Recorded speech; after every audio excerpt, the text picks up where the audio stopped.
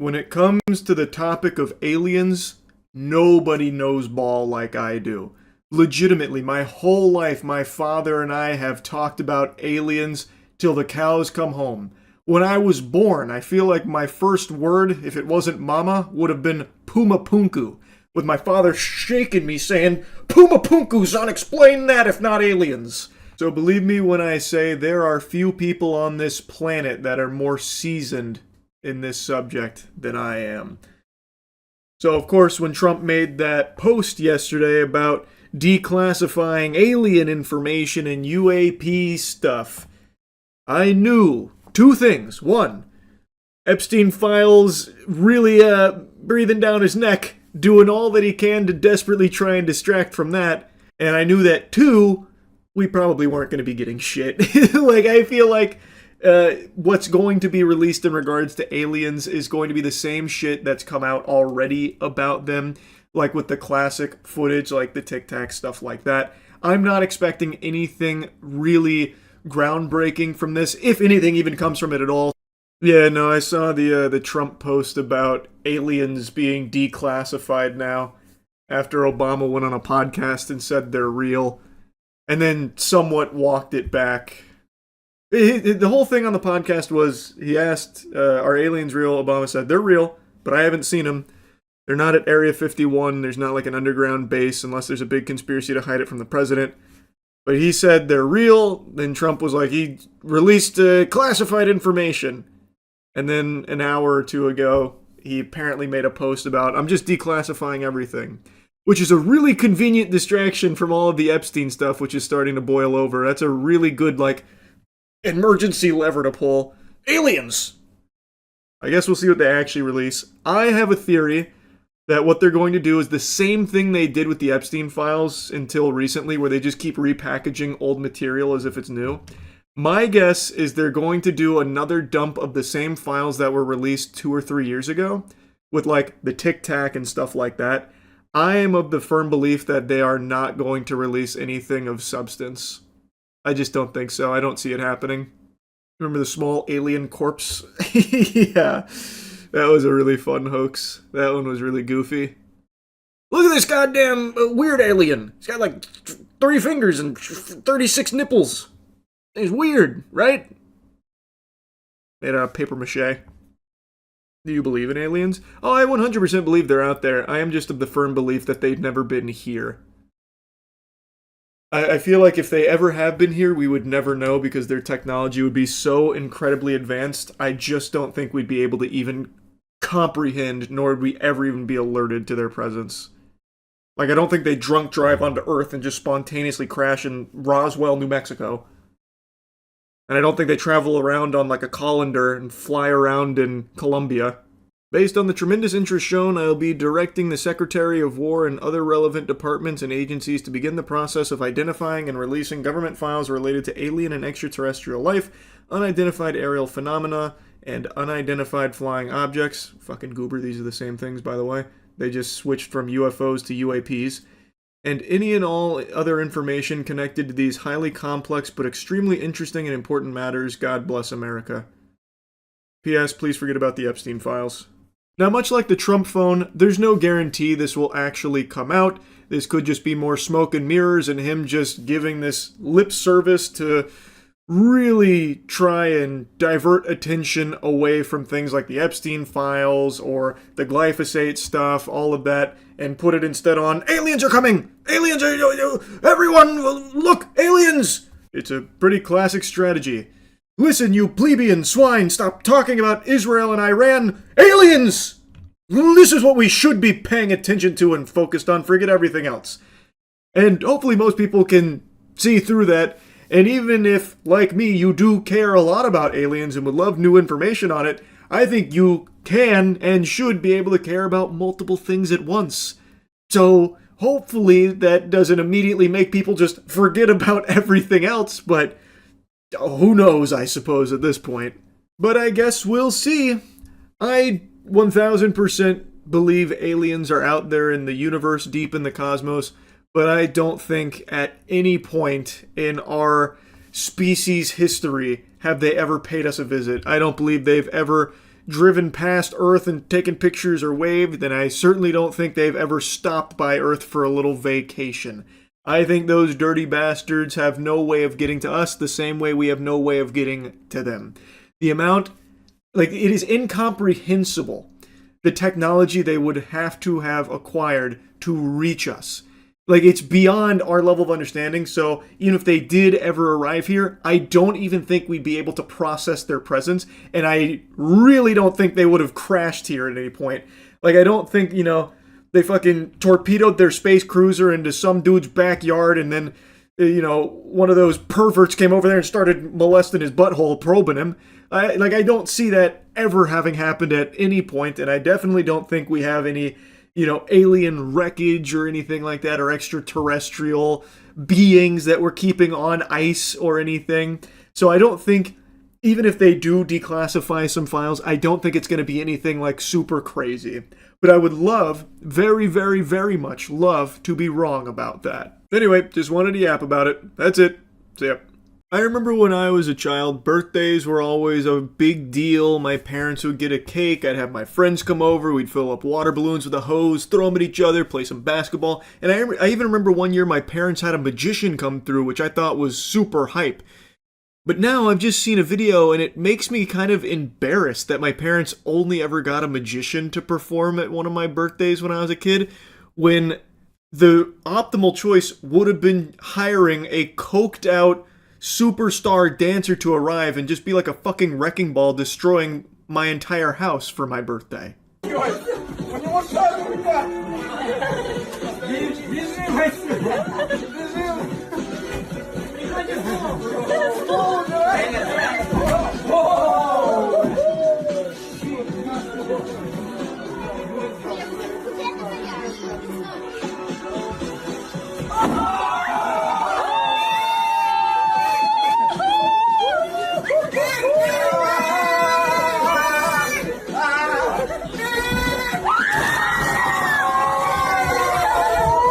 See, that's what a birthday is all about.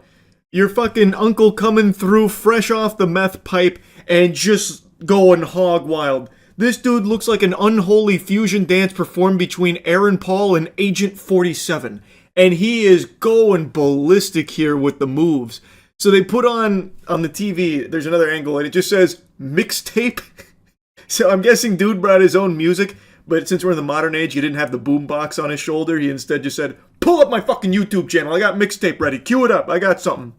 And it's at a 9-year-old's birthday party, and he just wants to be the center of attention, so he's clearing out, the space here, and he hits a gnarly backflip, actually. That backflip looked like it happened in slow motion. That looked like he did a fucking 0G backflip right there. That was incredible. Pops the balloon with his belly, like a full belly flop balloon bust, which was incredible. And then just when you think he's done with the routine where he's doing one of these side to side and you think he's about to, call it curtains there, he goes for a full-blown dead drop onto the table like it's WWE and just blasts it, annihilates that table. It was incredible. He did one of these, like he was about to be like an ODST shock dropped in there like it's fucking Halo or something. It was unbelievable. And he just bounces off, no damage, no problem whatsoever.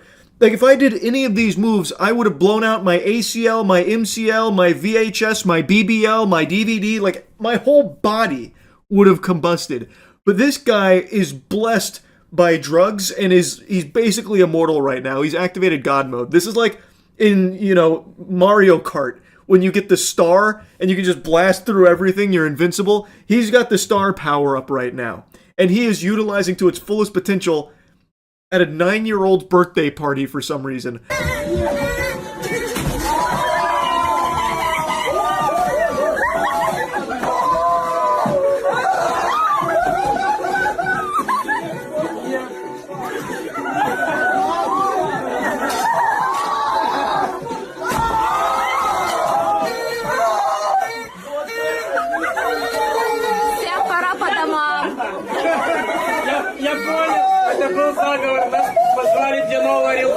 That true combo of the spine buster into the head spin into selling a Frankensteiner or whatever he was doing is it's mind-boggling stuff right here, what he's able to do without hurting himself. Obviously, that's in no small part thanks to the drugs. This guy is geeked out at 1000%. But I just can't get over the routine here. Like, he had set his targets on that table. He knew he was gonna fucking destroy that. He had a grudge against it. Come hell or high water, that table would be destroyed.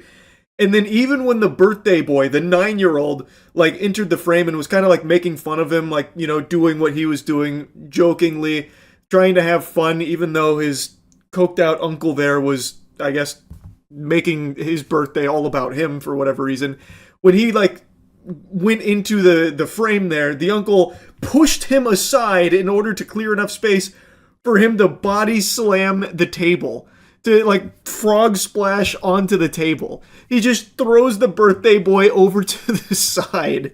It's crazy, and I can't believe that no one was upset about that. Like the homeowner there, whoever owns the apartment, I can't believe they were just okay with this fucking madman, this lunatic, this raving fucking feral animal destroying their table and like ruining this kid's birthday party. Like, I guess he didn't ruin it because the kid seemed like he was like, you know, laughing about it up until the table got destroyed. Then he seemed pretty upset. Like, he's the only one in that whole room that was like, guys, is this okay? Is this like acceptable behavior for an adult? Like, what are we doing here? Like, he's the only one that looked concerned. Everyone else is laughing.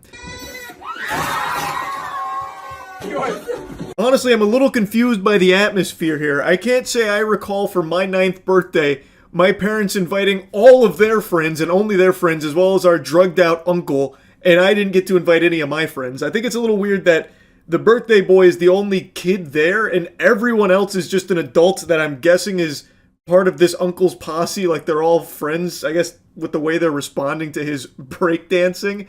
I think that's already kind of weird. And then he makes the whole celebration about his breakdancing, even throwing the kid to the side for it. It's so weird and wacky. But it's also impressive. Like, his moves, they're no joke.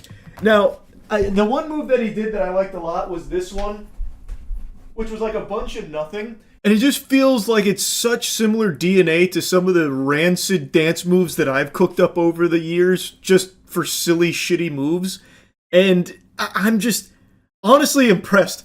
Like, I'm equal parts shocked and confused, like, why he'd be doing this at a 9-year-old birthday party, but also equal parts blown away that he was able to do all of these moves in the first place. Anyway, though, just wanted to yap about that for a little bit. That's it. See ya. Yeah, I saw the Ashes of Creation stuff. Archive sent it to me. This has been a crazy disaster that just keeps on getting messier and more pathetic. What happened with Ashes of Creation? Like, in general? You don't know the story, or do you mean what the new stuff is? Because here, you know, we'll just read the article just in case people don't know the lore.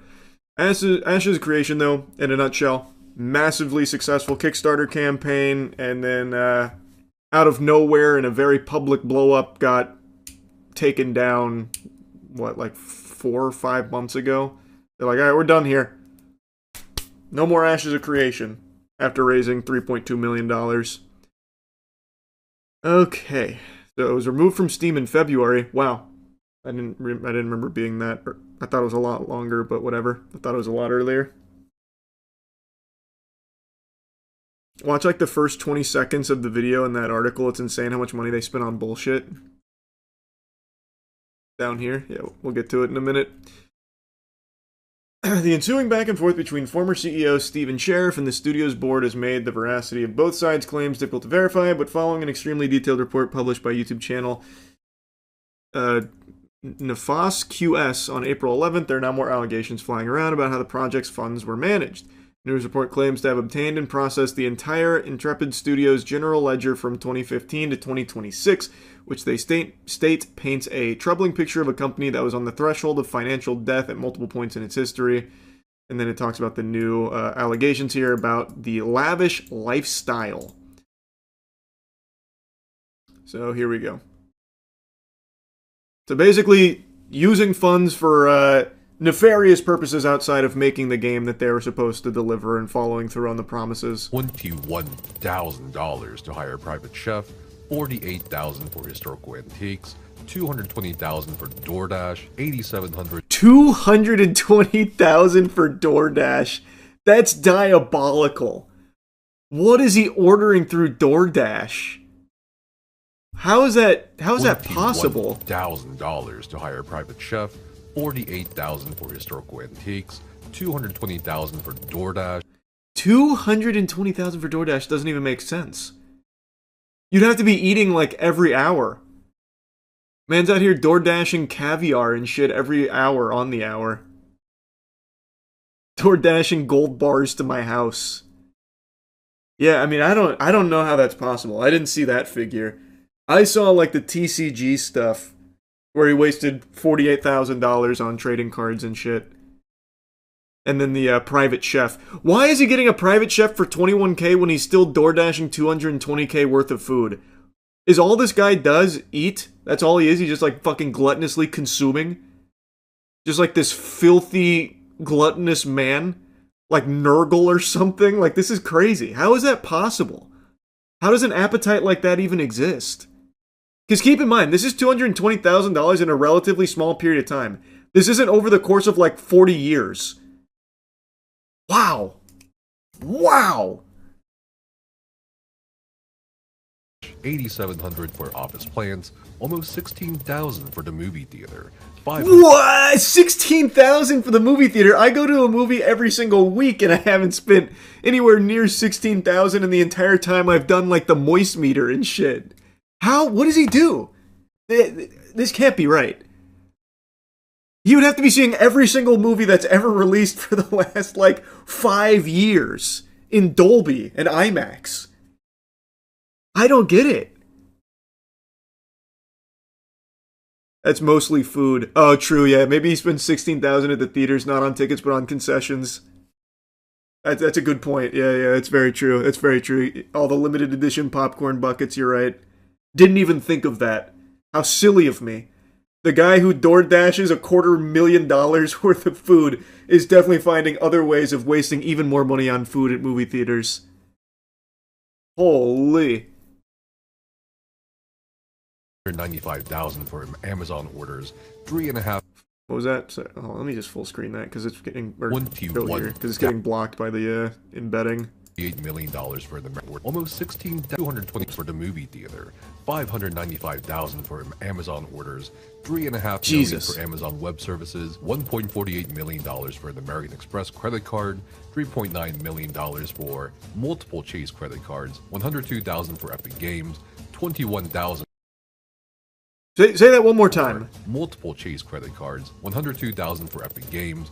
$102,000 for Epic Games? Like, what does that mean? Like using their engine or their service or something? Or is he actually spending $102,000 on the Epic Games Store? I don't even think they have that many games on there that could even warrant that amount of spending. If you bought every game Epic Games has, I don't think you would spend $100K. Oh, V-Bucks. I didn't even think of V-Bucks! Son of a bitch! Oh, you're right. I didn't even consider that. How accurate are these numbers? Well, according to the article, he got a hold of like their entire financial ledger from 2015 to 2026. So I think it's probably pretty accurate. I don't know. And even before this video, there were allegations of like really crazy spending and mismanagement. So like it's entirely believable. It's not confirmed per se, but I could see it. Oh, I spoiled one of them. He spent $421 at a luxury cigar retailer. That's kind of cool. Okay. Oh, I'm getting spoilers now. Arguably one of the more serious allegations in the general ledger concerns a company named Gore Oil, which states he received $81K.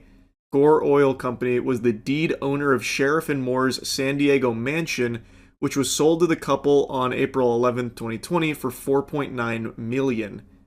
Sheriff, who was continuing to litigate these matters in court, told Kotaku there was no misappropriation of Kickstarter funds whatsoever and that any assertions regarding a lavish lifestyle or personal misuses of company funds were categorically false. An examination of the facts through the judicial process has already revealed that the parties behind these claims orchestrated an unlawful foreclosure to take control of Intrepid's assets from the people who built Ashes of Creation, with the intent to exploit those assets for their own benefit, Sheriff said. Since the new video went live, someone has been trying to make it go away. Someone already filed a privacy complaint against the video. Just a heads up, we will be disputing it. He wrote in the comments. Someone also reported my Reddit account from a community subreddit to the admins. Huh. So interesting. I am so beyond curious if these are accurate. $21,000 for Magic the Gathering cards, $2,200 for hot dogs, $4,200 for luxury aromas, $6,600 for Steam games, and How do you only spend 6K on Steam versus 100K on Epic? This guy's actually a madman. This guy is clinically insane. He needs to be institutionalized. I don't even care about the $2,000 that he blew on glizzies. Don't care. Shoving them up his butt, throwing them in the trash. It's a lot of money to be spending on glizzies, but that is not nearly as offensive to me as spending 6K on Steam versus 100K on the Epic Games Store. How? How? Bro is saving up to buy Tung Sohor in Fortnite. $49 million for office rent. Listen, someone's stomach, child's stomach just growled. Classic, Did you hear classic. It? Gotta listen like me. Rent is too damn high. Those are just some of the numbers you'll be able to look at both yourself in this video and the general ledger covering over a decade of monetary transactions I'm making publicly accessible. Ooh. You can check the ledger yourself? That adds another air of credibility to it, I would say. Wow, I have got to see how this shakes out if this is all true. That's crazy, man. Yeah, I only read, like, the article, so I missed some of these up here in the beginning. I didn't watch the video. Yeah, the whole Ashes of Creation story is a crazy one. We talked about it when it first happened, when it first got taken down, and all of the wackiness. Don't worry, your money was spent on a glizzy. That's true. You were probably part of his hot dog fund.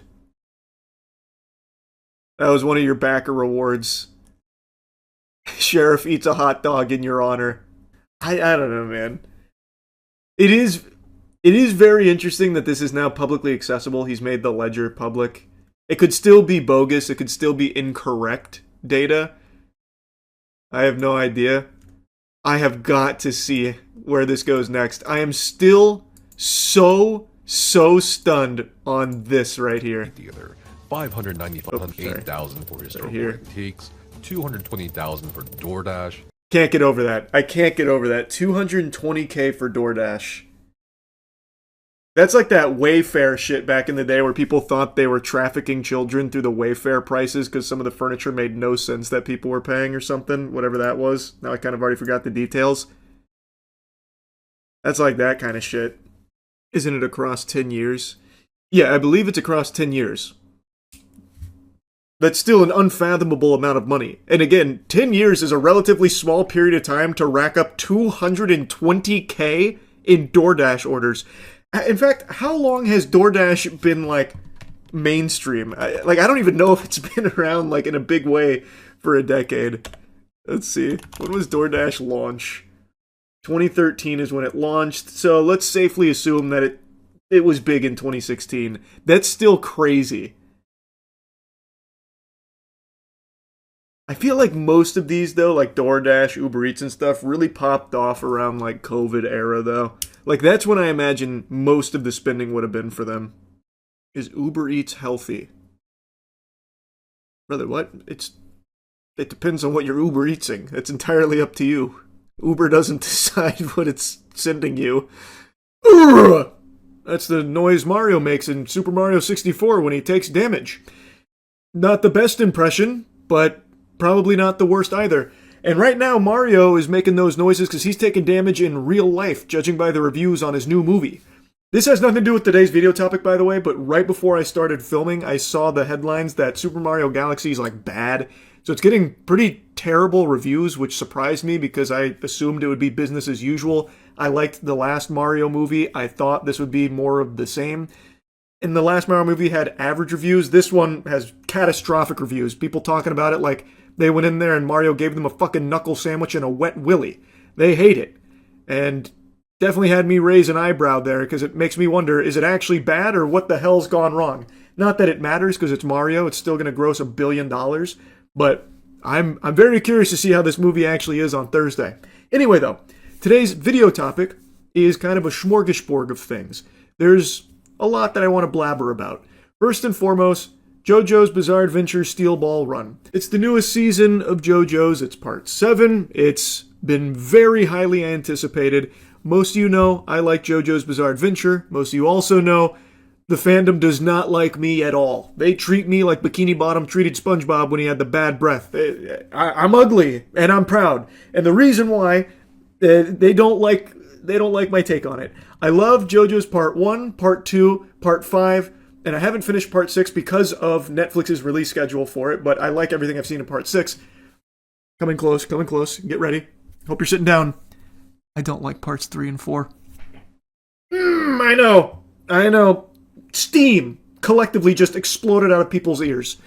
Part 3 was okay. I didn't love it. It just dragged so much. And Part 4, it falls into my least favorite genre of anime, which is slice of life. It's predominantly slice of life until Kira's introduced, and I loved Kira. Everything that happened when Kira came was wonderful. Everything before that, way too slice of lifey for me. Is what it is. Anyway, JoJo's Bizarre Adventure Steel Ball Run just dropped, episode 1. You may have seen, even if you're not familiar with the property, that it's one of the highest rated anime episodes ever. And fans were really excited to get more. Only to be met with this fucking wedgie that second stage, episode 2, will be coming at some point in 2026. No release date, not even a release month. Just this idea of episode 2 coming out at some point this year. Very, very disappointing. Now, I mentioned with Part 6, I didn't actually finish it because of Netflix's release schedule. They did something called batch release, where they released it in parts, but not in the way that you're thinking. Not like in the way that some anime do, where it's like Part 1 and then like 6 months later, Part 2, which is like a whole nother season. Netflix did it in like a really counterintuitive way, and it just completely ruined the momentum of the show. And it seems like, based on this, they're doing the same thing with Part 7 here, Steel Ball Run. They released episode 1, it was a banger. Now we have to wait who knows how long for episode 2 or the next batch of episodes. It's just straight up poop because what's even the point in releasing the episode here? Why? People are just going to forget about it in like 6 or 8 months, however long it is, until episode 2 finally fucking pops out of the oven here. They squeak it out. Like, it's just, you kill all of the momentum. Everyone that got invested in episode 1 has nothing to do for 6 or 8 months and will just drop it most likely. That's what happened to me as a fan of the property already. So if someone like me who's already invested in the property couldn't even like keep up with the release schedule on Part 6, what fucking hope is there for a casual fan to keep caring about it? You know what I mean? It's very silly. As many people talk about these days, weekly releases are just the best for shows. Hands down. I think the binge model is obsolete. That's just for gluttonous heathens at this point. I see no value in the binged model unless you just want to endlessly consume and forget. There's just only positives to doing weekly releases for a show or anime, because then it's always top of mind. It keeps stretching out the hype and the momentum. It allows for conversations around each episode. It lets people get excited and get invested, as opposed to just like one big drop and then everyone's all over the place with it. It's hard to talk about it because everyone's at different points, and I know I've yapped about that a lot. It's just crazy to me that we still have things like this happen. It just doesn't make sense. So, very disappointed with how Netflix is handling Steel Ball Run. Hopefully, they do have like this big come to Jesus moment and realize like maybe we shouldn't wait till the end of the year, which is the speculation, for episode 2 to come out. Maybe we should do it a little bit sooner here. But I guess we'll see. I doubt they're going to change course, but who knows. What we do know, though, is that there's a lot of butts getting fucked right now by Sony. There was a huge price increase that was just announced recently about how basically everything's going up by at least $100. So PS5 disc edition goes from $550 to $650. The digital only goes to $600, and the PS5 Pro goes all the way to $900, a $150 price hike. Now, the reasoning they gave for the price hike is, I think you can guess it, things like RAM shortages and just everything we've been seeing across the tech space, citing like big global changes, that kind of thing. But I think their numbers are a load of hooey. I think this is a pretty steep price hike that I don't think is necessarily solely driven by what we've seen like with RAM and all of that. I think they figured that they could probably get away with it and it probably wouldn't hurt their bottom line. They're also probably right. I think people will still continue to buy PS5s even at $900 for the Pro. Yeah, it sucks. Not a very happy announcement here. You best start believing in face fucking. You're in one. And it won't just be Sony. We're going to be seeing price increases pretty much across the board on tech, I imagine. Even though I did see some glimmers of hope, like some good news, like with the AI, floundering that we've been seeing recently with OpenAI and all that. So maybe there's like signs of life there that, everything won't get absurdly expensive instantly. But I don't know. It's hard to have any level of hopium at this point in that industry. Anyway, though, huge tonal whiplash here. I want to give you something cool, something that I found to be surprisingly good, which is the Backrooms trailer. Most of you know this. I don't like the Backrooms. I haven't liked any of the Backrooms games I played. I haven't enjoyed the Backrooms products. It just, for some reason, it just doesn't do it for me. Now, you can huff and you can puff, but you won't be changing my mind. It's just not my cup of tea. That being said, everything I've ever seen from Kane Pixels seems cool. Like, if you're a fan of Backrooms, everything he's been doing with the property does seem really hype. And now, after watching this new trailer, I'm pretty excited for the movie myself, even as someone who's been quite the Scrooge on Backrooms. So, I just wanted to make a mention of that. I was very pleasantly surprised by the quality of this trailer, and I really hope the movie slaps. Coming at you with another huge change of direction here, big change of pace. I cannot stop giggling at the Lindsey Graham Disney trip. Lindsey Graham, big fucking goober, absolute fucking weirdo madman. He took he claims it was like, a big business thing, and then he did a little R&R at Disney afterwards, because he was in the area. And so Lindsey Graham, naturally, of course, went to Disney World by himself. No kids. Lindsey Graham, no kids, by the way. Took a solo excursion to Disney, and boy did he live it up. He probably was, hitting some of these cool little moves, hot dog, trying to get Mickey's attention. He got himself a bubble wand. I think he was spotted with a secret family. No, he was not. Yeah, I gotta show you this picture here. I know we already talked about him earlier, but it is just so fucking wacky. I gotta show you the magic wand. Oh, it was a bubble wand, excuse me. I didn't mean to besmirch the good name of Lindsey Graham's childless Disney excursion. Look how much fun he's having. He's having such a good time. No kids, by the way. Bro, raw dogging his Disney vacation. Yeah. Why is he all by himself? He's a fucking freak, man. I don't know. I love the idea of someone recognizing him and taking a stealth photo. Yeah. I'll be honest. I would not recognize Lindsey Graham. He just looks like a normal spaced out old guy. Like he has no uniquely defining features. Now everyone started clowning on Lindsey Graham for this, naturally. And so, pretty much immediately upon like the flood of people spitting on him and poking fun at him, he posted this photo trying to look cool. Like, look how hard I am. See, look, I'm not gay or anything. I'm bubble wand. Never heard of such a thing. The only wand I know is the wand that spits lead. Look at me shoot these clays. I think I may have laughed harder at him posting that picture than I did at the actual Disney photos of him being spotted there like fucking Sasquatch. It had me actually hooting and hollering because I just know this freak was having a conniption. He was there with a cold sweat and a panic like, okay, oh my god. All right, we've got to turn the tides here. Okay, what's the coolest thing I can do right now? A kickflip. Shit, no, I'm like 90 years old. I can't get around like I used to. Geriatric. I went clay shooting once. I might have a picture. Yes. They won't call me gay when I post this. Watch this. Bang. And then he just drops that little fucking nugget there. It was beautiful. Actually glorious. I had to yap about this too here. Like I said, it's just kind of a charcuterie board of little topics I wanted to discuss here. Anyway, I'll stop blabbering. That's really about it. See ya. Hairline jack. Mostly unchanged. Not too shabby. You know what is shabby, though? I saw a dubious little advertisement. Now hold your horses there, partner. It's not AI.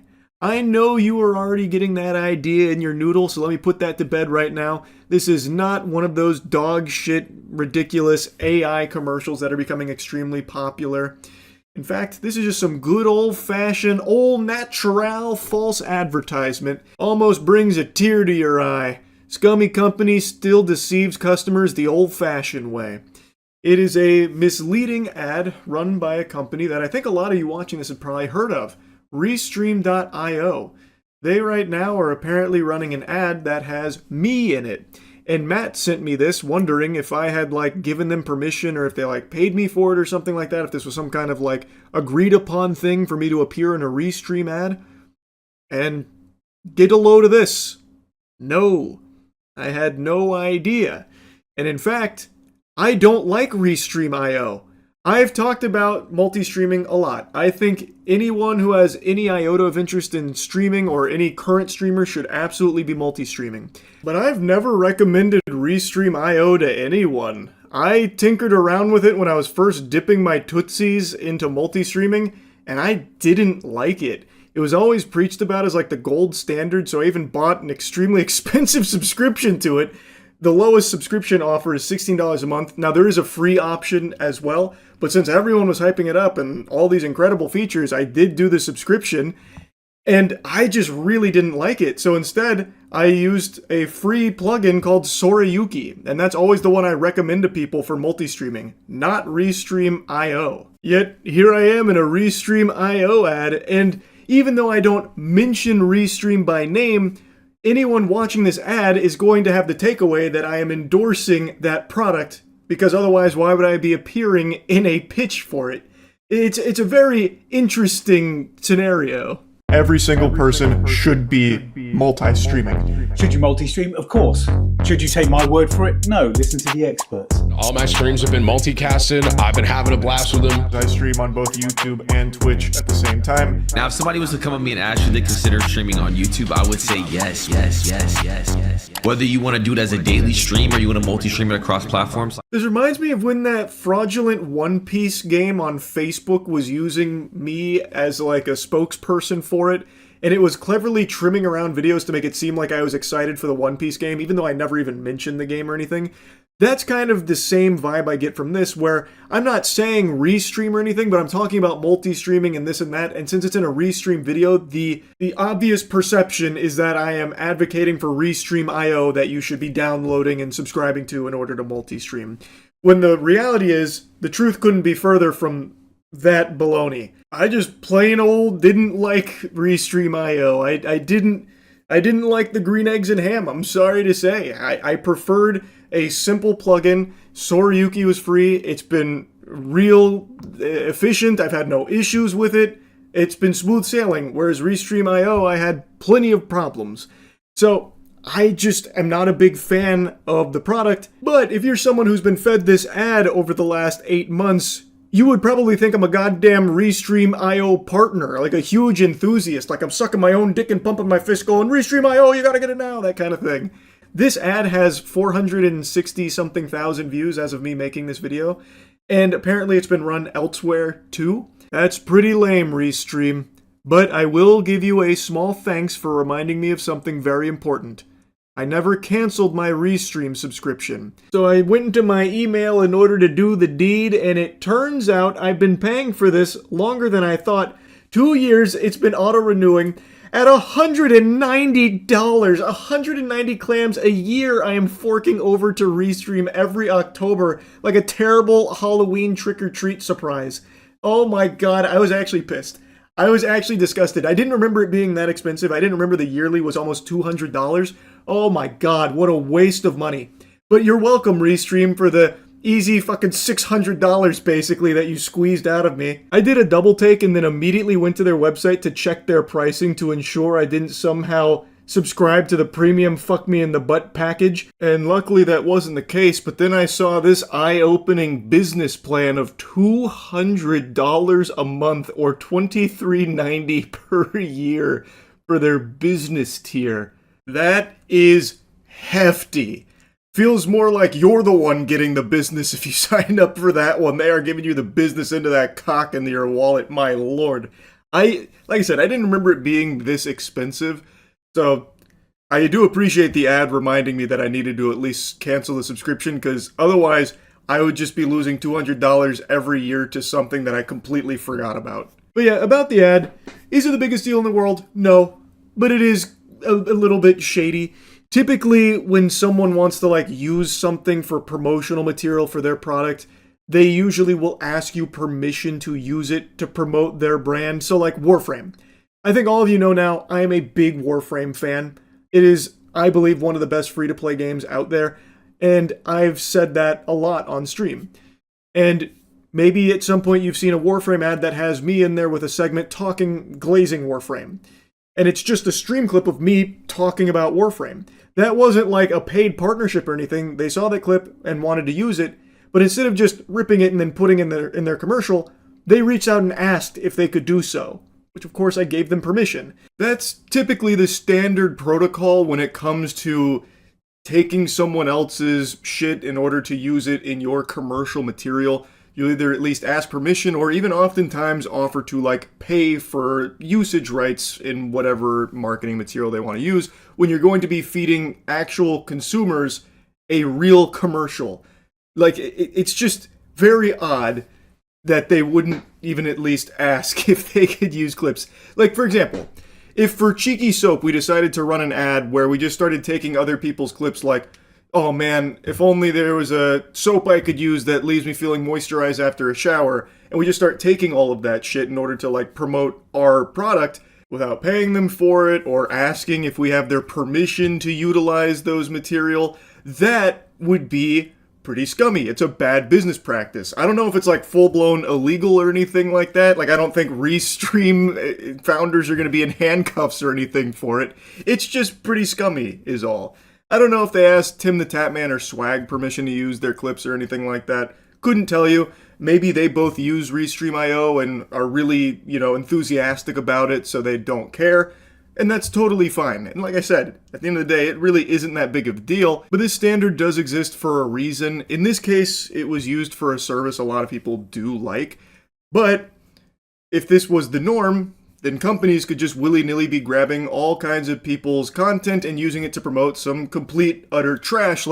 Maybe Bored Apes wants to have some kind of big revival. They just start taking Tim the Tatman clips to make it seem like he's endorsing them and trying to rally his community to buy some fucking Bored Apes or something. It's just misleading, and it's not very good. So I was surprised to see this from Restream, is all. But I mean, heavens to Betsy, could you have at least taken my shit and then promoted something I actually like with it, like a product I actually enjoy?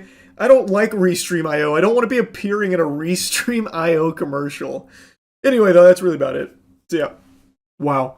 The Dispatch finale dropped today, and I am happy to say they stuck the landing. They didn't fumble at the goal line here. They went all the way in for the touchdown, reach around, go to town, boot scoot boogie. It was a absolute joy. I am really going to miss Dispatch now. I've been just glued to the episodic release because I think they've done a great job with it, releasing 2 episodes every Wednesday. It's been so hyped, just looking forward to Wednesdays every week, and now we finished it. It's bittersweet because it was an incredible conclusion. I think this finale was so good that it's put me in just such a joyful mood. I could probably watch someone steal my car right now and it still wouldn't wipe the smile off my face. I think they've done an amazing job with it. but I'm really going to miss not being able to play it every Wednesday now. A new episode, 2 new episodes every Wednesday. This game is just so good. And of course, I'm biased. I'm in the game. I play Sonar. But even setting that aside, if I wasn't in the game and I was just experiencing this with having no skin in it whatsoever, I would still be loving it just as much. And I stand by that. The game is so fucking enjoyable. So anyway, I just wanted to show you some of the highlights from episodes 7 and 8 here. Also, my whole computer shut off at the end of, while I was streaming, so it ended stream, and I left everyone on a cliffhanger. But what I was saying before my computer crashed was, what I really hope doesn't happen is that ad hoc goes the way Telltale did back in the day. I don't know how many of you remember this, but the reason Telltale games' quality declined so much, at least in my personal opinion, is because I think they were just biting off more than they could chew by taking on so many projects at once. They were releasing what felt like a new Telltale game every like 8 fucking months for like a ton of IP. So, you know, as Bilbo Baggins famously said it, not enough butter spread across too much bread type thing, where these games that were getting farted out didn't have as much time and care put into them, as much passion, because there were these strict deadlines, there's so many and, you know, buns in the oven, that they didn't get a chance to be as good as their earlier works. With Dispatch being as successful as it is, this game has sold over 1 million copies in 10 days, and I imagine that number is only going to keep growing since now it's wrapped up, and most people, I think, were probably waiting for all of them to be there so they could binge it. Like, as this continues to be even more successful, I really hope they don't do the same thing where they just start, you know, working on so many projects at once where they're not going to be able to give the same tender love and care to those games as they did for Dispatch. Because it's so clear when you play this, a ton of passion went into it. Genuine love went into this game. And I really hope it's able to keep it, ad hoc is able to keep that intact for all of their works, because when they are firing on all cylinders like they did for Dispatch, there's nothing else like it. This is one of the best written games I think I've ever played. Like, in general, I mean that too. That's not exaggeratory. So I'm very excited for more of Ad Hoc's work in the future. I'm praying, fingers crossed, we get a season 2. And that's not just for selfish interests of having another voice acting job with reprising my role as Sonar, hopefully. But I just genuinely want to play more in this world that they've built. I want to spend more time with these characters. It is that good. Anyway, though, if you want to see my whole playthrough, it's on the Moist Critical Gaming channel, but I just want to give you some highlights here, and mainly a lot of Sonar moments. Invisigal suspended, obviously, but You didn't really do anything you should wrong. consider cutting her from the team. I'm not saying you should. I'm just saying you should consider it. It's 100% your call. Can I get back to you? I really don't want to think about it right now. Of course. Yeah. It's just, I can't help but think that we've already cut a hero for far less. We had to send a message. You almost cut Sonar for nothing, just because he likes titties. It's a good point. It gets better and better. Isn't Sonar a coke addict? So what? That wasn't the reason they were cutting him. Robert explicitly mentioned boobies. The coke was secondary. I've found doing something good always helps when I'm feeling bad. We're fortunate to have that opportunity. Something Chase never took for granted. So, let's get to work. Time for a good shift. Sonar, you mind doing everything? You can kind of solo the whole city now. Pretty quiet day. The whole city's grieving. Sonar, why don't you get out there and cheer everyone up with some magic tricks? The hell just happened there? Oh, Golem's shitface. I think he's about to piss mud on the high school. Yeah, you know, I saw him pulling over a beer truck earlier. I did think that was weird. Come on, buddy. Jesus, Golem. Spit it out. A lot of vomiting this shift. 100%, baby. Oh yeah, I'm cooking. And we have max synergy. Fuck yeah. She's riding me like a Valkyrie. Huge! Waiting for Malevola to finish so she can heal Golem. Hi, just calling to confirm one of your Z Team heroes for our interview this afternoon. Oh, that's not good. Program. Sonar's in bat form. That's not good. There goes all my charisma. Eek. Okay, Prism. All up to you. That's unlucky. What are the odds that I could get Running late to sonar the here, airport. transform, If I and get miss him that back in flight, time? I'm fucking toast. I think I can do it. I really think I can do it. Oh, it's gonna be a close shave. Oh wow. 96? Do we? Oh yeah, we succeed.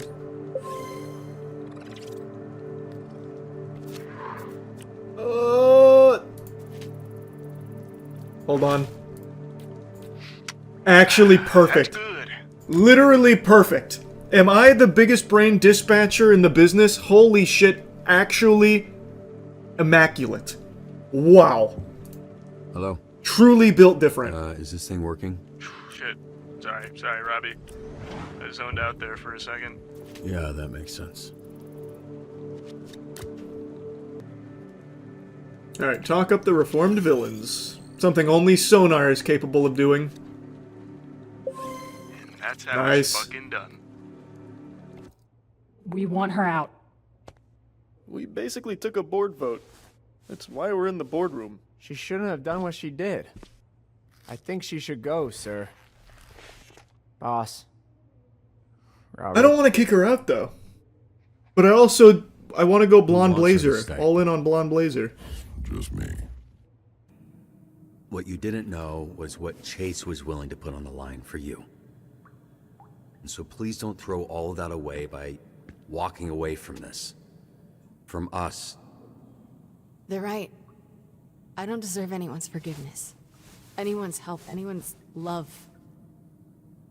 Because I can never repay it. Nothing I do will ever make up for what I've already done to you. I'd hoped getting the astral pulse back would help. Oh, the theory was right. I couldn't even do that. She was with Shroud in the beginning. Owe anyone anything. Okay? 100%. Least of all me. I was there that night. Yep. What are you saying? Even blue. My augments conveniently stopped working. So I signed up for the Phoenix program the next day. Which gave me the chance to fuck your life up twice.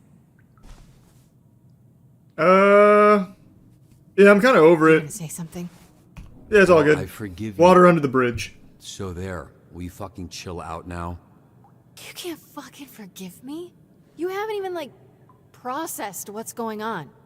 You did villain shit while you were a villain. Does it change things that you directed at me? No, it doesn't. That's in the past. You're not the same person that was there that night, neither am I. That's sweet, but I feel numb. Hey, stop. Hey, you put a making this bomb on fun. me and I'm fine. Like, I don't really care. Hey, You gotta you're just suspended. make it a big It's deal out of nothing. temporary. I'm not You know what I letting mean? anyone cut you. Yeah, you fucked up my All I suit, wanted but then I from made this was good for you to friends with look at me the Royd. same way you look at Blazer. Yeah, that's alright, Even though. if it was just once, you know? That'd have been enough. I don't know what you mean by that. Yes. You do.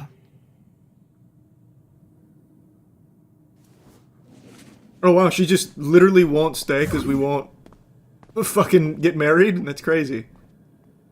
You know what? I take it back. I'm actually pissed you put a bomb on my suit.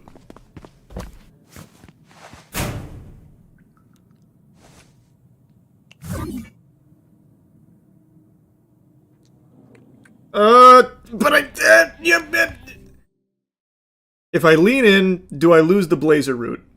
I mean, we're not exclusive or anything yet, right? There's still a grace period. We're still feeling each other out. But I don't want to lock into a route. I'm pretty sure if I lean in, though, that locks me out of the Blazer route. I'm almost positive that I will. I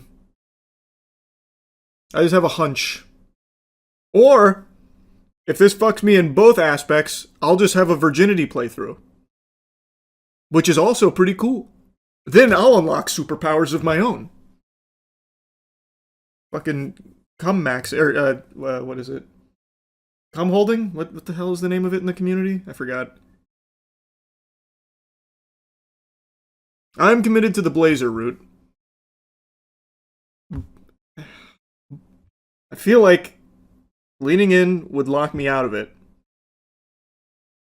Retention, that's what I'm talking about. Yeah, retention maxing.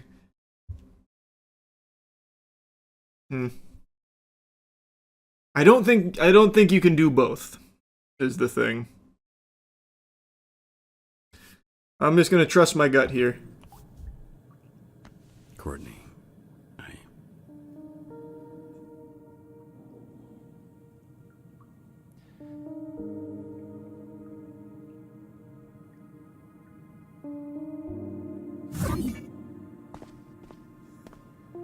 I'm trusting my instincts.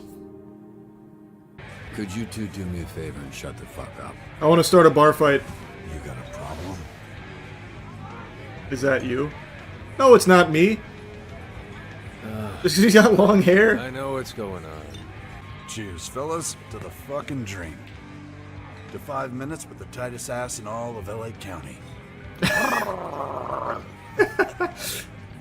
Yeah, motorboat those butt cheeks. Oh, hey. Right.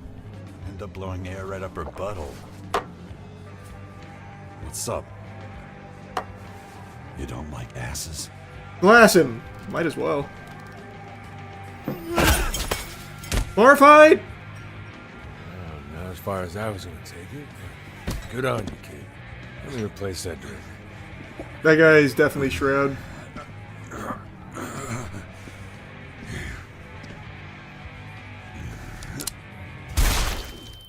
Holy shit!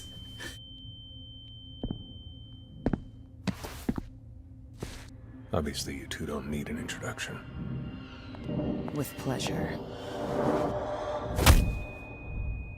Damn, Coop is back! Are the past. Spit! With the pulse. Hockaloogie! I'll control this city and restore balance. Oh, that didn't go far.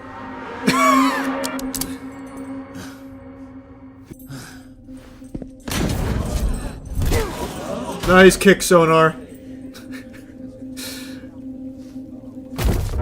You're not Sonar. Hey, Mandy. Oh. And by my calculations, it was closer to 32%. But half sounds better. Dweeb. Nerd. I saw under your mask. I know you're a loser. You should know I was going to take you to the actual Hollywood sign. Not as sturdy as you.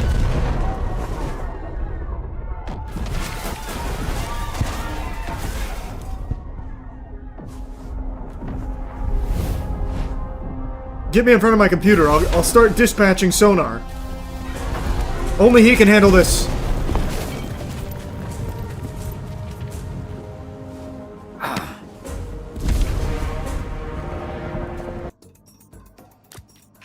This is 6 verse 5, right?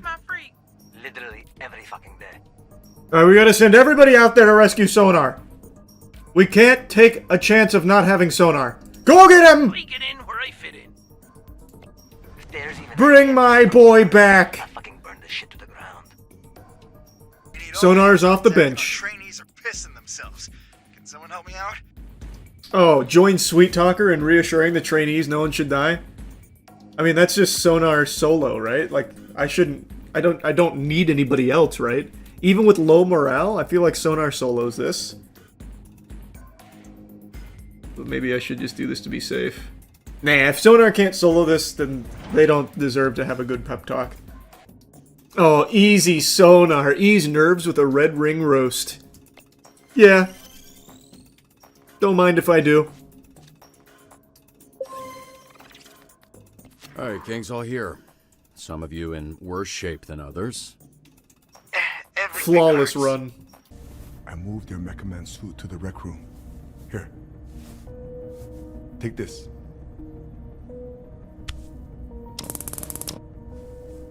We're fighting the Red Ring, right? I'm not walking home from fucking yoga. All I got, brother. Hey, don't listen to her kind of bullshit, okay? Keep her tied up.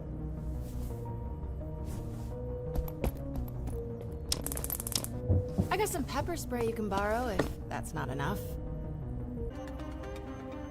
Thumbstick. What? It's his name, because he sticks you with... They're all fucking idiots, Robert, but they're dangerous. I'm not fucking around. Untie me. He looks stupid, but he is a killer. You don't have powers. You need my help. Just let me help. Please. I mean, yeah, I literally can't go it alone. All right. Like, legitimately, I can't. Like, I can fight in a bar fight, What are you? I'm looking for. but I can't actually fight these people here. What did he do that for? Oh, I fucking wonder, Vizzy. Why would he lock up his tools around invisible criminal thieves? Robert. Just go get the gun!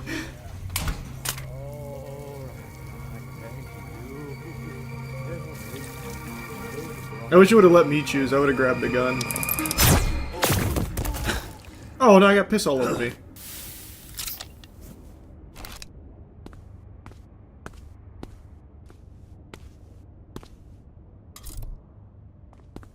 Hey, nice job.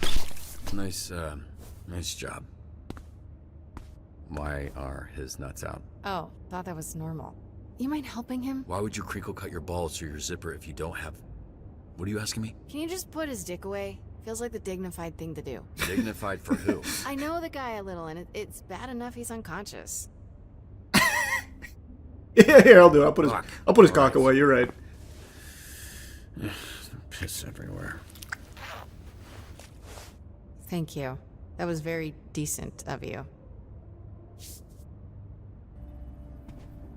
Oh, perfect. Now I'm putting piss in my open wounds. Well, actually, yeah, I don't think it matters that much. It's sterile, right? Yeah, because you were totally in control of that situation. Crazy, right? It's like real big, but super quiet. So cool. So fucking cool!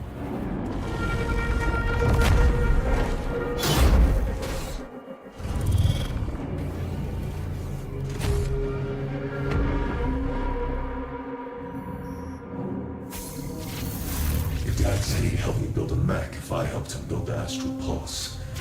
Just another promise he didn't come through on. Okay, that's what this is all about? You needed it to power your stupid spider shit? It's not stupid. Come on, kid. Using the pulse to power a mech is like plugging your cell phone into a nuclear reactor. No. I'm gonna use the pulse to change the world. That plan is gonna be hard to pull off after I kill you. Fuck! JoJo's Bizarre Adventure Part 2. They don't like that.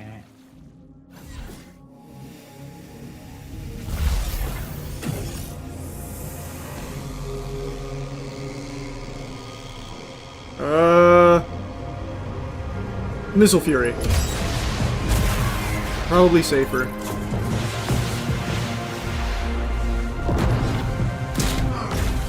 Alright, I chose wrong. Ah, fuck!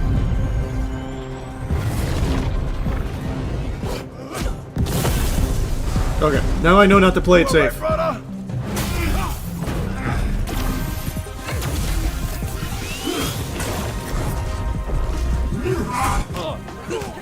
Oh, he's not punching nuts anymore. The cross body block, that's my boy.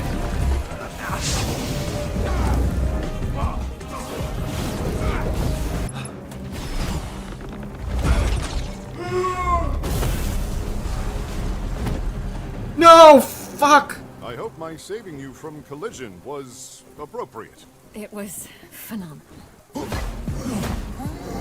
No. No. No, not like this. Not like this. No, it can't be.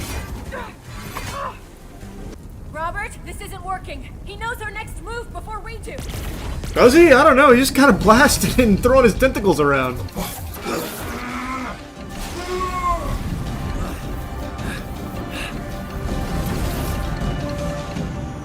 I've never been more insulted in my life. You fire me, a literal assassin, for some moronic bumfuck bat boy? What? He shits in the parking lot. Did you know that?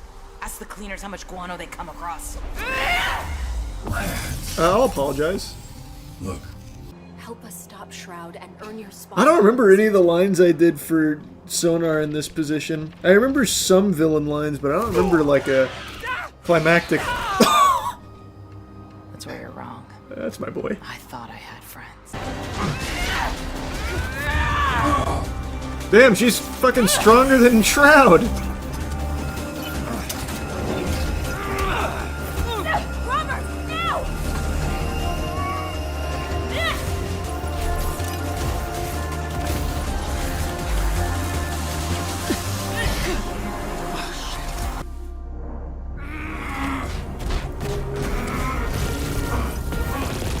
Oh, I missed one. Jesus.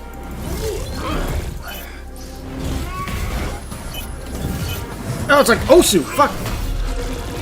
He wasn't letting me move in that direction.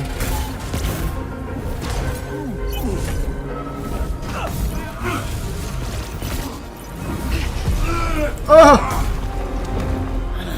I can't just mash it either. Jesus. He beat my ass.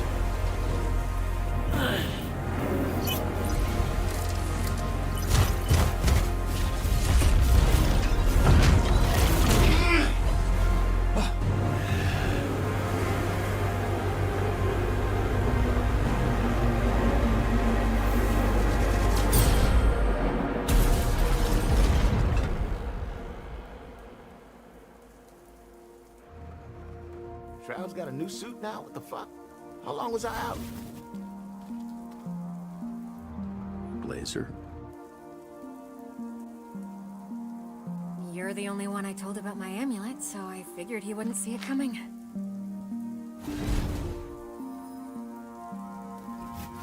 Holy shit. Look at you. Ah, look at you. Oh shit, yeah, look at me. Shit, no, look out. That's cute. I was wondering why the amulet wouldn't work for other people when it was revealed. That makes sense. Come to your stupid dog. You all hear that? I've been through all the game theory on this moment 1,000 times. I'm not steps ahead, I'm miles. So, don't fucking test me. I have to cheese it. I wonder. Fuck. I feel like I gotta give him the real one. I can't. Here, we'll just do both. Let's just make it easy. I don't want to cheese it too long and think too hard. I'm just gonna give them both. Just take both. What the fuck is this, Robert? You said you wanted the Astropulse. I gave it to you. One of those is it. They look fucking identical, Robert. Look, you're right. I can't outsmart you. Because, you know what? I'm not a smart guy. So, the only way to keep you from knowing what I'm doing is to not have any idea what I'm doing. Which is how I feel all the time. Banger. I trust my gut and I take my best guess. Just like you used to do. Before you plugged all those fucking Christmas lights into your head. Before you were afraid to make your own decisions, Elliot. Maybe we wait till we get home? Shut the fuck up!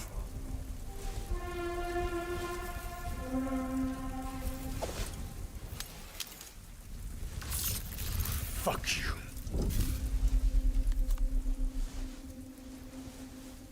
Not right. You son of a bitch! Don't be mad. You lost. It happens. Sorry, kid. We both lose.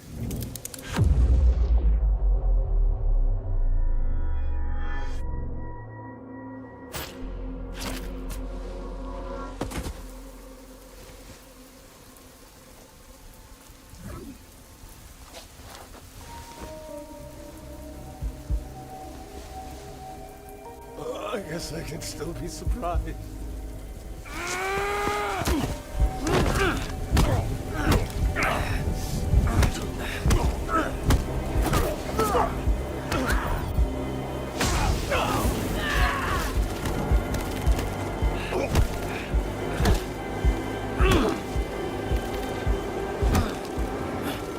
So I get to choose to kill him, right? I have to be able to, right?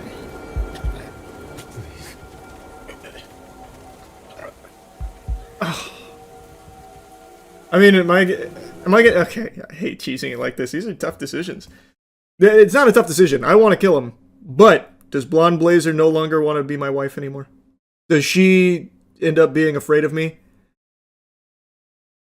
That's the only reason I'm thinking. Or does she find it be cool? Like, I want to execute this man. But do I miss out on love? That's the only consideration. It's the easiest choice of my life, killing this guy. But we have to think about the long-term ramifications. Fuck. Fuck. feel like if I kill him, she won't love me. But if she doesn't love me with my hands a little dirty, then so be it. And it is what it is. He's dead. If she can't handle me at my dirtiest, she doesn't deserve me at my cleanest.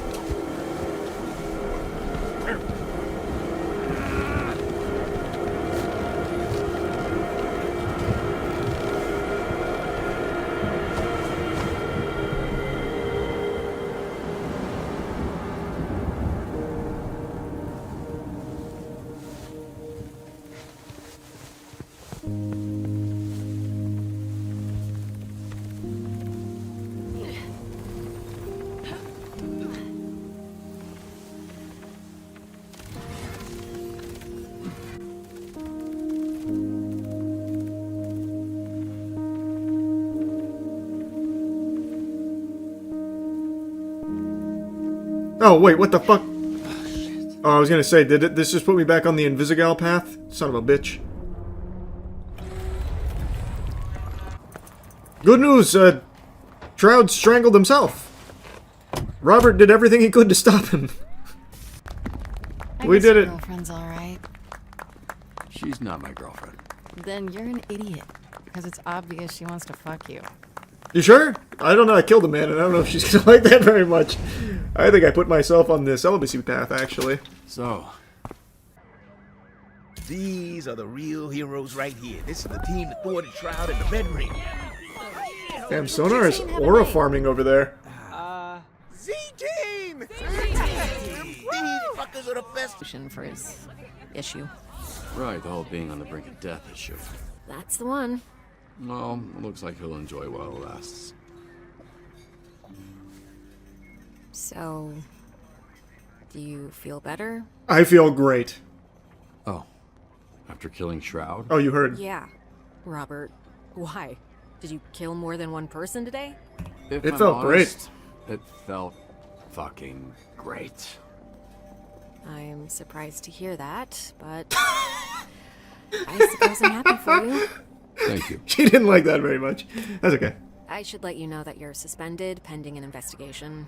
Just a formality. Getting ambushed by Shroud and the Red Ring? Yeah. Was that too weird of a way of asking if you wanted to make out later? No. We did it! It was perfect. We're getting married right now.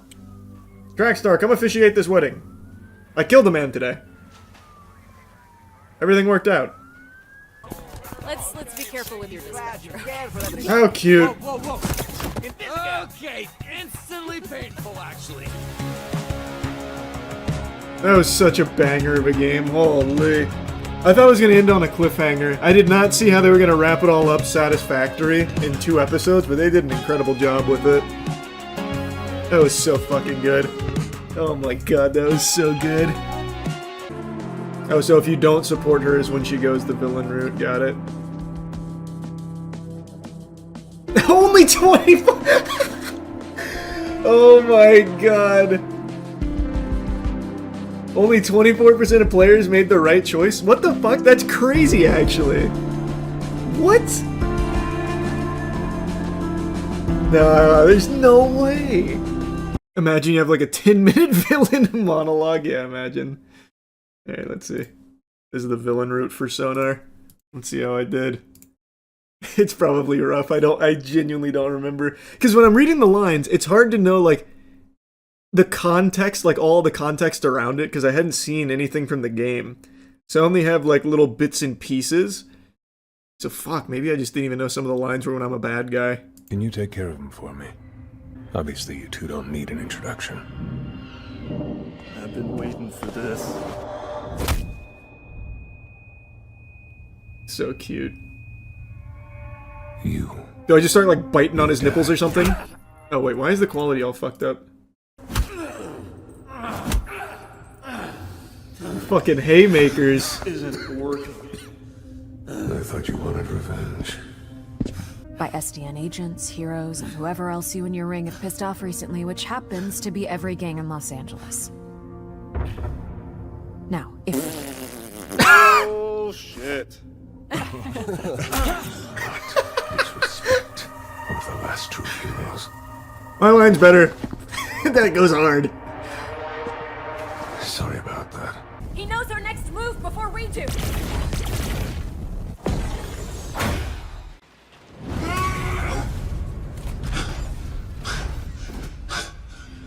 Robert Robertson returned. I fucking warned you that cutting me was a big mistake, Bucko.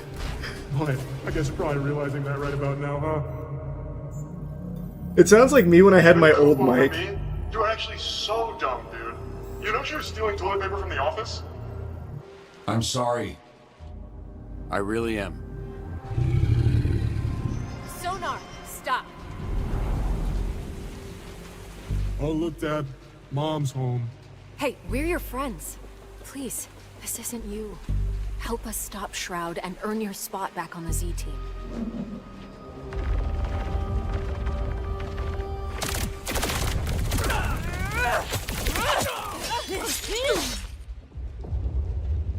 No. No, I don't think I will. Because you know what? Now I'm on the me team. And if you couldn't appreciate me at my worst, you don't deserve me at my best. The classic Facebook line. If these new augment Shroud hooked me up with give me some pretty sweet new moves. Wanna see it? No, actually, Yeah, no, not really. Holy shit.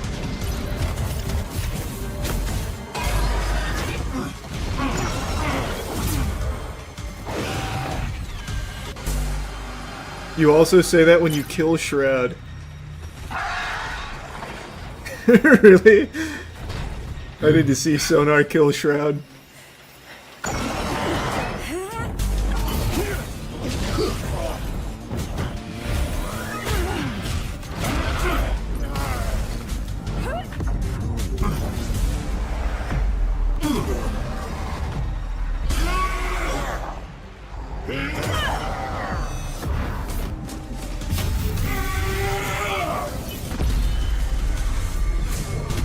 I think I like the underground fight more.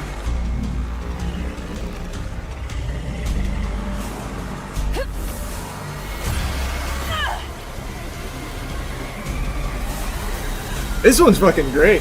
I mean, the Coop fight was good too, but I actually really like this one a lot. I mean, obviously a little biased, I guess, but I think this is very cool.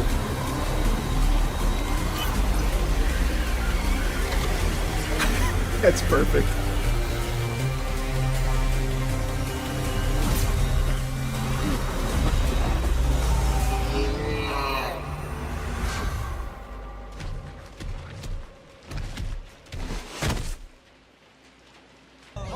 We did good, brother.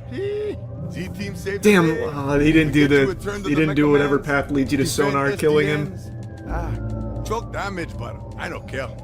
You ever think about getting out in the field and being a hero? Not my thing, bro. I like the work I do. I'm good at it. No doubt. You said that IRL when you Throwing killed those him. Oh, I think you're talking about in-game. red I thought that's what you were saying. You're too small, bro. Too small. No joke. I started to feel bad for them. It was mesmerizing. I was like, holy shit, what are the odds? Yep, that was a fun scrap for sure. I see. You mean like the actual Charles White said that line when I killed Shroud in my playthrough as well. Now I see what you're saying. Isn't that crazy, huh? I didn't even register that. It's saying Sonar, remember that makes me think we're getting a season 2. Well, you could say that about like the blonde blazer will remember that, about how good it felt to kill my father, that kind of thing. But as far as I know, there is no season 2 plans as of now. But like I said, I feel like there's no world they don't come back to it with how successful this game has been. There's no world they just leave it at one season. It's too big not to. And they leave it perfectly open-ended for more. There's no doubt in my mind there'll be a season 2. Good news for Scream fans, there's a new movie out. Bad news for anyone who likes good movies, it's not a good one. It's here though. Scream 7. The disgust you felt watching me do that is about how disgusted you'll be wasting your time and money watching this film. Most people don't like this movie. Most of the reviews aren't overly positive. I just watched it. I am also in that camp now. I didn't find a whole lot to like about it. we're just going to dive right in, get into the weeds. So here's your spoiler warning. The best part of this film is the first 15 minutes. The scene that you see plastered all in the trailers, that is by far the best content in the film. It's the intro, where you have two people in a house, and it's, the house, and guess what? Ghostface is there and he kills them. And it's actually pretty tense. It's also pretty charming. You actually care more about those two characters in that house than any of the other characters that you spend the rest of the movie with. They did a better job making you care about those two, connect with them, and actually root for them than any of the other characters you see from that point forward. Every character that you meet outside of the core characters of Sydney and Gale. And here's your big spoiler, but I'm sure most of you have probably already seen this because it got leaked before the film came out. Stu, played by Matthew Lillard, also makes an appearance in this movie. Outside of these three characters, everyone else that you meet is the biggest throwaway nothing burger of just generic writing ever that just ticks off boxes of buzzwords without ever exploring anything about these characters, and you get actually nothing. They are just meat balloons waiting to be popped by the ghost face killer. That's it. Even Sydney's daughter, Tatum, the relationship between Sydney and Tatum is hardly explored. Now Sydney's an overprotective parent. Tatum kind of resents her for that, and now she's kind of rebellious. But they never actually even really talk or connect through a shared experience until the very end, kind of. It's just all of a sudden, Mom, this is really fucked up stuff you've been through, and now that I've been subjected to it, man, I really get why you were so protective all these years. It's oh, okay. Glad that resolved. But, there's never anything built up with, any of these characters or their relationships to one another. And every character that is introduced in this film, every new character, I shit you not, is here solely to be killed. You get nothing of substance with them. They get killed, and some of the kills are actually pretty decent. Like, especially in the tavern, there's a couple, moments in there that was oh, that was a really silly kill, but, self-aware silly. But, the character that dies, you probably don't even remember the fucking name of. They are the most... they have one character trait. For example, Lucas is the creepy guy. He's obsessed with horror films and the story of Sidney Prescott, so could he be Ghostface? Or is he just a obsessed weirdo guy? And then they also introduce two new characters that are working with Gale, and they're reporters, and they're into true crime and stuff, so they're investigating all of this. And they're doing it could be Tatum's boyfriend. Or it could be creepy guy, but creepy guy maybe a little too obvious. Creepy guy loves this a little too much. Maybe creepy guy could be Ghostface. That kind of thing where it's supposed to be self-aware, but it's very clearly written by a 60-year-old man who clearly has no idea how people actually talk, so it's just really embarrassing and cringe to listen to. But anyway, every character that gets introduced has one personality trait, and it is all they do, and that's it. You get nothing else. They hardly interact with each other, and when they do, it's very stiff and very bland, and then they die. And like I said, some of the kills are interesting, but that's all they do is just die. So this whole film is just, here's a kill and a sequence that isn't really intense. The sequences aren't that intense outside of the first 15 minutes. That ends with a kill that may be satisfying, or maybe it's just they got stabbed and died. There's a couple of those. But Ghostface racks up quite a kill count here. The KD ratio went ballistic, and yet not a single kill felt like it mattered at all. Because also, the main characters, like Tatum, forget about all of her friends. All of her friends die. They are brutally murdered. And she actually even witnessed her boyfriend getting stabbed to death. And she basically forgets all about it by the time the credits roll, and even drops a hard one-liner saying, "I'm Sidney fucking Prescott's daughter." It's okay. Wow, this was quite a turnaround.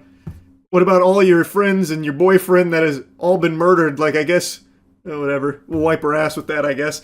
It's just crazy how little they actually tried with any character in this movie at all. And I think it's important to have characters that you actually want to see survive. Otherwise, you're just watching a montage of kills and sequences that aren't exactly amazing most of the time, and nothing else. There's really just nothing of substance here. Anyway, though, I mentioned Matthew Lillard makes a return to this film. Kind of. This movie has some baffling decisions. Actually, shockingly dogshit ones. So one of the things is AI.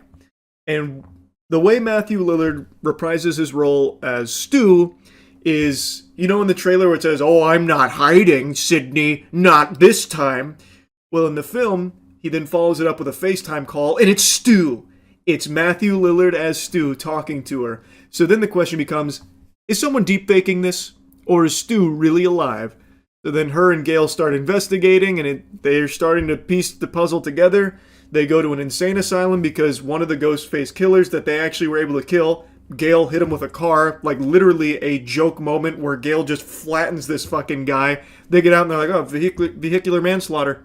Didn't expect that today. They just murdered a guy. It was Ghostface, obviously, but they kill this guy, they unmask him, and everyone just goes, who the fuck is that? And it's just some escaped psychotic guy from the loony bin who, I guess, just out of nowhere decided he wanted to kill Sidney Prescott and her family, kill the daughter, kill the husband, kill everyone as Ghostface. So they tie it back to the insane asylum, the ward, and that's when they talk to one of the guys there who's like, oh yeah, no, that guy, he was a bad guy, but he was also friends with that guy on your phone you just showed me a picture of. That's John. So now they're like, oh my god, Stu's really alive, it's John. But they're also still not entirely convinced. So Tatum, her boyfriend, forgot his name, Ben? It might be Ben. I don't know, it's either Ben or fucking Jerichomo or something, I have no idea. It shows what a good job this movie did of making you actually pay attention to these characters or care about them.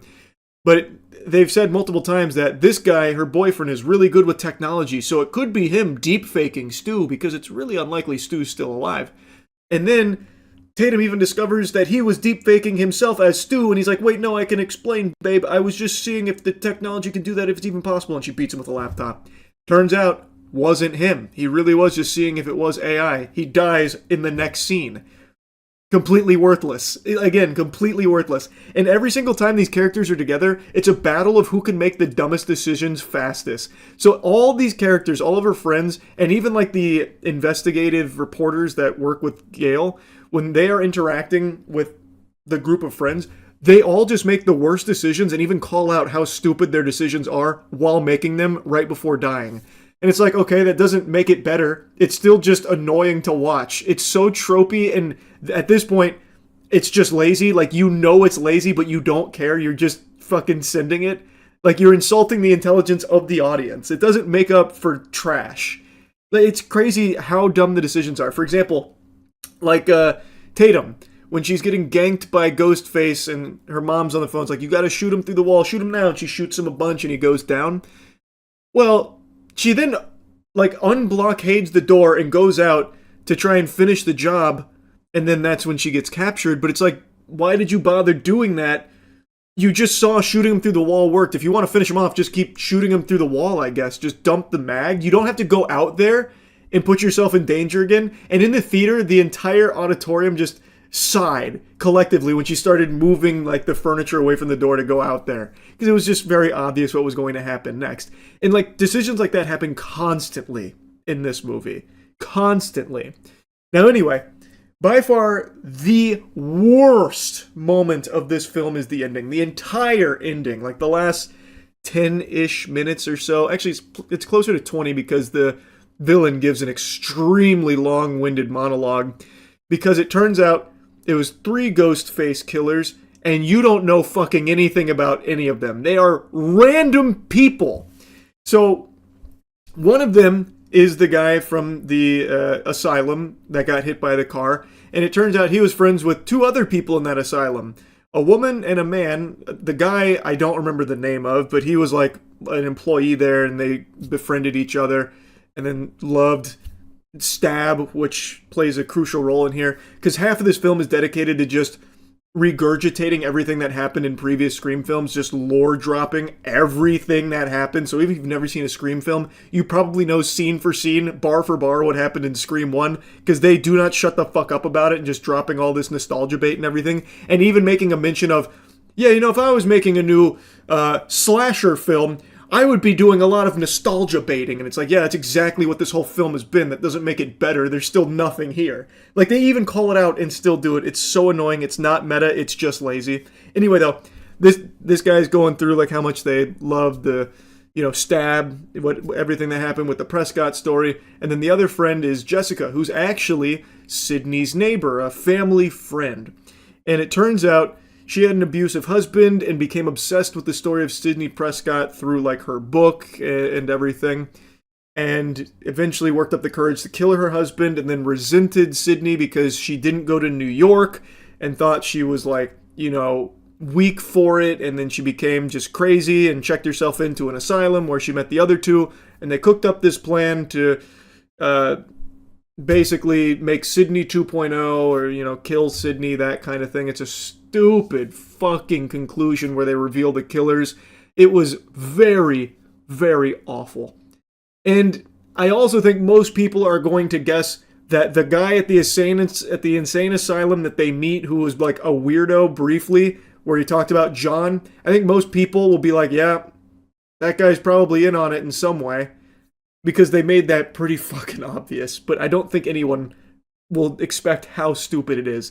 And it turns out, prior to working at that asylum, he was like a Google engineer or something with AI, which is how he was deep faking Stu's face onto his videos and Jessica's videos that they were interacting with Sidney on. It sucks, man. And also, there's a big point about you have to shoot them in the head. That's what Sidney keeps telling to Tatum, her daughter. Shoot them in the head. Because if you don't, they're like zombies. They always survive. And that happens actually 3 times, I think, of them getting shot everywhere but the head, and then they just disappear and they're still alive. So they act like they are literally zombies. Movie sucks. The movie's just not very good. Like I said, the first 15 minutes, I actually was very surprised that anyone was like shitting on this film, because like, this is a very solid 15 minutes. I'm really enjoying this so far. And then after that, it became very clear the big problem with this movie. All the problems became very clear. And I'm just shocked that this is the film they released, to be honest, because Scream's always been pretty solid. I haven't really watched the Scream movie and been like, damn, that was terrible. Until this one. This one really had me go, damn, that just wasn't very good. So yeah, anyway, that's really about it. See ya. Are you happy? If the answer to that question is yes, then stay far away from Pokemon tournaments. You turn the cheek, run the other direction as quickly as you can, Buster, because that is an environment where joy and whimsy goes to die. It has now been confirmed beyond a shadow of a doubt that the biggest dweebs on this planet are Pokemon judges, and they are like Dementors. They will suck the happiness out and will punish you for even the slightest signs of happiness. If you celebrate, I hope you're ready to go to jail, because Pokemon competition is more joyless than an active war zone. It is cutthroat. 2 weeks ago, I made a video covering a situation where a Pokemon Go player won a tournament, but because he celebrated, they punished him by taking the win away, thus his opponent ended up winning the tournament because of it. It was an automatic loss, which gave his opponent the win. Because of excessive celebration, deeming it unsportsmanlike. Just as a reminder, this is the celebration they punished. Now on his 11th one, he is the first-time champion for himself and your 2026 Orlando champion! Incredible series from Firestar, pulling out all the stops, all the Pokemon, taking us to a decisive Game 5. Could not have asked for anything else. Pokemon judges are literally the fun police. That is the entirety of his celebration after winning this tournament. He sets his headset down and gives one pump, then shakes his opponent's hand. I get more animated when my Uber Eats gets here. Like, that is about as tame a celebration as you can possibly fucking find. That is the epitome of sportsmanship. He's happy, he's emotionally won, but he doesn't become, over the top with it. He doesn't stand on the chair and slam 2 beers together like Stone Cold Steve Austin, or start butt-chugging brewskis or something, saying fuck you to his opponent and say, get out of here, pussy, lean over, give him a wet willy and an atomic wedgie on the way out. Nothing. It is pathetic that these dorks, these greasy, stinky losers, punished him for that. But what's even more pathetic is that they're standing by it, and that's why I'm talking about it again today. They released an official statement where they've all come together in their fucking stink cloud, their fucking fart fumes, and decided that the Council of Judges was correct in this punishment here. And then they also reinforced another ruling where they punished another Pokemon player, this time in the TCG, who celebrated early, maintaining that they did deserve to lose that as well. These fucking Pokemon judges suck major ass. I think it is irrefutable. This evidence confirms that there are no bigger twerps on this planet than Pokemon judges. If you want to avoid a fate like that, you right now need to fix the stink, so go to usecheeky.com and get the best soap in the universe. The queso bar just launched as well, by the way. It's coconut. Like, we've got the best soap out there, and you need to take your hygiene seriously, or else you might just end up like a Pokemon judge. Here's the Pokemon Play Team's official toilet paper. At the recent Pokemon Orlando Regionals, 2 instances of penalties being issued during streamed matches have created questions within the community about celebrations. They're illegal. You're going to jail if you show any emotion at an official Play Pokemon event. I'll sum it up for you. Spoiler alert. Play Pokemon has reviewed each instance and would like to provide more information. In the first, during the Pokemon TCG Swiss Round 13 match, the tournament headphones were removed and were thrown onto the table on top of cards and damage counters, putting the TCG game state in disarray before additional game action could be taken to complete the game. A match loss was issued for the disruption to the game state and not playing out the final sequence to the game. I didn't cover that one, but I'll briefly show you what they're referring to there. Wow! Rips it off the 6 cards. Are you kidding me here? Makani. Basically what happened is he drew the win condition. It was checkmate at that moment, but he celebrated before finishing the game, so he put his headphones down and it moves the cards around. So they viewed that as throwing the game into disarray. It fucking annihilated the game state. It was all ruined. It's completely kaput. So they issued a game loss for it. This one was a bit more divisive. Some people think that this is an outrageous ruling. Others think it makes sense because he didn't actually finish the game before doing that. I personally think this one has the most wiggle room to be justified because he didn't finish it out. It would be like in chess, if you have the checkmate, but then you fucking slap the chessboard before you actually finish the checkmate. That would be improper. So I do understand that to a certain degree, but I think a match loss is a bit overkill. I feel like this could have been the first warning because it didn't ruin the game. The game literally is over from that moment. There is nothing that can be done, as I understand it, in the current meta there. So it was over. He just needed to finish out the sequence. So I think a game loss is a little extreme. That could have been the first warning there. And according to the player, 2 separate head judges told him that he was given a match loss for throwing his headset down and being dangerous. Not a single judge told him that he was given the game loss for disrupting the board state, and then wasn't given the chance to appeal the ruling either. So to me, it does feel far more cutthroat than it should. And then the most egregious is obviously what happened with the Pokemon Go celebration, where the game was completely over, and then a very mild celebration, which I wouldn't even use the word celebration. To me, a celebration is like what you see in the end zone in the NFL or in the college football, where you get a touchdown, you spike the ball, you hit some of these maneuvers right here, like the "Where's My Hug At" or something like that, bust out the fucking Gangnam Style maybe. That's a celebration. What he did was the most, like, normal, like, oh, I'm happy moment doing this. Like, even Pokemon characters do that.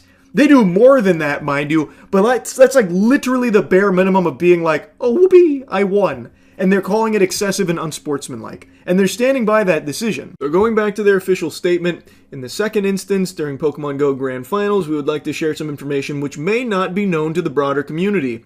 Prior to the final game incident, during Game 1 of the Bracket Reset series, a player was issued a warning for the action of hitting and shaking the table during gameplay. Actions such as these can have a negative impact on the experience of participants and disturb the match in progress. Then, during Game 5, this same player's behavior continued to be disruptive, including shaking the table to the point that there was a disruption to the broadcast experience. These repeated infractions resulted in a penalty that was escalated to game loss. If that isn't the biggest load of hooey I've ever heard, you can watch the footage yourself. There was nothing disruptive happening, not from what I went through and re-watched. And plus, the game loss came after the celebration.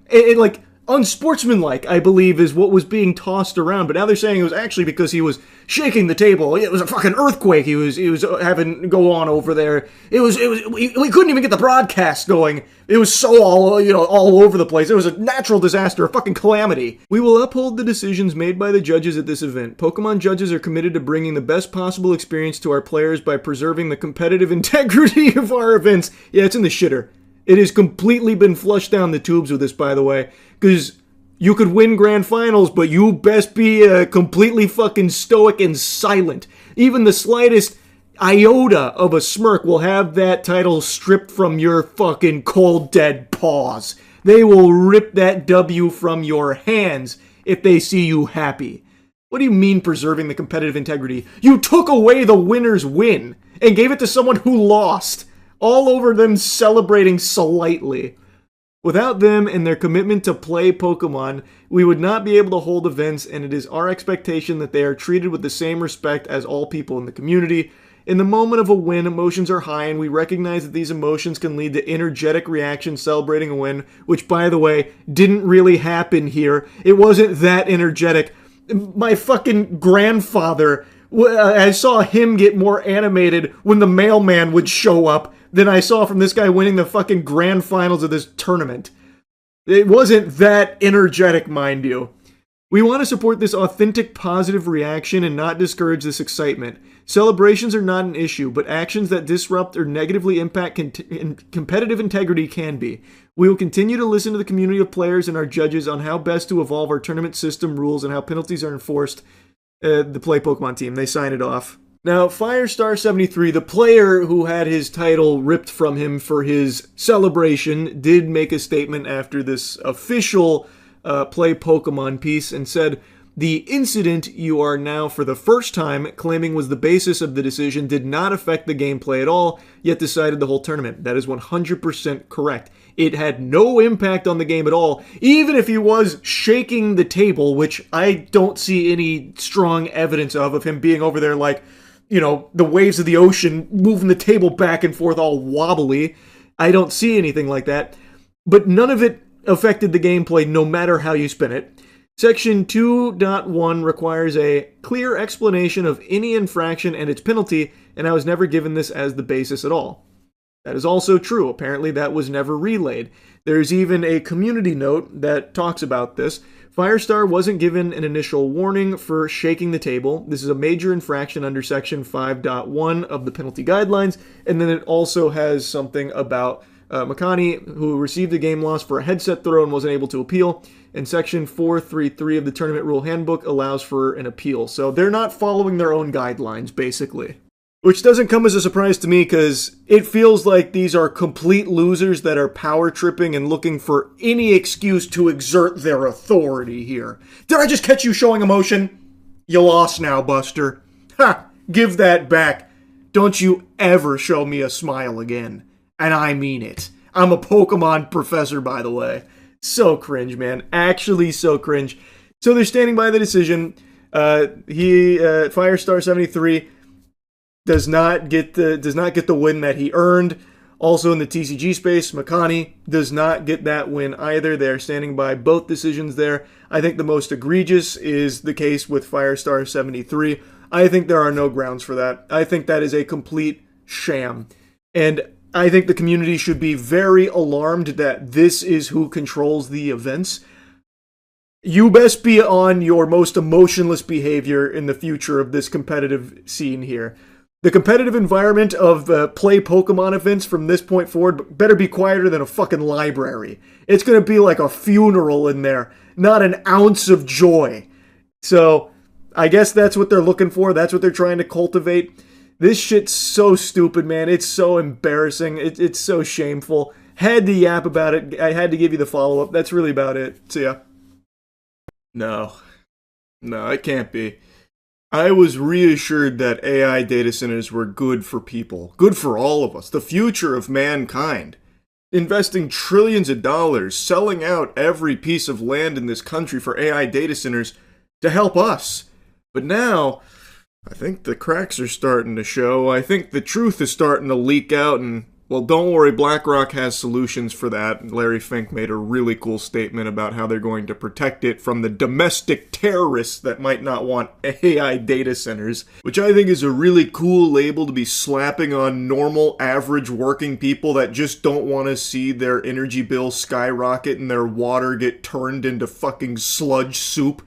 Oh, you fucking terrorist! What, you don't like the data center, do you? Well, welcome to the gulag. It's pretty unhinged, but I'll get to that in a moment. I want to show you something that I just learned about that I think is extremely alarming. This is so far the biggest public goat-seeing from the data center epidemic, where in Lake Tahoe, 50,000 residents have just been informed that in 2027, their energy provider is abandoning them to focus solely on the energy demands of the AI data centers in the area. Now, this probably doesn't come as a surprise to anyone who's been paying attention to what's been going on. All companies are finding ways to butt-fuck the normal person and focus entirely on suckling the bosom of AI. Not just for data centers, but let's take a look back about 5 months ago, which is like ancient history with the way everything's been moving, with Micron.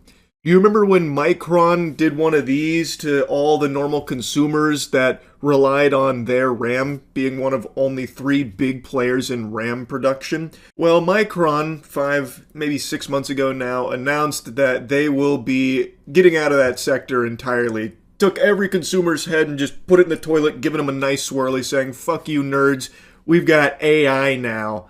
Then threw on their sunglasses and never looked back. Which inevitably caused the big RAM crisis and the prices to skyrocket there because of now the impending RAM shortage that would be unfolding because, again, Micron was one of only 3 big RAM producers, and they just outright said, we will no longer be providing to the consumer market starting this year. So they did that because AI was more lucrative, and now you're seeing everything else go in that direction.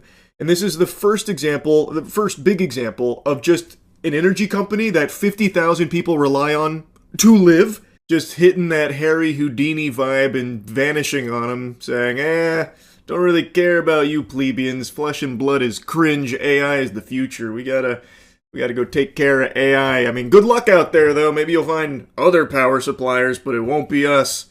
Bye-bye. NV Energy, the Nevada utility that has supplied the bulk of Lake Tahoe's electricity for decades, told Liberty Utilities, the small California company that services the region, that it will stop providing power after May 2027. The reason?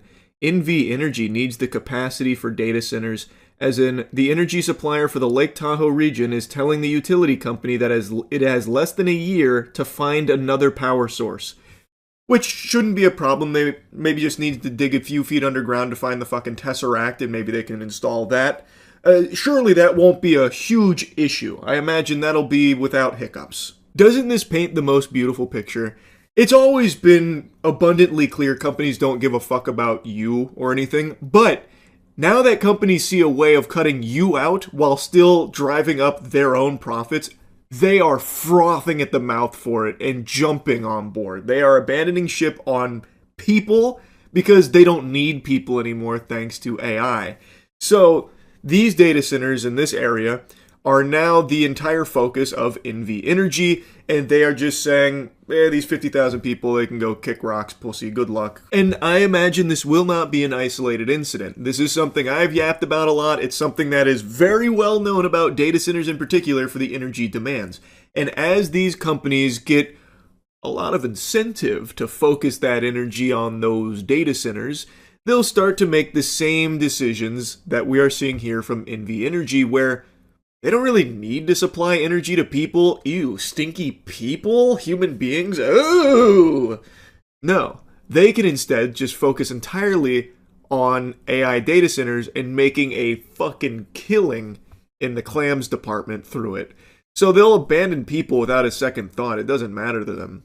And I think we're going to continue to see this trend happening in places that are having this big push for AI data centers. Northern Nevada has become one of the fastest growing data center corridors in the country. Google, Apple, and Microsoft have either built or are planning facilities around the Tahoe Reno Industrial Center east of Reno The Desert Research Institute, using data from NV Energy's 2024 Integrated Resource Plan, found that the 12 data center projects located overwhelmingly in northern Nevada could drive 5,900 megawatts of new demand by 2033.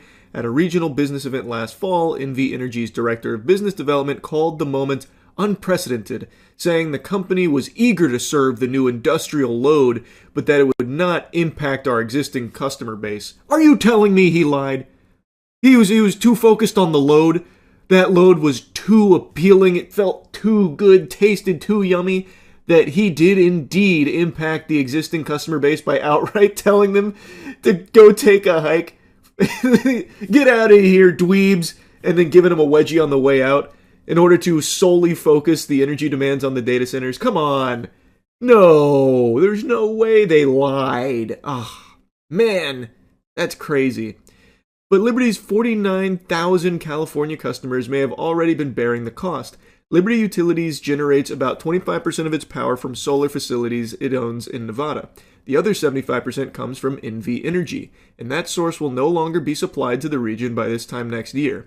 It's like we don't exist, Danielle Hughes told Fortune. Hughes is a North Lake Tahoe resident, CEO of the nonprofit Tahoe Spark, and a supervisor within the California Energy Commission's Efficiency Division.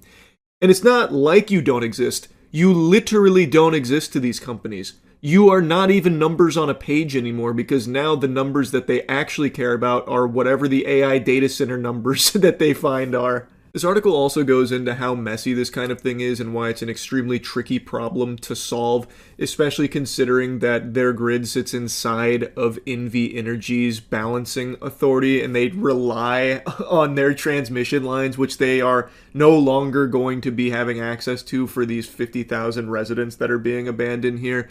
So the whole thing is extremely difficult to try and navigate, so even finding another power supplier isn't exactly easy and would also cost tons and tons of money. Building a direct connection to California's grid would require a new transmission line west over the Sierra, a project Liberty President Eric Schwartzrock said would cost hundreds of millions of dollars with significant land impacts, and also would lead to higher costs to these residents that have been abandoned. It's going to be passed down to them. So, no matter what happens next, them being completely, thrown to the dirt by NV Energy in favor of them supplying the power to data centers, no matter what happens next, if they do get an alternate power source player to come in to help them, it will most likely lead to a significant increase in their cost. Their bills are going to go up. So they're getting fucked no matter what happens. I recommend you read the entire article from Fortune if you're at all interested in the nuance and the inner workings of how this garbage is unfolding. There's like a back and forth here where NV Energy's like, oh, they knew this was coming and it's their fault for not being able to secure a new independent power supply, that kind of thing. It's been going on for a while. We've always said it's temporary. We've just extended our agreements for a while and they've been dragging their feet on replacing us, that kind of thing. There's really a lot to unpack here, and there is no regulatory oversight that can come in and help fix this, even though there are arguments being made that there should be something out there and protesting how this is even allowed to happen, how the power provider could just be like, actually, we're just going to focus on AI. The 50,000 residents that rely on our power to live, they're, who are they? I already forgot about them. There's been a lot of arguments, there's a lot to it, so the article goes pretty in-depth on it. As for what's next in the region, Liberty told customers that NV Energy will remain the transmission provider. The wires aren't going anywhere, so that's nice. They didn't just dig up the wires and throw them in a fucking landfill or something. So the question is, who's going to supply the electricity that flows over them and what that cost will be and whether the regulators can protect customers whose upstream grid sits outside California's usual planning structure. And they are right now shopping the bid replacement contract to anyone and everyone. They are really trying to find this next energy provider. There was a tad bit of optimism when it came to a short-term solution, but long-term is a lot more unstable and unknowable. And they close with this statement saying, we have no representation, it's resource extraction. It is 1,000% resource extraction, and representation has proven in other regions across the country to not matter at all when it comes to these data centers. Let's take a look at Utah. The Kevin O'Leary clown show, his fucking circus, who, by the way, likes to continue LARPing as an American. He's not. He is a bald Canadian bitch ass. And yet he still comes over here and tries to preach about American values and why the data center is like the most patriotic thing you can do. Cringe, pathetic, worm demon. Anyway, in Utah, all of the people were voicing how much they didn't want it, the disdain. They would not support it. Please don't. Begging, groveling, do not let this data center project be approved. A 40,000 acre data center, the largest imaginable. Like genuinely, I cannot even fathom something that big. A 40,000 acre data center is fucking diabolical. And the geriatric fossils that were approving this project, who are supposed to be representing the people in the community, outright said, one of them verbatim said, "For hell's sake, grow up." A crazy statement, and I do believe they are fighting for hell. They are demons on the side of Satan. So like these fucking octogenarians, in the face of all the community that went out there, and there was a huge number of people yelling, screaming, begging, stop, don't do it, don't, no data centers. In front of all of them, they insulted the people, berated them, and then went into their own private room to get away from all the riffraff, all the hustle and bustle and hoopla, so that way they could unanimously push it through to greenlight the 40,000 acre data center. That goes in the face of all of the people that they are supposed to be representing the interests of. So it's pretty clear that even having representation of like the will of the people does not matter. These data centers are being built and brute forced through because most likely all of these politicians and the people in power in these communities are getting a nice little chunk of change for it, some real strong incentives, and they don't care about the people. And there's no consequences. There are literally no consequences anymore across the board. You can lie, you can scam, you can fraud, all of this, and there is nothing that happens. Nothing at all. So they feel very emboldened to just blatantly, openly be corrupt, and that's what's happening. So these data centers, they are coming. They're showing no signs of slowing down. It's extremely concerning. It's extremely infuriating. And BlackRock is already planning for people to feel like forced into a corner and doing something drastic, like maybe trying to destroy a data center. And the need for rebuilding the GCC region, to rebuild it so that it's going to be in a position where it's not going to be obstructed by drone warfare. So many more things are going to have to be underground. But even here in the United States, if we're going to be building, let's say, these 1 gigawatt data centers, how do we make sure we're not protecting those $50 billion, $75 billion investments? We have to relook at everything because of the role of drone warfare. Right now we're looking at it internationally, but one of my concerns is, could it be a domestic terrorism using a $3,000 drone? These slimy husks, these zombies are getting so comfortable calling anyone that goes against the corporations selling out of this country and their land terrorists. Oh, you don't support the companies coming in here with 3,100 data centers springing up in your communities, driving up your energy bills, ruining your water, polluting your community? Oh, that must make you a domestic terrorist, Buster. Or at the very least, you might have some ideas that are adjacent to domestic terrorism. A little bit of thought crime, perhaps? You don't like the data centers, Well, let's go ahead and check the surveillance data we've gathered on you through these data centers and see what we've got. This is Larry Fink of BlackRock. BlackRock is a huge player in the data center boom, and now he's openly talking about, well, how do we protect these multi-billion-dollar investments and the trillions of dollars that might need to be spent in order to secure them? Because what if a domestic terrorist starts using drone warfare on them? So it seems like there's a recognition from people like Larry Fink, these fucking zombies at the top of the food chain, that people are feeling backed into a corner. Everything in their life is getting more expensive, and data centers are only continuing to accelerate that issue. And the normal lies are no longer landing because the information's already out there. There are operational data centers that have been running for a while, so we know the bills go up in the communities that they infest. And we know they only provide temp jobs during construction. They don't actually supply any kind of economic boon to the normal working people of those communities through employment. The biggest data center in this country only has roughly 150 full-time employees. The smaller data centers or the normal-sized data centers run as lean as 20 to 25 employees full-time. So this is not providing jobs or anything to Americans in any capacity. So the lies don't work. People are getting face-fucked by this. These corporations are fully selling out everyone and everything in this country. And they're realizing that they don't actually even need people to make money anymore. So they're even getting rid of people, like NV Energy abandoning 50,000 of the residents that rely on their power to live. And Larry Fink is now talking about what they're going to do to defend these data centers from someone who might be very desperate and trying to, destroy a data center on their own in order to, survive in the community or help people in the community live. So he's already okay, we've got measures in place, maybe underground or, maybe who knows. But we're thinking about it. We've got countermeasures. Don't worry. We're protecting these billion and trillion dollar investments. It's fucking terrifying. And he's also being very upfront about they're going to control all the data centers.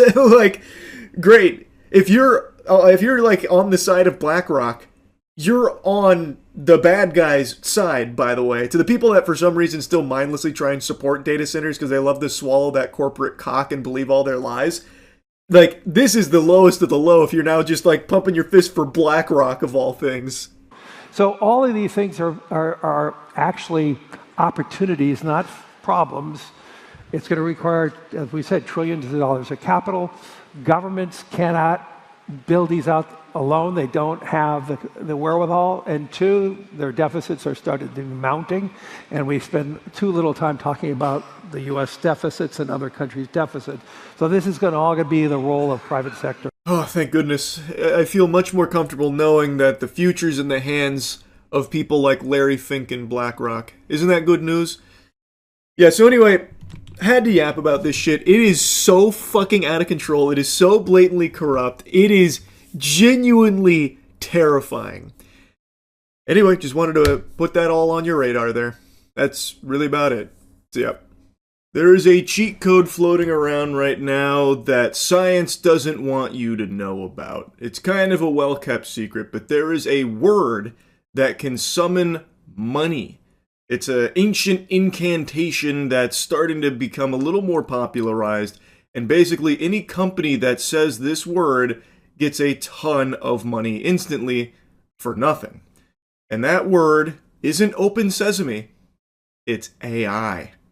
As long as a company says that word, for some reason, the most brain-dead, insufferable fucking morons will pour endless amounts of money into it. Let me show you the most recent example, and I think quite a few of you have probably seen this because it's blowing up.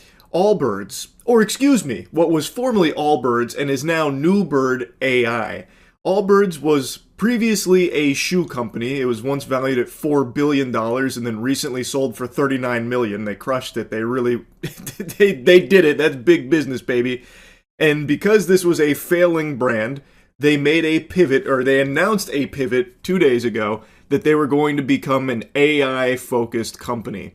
And the second they made that announcement, their stocks shot up 400% and have only continued to climb. And keep in mind, this is a company that has nothing. They fired all of their employees, from what I can tell. They got rid of all their shoes. They don't manufacture anything or have anything. And they haven't even begun with anything AI outside of an announcement saying, we're going to pivot to AI. So right now, people are golden showering them with tons of money off of just a thought. Literally the concept of an idea for this company, and they changed their name to Newbird AI. That is how out of control this fucking mass psychosis around AI is, where people just instantly throw all of their money, dump in their wallet at the computer screen just because a brand said the word AI. A brand which, by the way, is not successful. Again, they sold a $4 billion company for $39 million because it went straight into the shitter over the last, I don't even know how many years. You see the shoe company pivoting to AI and the stock jumped 800%. Allbird. I didn't look into that, but I kept seeing that pop up on tons of headlines.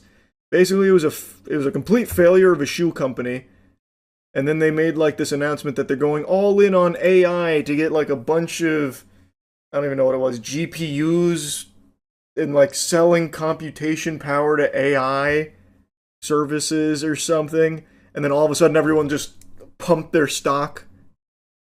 I don't know, I didn't look into it, but yeah, this felt like a very interesting thing. Allbird shares soar on a very 2026 pivot to AI. Shares of Allbirds, the 2010s pioneer of trendy sneakers, I've never heard of them, and eco-conscious millennial marketing took flight in an almost comical fashion Wednesday morning after the company announced an extremely 2026 pivot, abandoning its environmental agenda and getting into the AI business. Literally every company on the planet. The stock, which had been in the gutter since November 2021, shot up more than 600%, closed at $14.50, up 582% from Tuesday's close. Catalyst came from Allbirds' announcement that the company, once valued at $4 billion, would soon reemerge as a new entity with a focus on AI. What? No one's ever done this! Oh, I see why everyone started pumping it. Wow, nobody's doing that. What the fuck? Can you do that?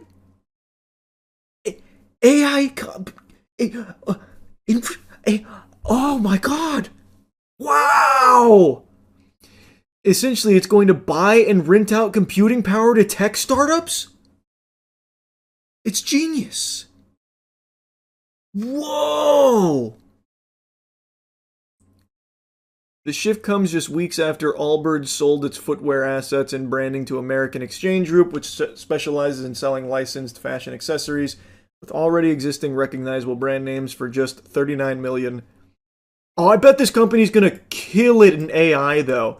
They took a $4 billion business and sold it for $39 million.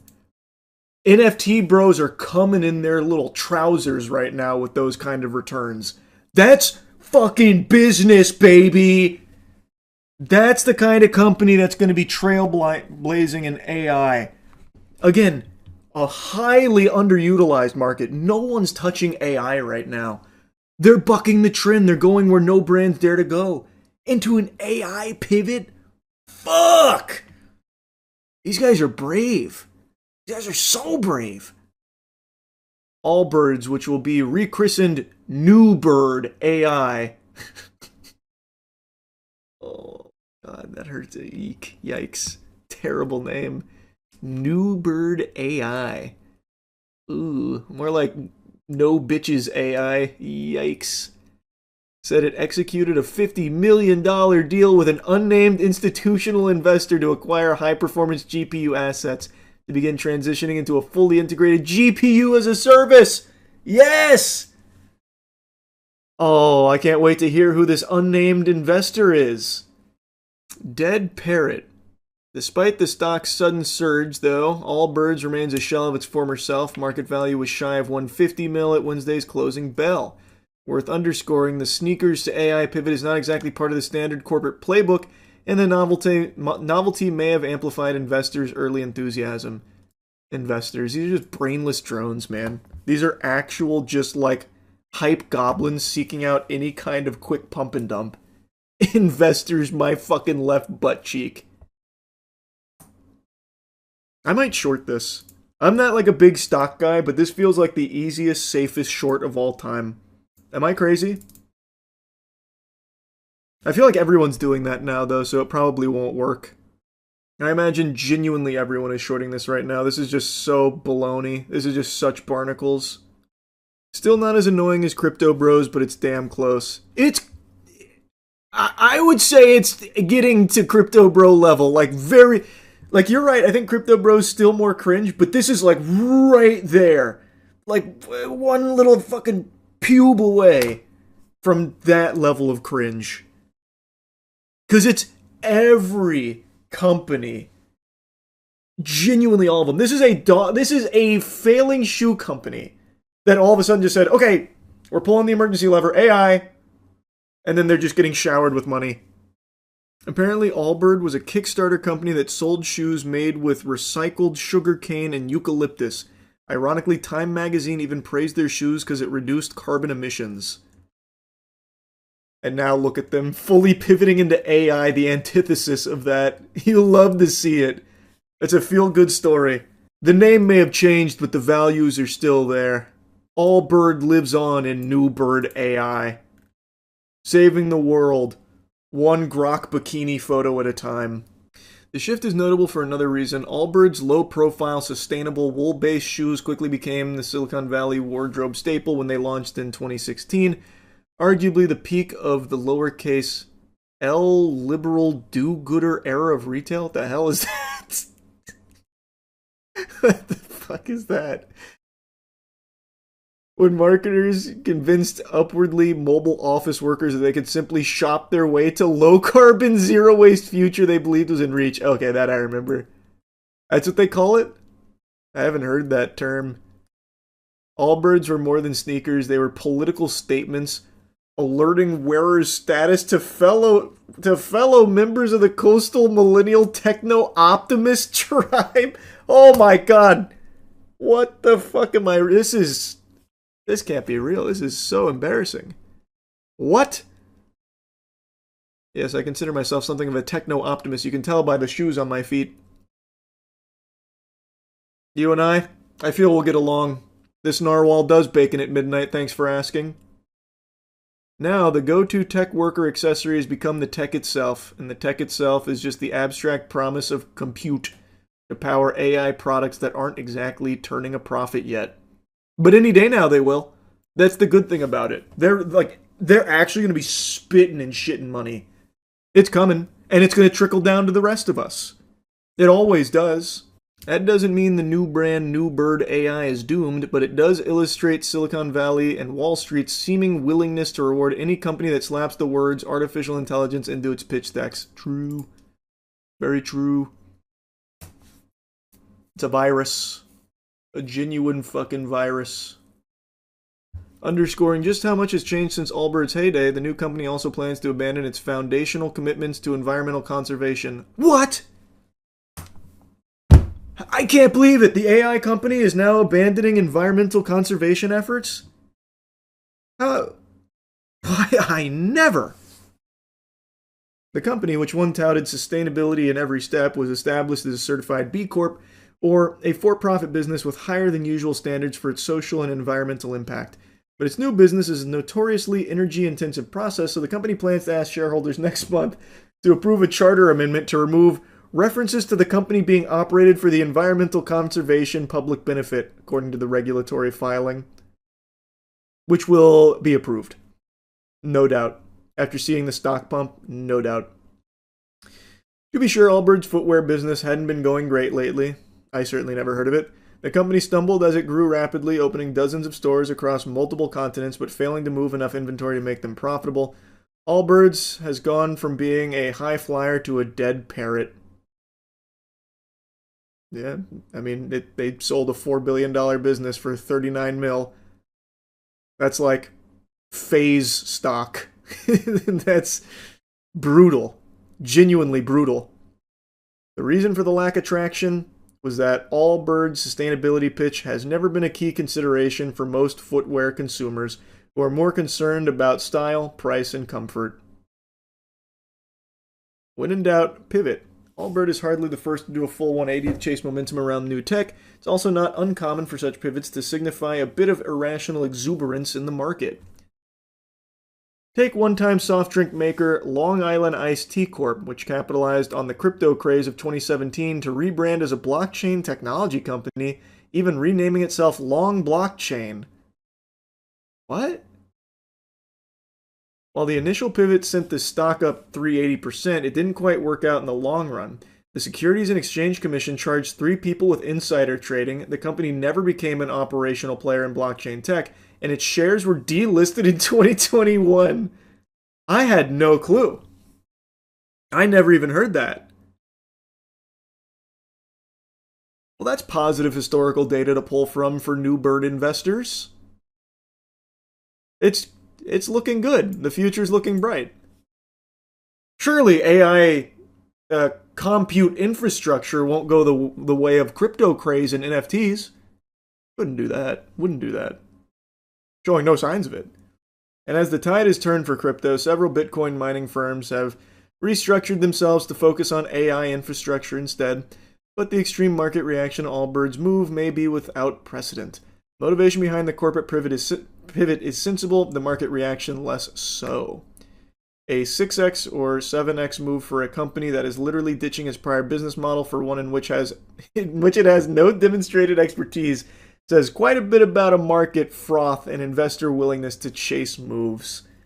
Yeah, because these people don't care. These worms, they do not care. If it says AI, they will put their money into it. They won't give it even a second of thought. Silicon Valley, the article, heard like 50 buzzwords and multiple nothing statements. Pretty much. I mean, pretty much. Yeah, that sounds about right. Just trying to dump the bag onto someone else. That was the entire NFT pitch. Dump the bag onto someone else. Don't be the last one holding the bag, dick in your hand. And that is exactly the same shit that's happening right now. Let's see what's going on with New Bird. Have they even begun doing anything besides this partnership with an unnamed investor for $50 million to acquire high-performance GPUs? This could be anyone. They might have partnered with God to just manifest infinite high-performance GPUs for New Bird AI. Excited to see who it is. Can't wait. Don't these guys make running shoes? Not anymore. That's for the birds. That's caveman shit. They now make nothing. Literally nothing, by the way. They actually don't have anything. They have a statement. They have literally an idea. The idea of them doing something that literally every other company on the planet is doing. Guys, we're no longer making anything. Instead, AI. Thoughts, money, thoughts, money. And they have nothing to show. There's nothing. Tim Brown, co-founder and co-chairman of Allbird. Go to the Allbird subreddit top. Apparently they fired all their employees 2 months ago with only a 3-hour notice. So do they not have any employees? So now it's a company that has no employees and the founder just said, AI! We're AI now. Now we're New Bird AI. And people are giving him money. Is that actually what's happening? Well, maybe he's going to have ChatGPT run it for him. ChatGPT is going to be his sole employee. Dear team, I'm writing to share difficult news. After careful consideration, we have made the difficult decision to permanently close a number of our U.S. full-price retail stores, which includes your store. Consequently, January 26 marks your last day of employment. Despite great efforts, these stores have not achieved sustainable performance. This is not a reflection of your effort or execution. The work was meaningful and impactful, but not sufficient to reach our objective. So sorry to hear about this, OP. Allbirds did not handle this well at all. I'm an Allbirds nerd, and this is really making me reconsider continuing to buy their products. Well, good news, you don't even have to consider it because they don't have any products anymore. They got rid of all their products in order to have nothing. But you can invest in the concept of a business that has the word AI attached to it. So, all in all, a net win. From nothing to nothing.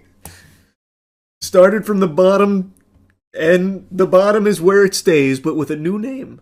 Investing in thoughts and shit. So true. Actually, so true. Tim Brown said a thought he had in his head, and I liked it. So here's a lot of money invested in his company, even though there's nothing there. It's not even really a company at the moment. I just saw a really interesting scam that I gotta yap about, because it reminded me of an experience I had when I first moved into my apartment out in the God's country on my own, finally leaving the nest of my parents. And boy howdy, let me tell you, I had a wacky experience with a scam that could have resulted in me missing a kidney, a nipple, and all $40 in my wallet. And the video I just watched from Inside Edition talks about a modern scam that feels like a new iteration of what I went through. It's a blackmail caper stranger than fiction. This couple says they returned home to find their beloved dog missing from their backyard. We were so scared. We didn't know what had happened to him. Then came a phone call. Their 11-year-old beagle mix named Archer had been found. They say they were sent this photo showing the poor pooch with a terrible wound. So some fucking scoundrels went and they actually did steal this couple's dog. So they kidnapped the dog and then called them to tell them that the dog had actually been found, but unfortunately it had gotten in an accident and it was going to need surgery. And then sending proof, they AI generated this image of their dog on an operating table at a vet.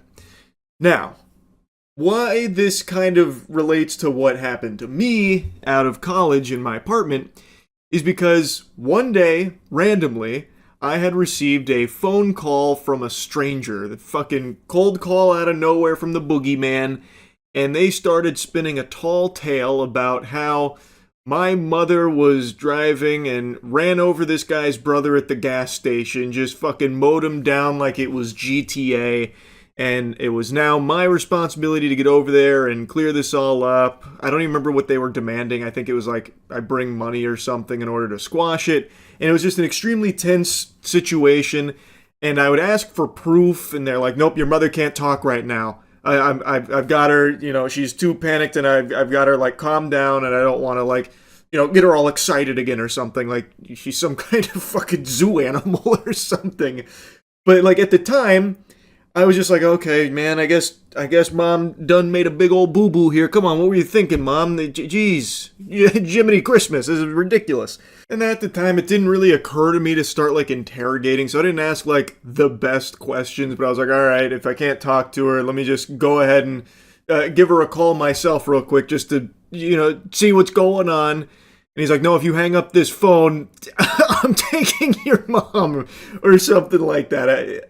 Or maybe he was like, then the police will have to get involved and they'll beat you here. So I don't even remember now. It's been so many years. But basically, it was about, like, I need to go there and pay because my mom did this. And it was all just a big fucking lie over the phone. Eventually, I was like, you know what? This sounds fishy. Slowly but surely, I started breaking out of the genjutsu. This was a long conversation, mind you, of them trying to, like, really fucking use as much elbow grease as possible and, you know, get me out the door over there with some money for him or whatever it was. But eventually I was just like, all right, man, look, Squirt, this isn't adding up. I don't know why I can't talk to my mom about this if she's right there and you're, like, making this threat. It feels very off. Eventually I wisened up and finally started reaching the conclusion that this is likely phony baloney, but even in the slim chance that it wasn't, I kind of liked my mom's odds in this case here. If things did start to get rowdy, she carries, and I bet on her in this situation. So eventually I just hung up, gave her a ring. Obviously it turns out none of it was legitimate at all. It was just completely made up. It was a scam. But I really was considering going over there. In fact, I had even got my wallet and my keys, and I was like, all right, I'll just start making a trip over there because they gave me, like, an address to the gas station. The point is, this kind of thing is obviously alarming, and it kind of throws a lot of things out of whack in the old noodle up here. It makes steel trap all cattywampus. So this couple, when they got this call as well as this picture of their dog, they didn't, like, immediately recognize it as a scam, which I totally relate to. If I had received an AI-generated photo of my mom behind the wheel going like a Mr. Beast thumbnail from those scammers, I wouldn't have thought twice. I would have been out the door on my way over, steaming like, oh. Being prepped for surgery. Bill and Allison Cousins say the caller identified himself as a vet and said Archer had been run down by a car. He was going to have surgery because he had a broken femur and a dislocated shoulder.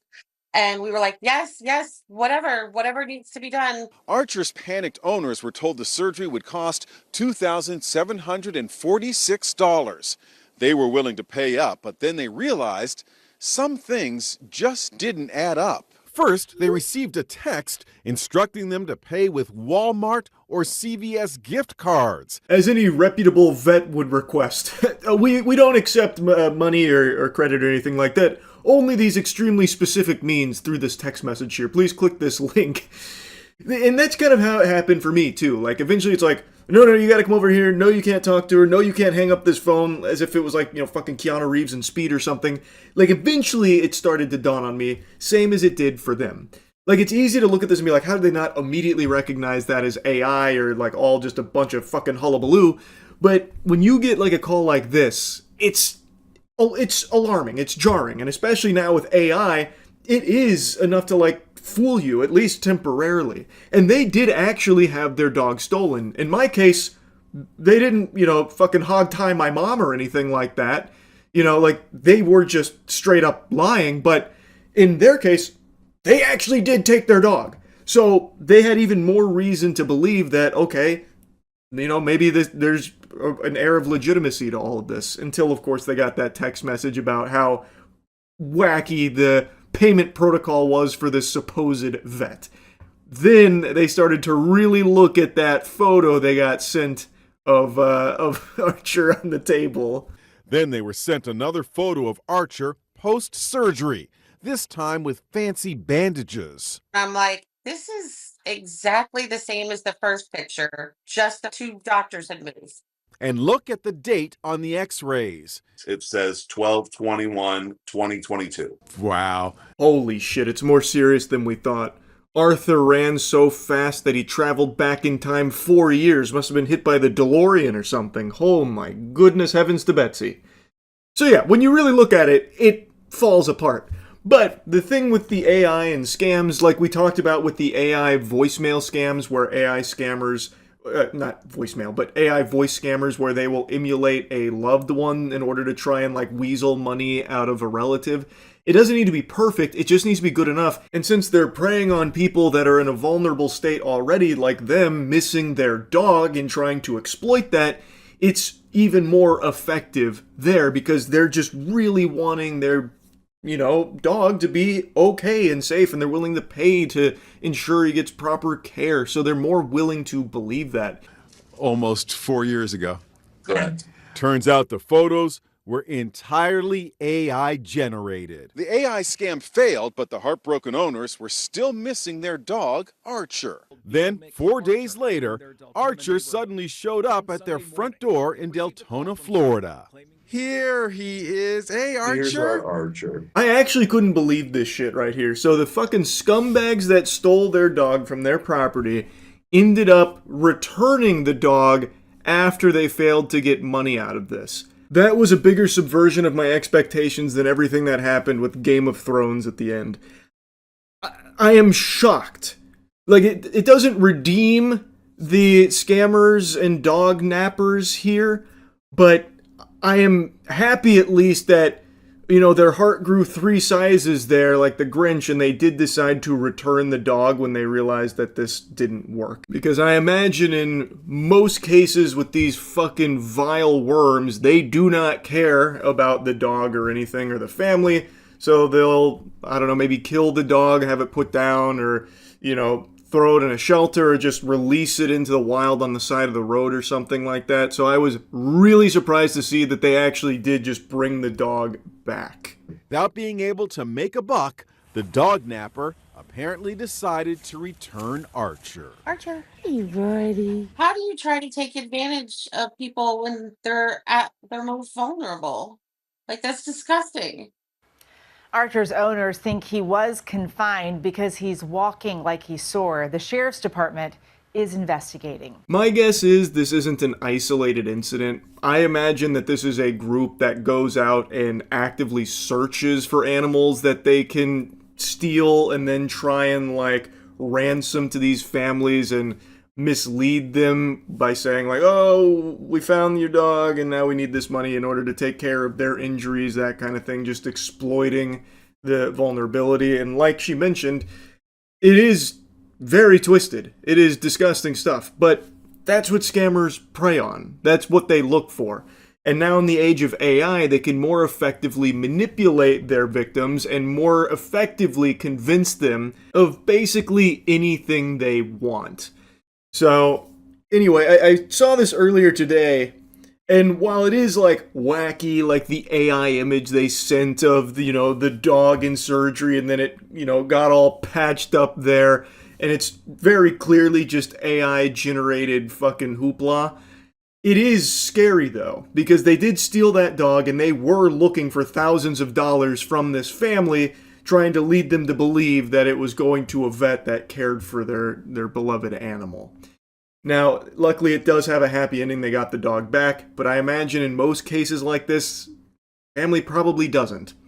So hopefully they do catch these assholes responsible. Anyway, just wanted to put this on your radar and yap about it. That's really about it. So yep. You clearly haven't seen the 30 clearest teleportations caught on camera. We already have the technology. Actually, I haven't. How clear were these teleporting incidents? 30 clearest human teleportations ever caught on camera. Oh, this is new, too. This is probably, like, reliable.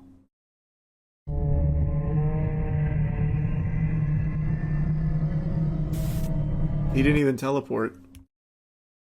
He didn't go anywhere. How's that a teleportation?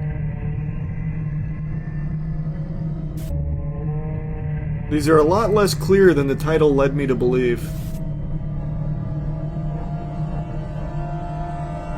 Oh, I saw that time.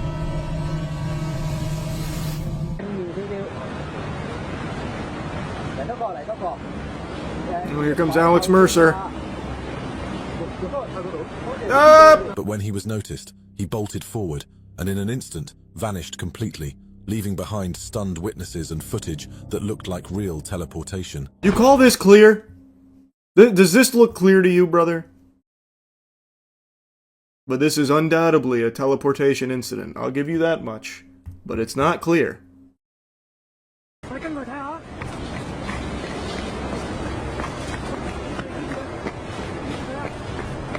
I almost saw something there. That was a close call.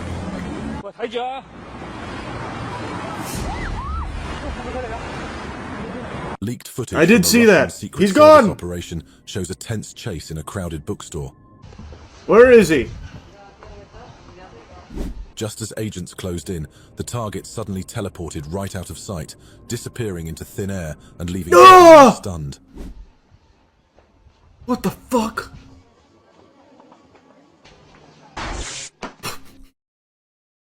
Damn! Wow, I don't think he got teleported. Based on that sound effect, I think he got zapped. There's probably a pile of ashes with smoke coming off it on the floor there.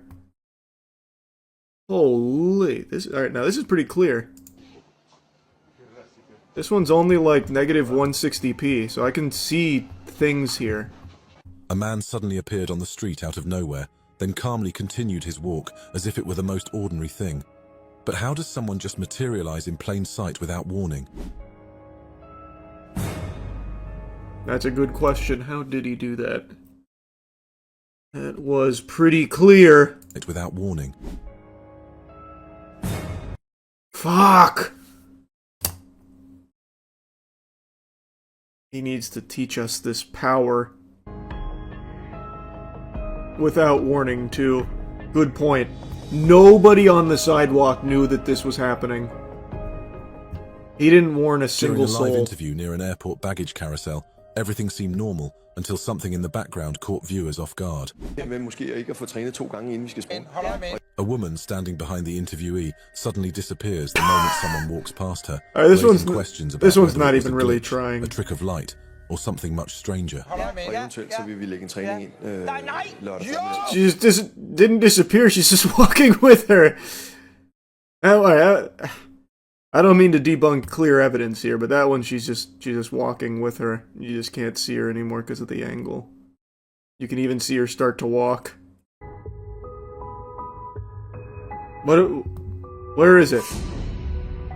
A person suddenly appears on the road, colliding slightly with an oncoming car, shocking both the driver and anyone watching the footage.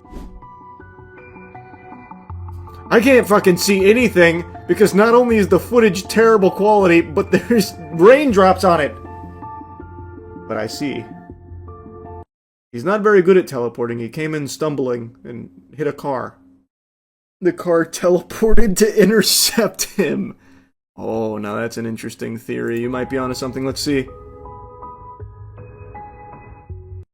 No, the car comes from over here. As a man on a bike rides into the frame, he moves forward and then suddenly disappears from view, leaving those filming stunned and questioning what they just witnessed.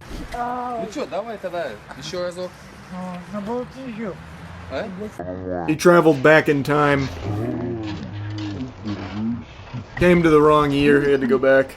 CCTV footage shows something that immediately makes you question reality, as if the laws of What? physics have taken a brief vacation. Well, that's not teleportation, he's a speedster, so he vibrated through that, and this guy doesn't even know the rules. That's not teleportation, but that is no doubt a superhuman amongst us. And that's clear as day. Imagine we see the guy from FEMA who teleported to Waffle House. If only I could get my hands on that footage, that must be something special. Oh, he comes back too! A person in a black hoodie Wow. casually walks straight through a closed door, leaving anyone watching utterly baffled by the impossible sight. You're not supposed to normally be able to do that! He's no-clipping! On a busy road, leaving Oh, this is like questioning if actually clear footage. For the first time. This one might even be 720p, this is pretty what good. they're seeing is real. Man, people keep teleporting in front of cars. A man suddenly appears Their coordinates in the are middle of way the road, off. narrowly avoiding a moving car. Wow! Right now he's on the horn with his boss. Wait, even this guy teleported! Everyone's teleporting! Travelers move along as usual, but in an instant, some vanish into thin air, leaving empty spaces where they had just been, baffling anyone witnessing the scene. Oh my god!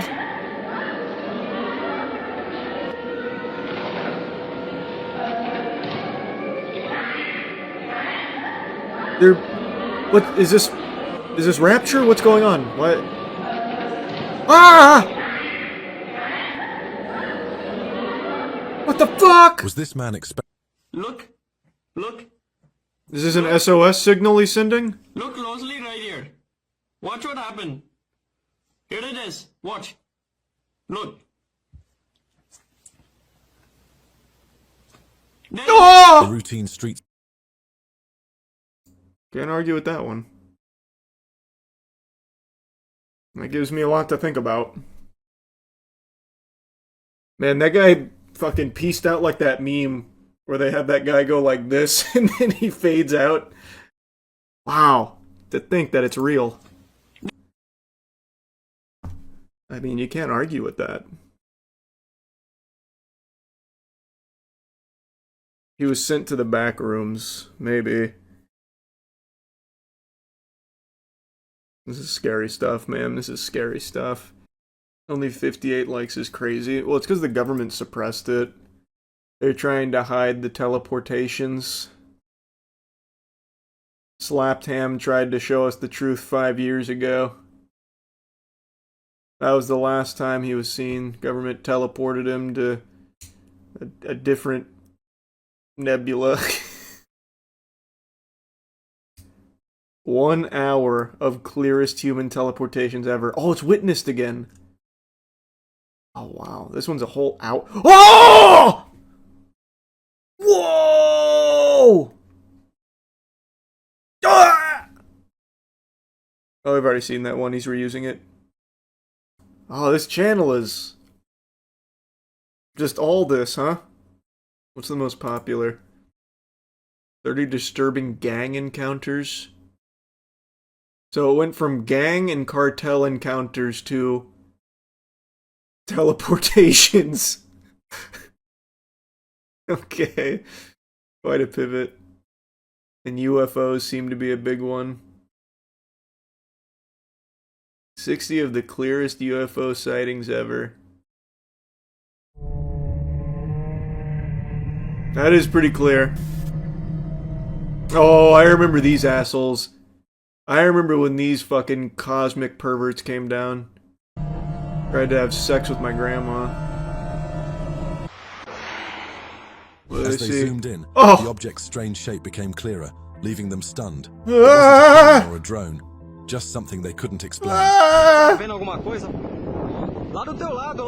Scram! Shoo! Get out of here! This ain't your world! They're hiding in our clouds. Fucking cloud people. Its contours are stark against the landscape, motionless and seemingly grounded. Wow. Oh, the sound effects. Then, without warning, the perspective shifts abruptly, and in that same instant, the object is no longer earthbound, its ascent now undeniable against the vastness of the sky. That is undeniable. That's true. You can't deny that. Prove that that's fake. You can't. Was there ever a follow-up on that alien sphere found in Brazil or wherever? It was actually a lot of different places that the alien spheres were turning up in. And it turns out it was confirmed to be actual intergalactic travelers. Horrifying stuff. They had like fucking 9 tits and everything. To my knowledge, they're still being studied at the moment. 9? That's not even symmetrical. I know, and that was the scariest part. These kind of videos are way less fun now that AI is a thing. That's true, they're a lot less cool now with AI, but luckily, there's still people doing it the old-fashioned way. Someone want to tell me what that is? Bro, that shit looks like a tin can with boosters on it. What exactly did he capture that day? I don't know, some kid's science experiment, maybe. Artemis 3. Leaving viewers to wonder what exactly was spotted. I don't know, it's in the shape of like a fish or something. What does it mean? Like a Swedish fish. De Janeiro. No meio dos prédios, amor. Yeah, the aliens and their lowrider again. This footage reveals something in the sky that appears to resemble... What else? Do they have any gnome footage on this channel? I haven't seen any good gnome videos in a while. They got some cryptids. 60 creepiest wildlife and cryptid encounters even skeptics can't deny. 60 creepiest wildlife and cryptid encounters mainstream media never showed you. Fucking typical lamestream media trying to hide the cryptids. Let me see. Holy shit. In the shadows, to creatures caught on camera that defy Oh my god, we have a Slender Man sighting. He was dormant for so long, but he's back.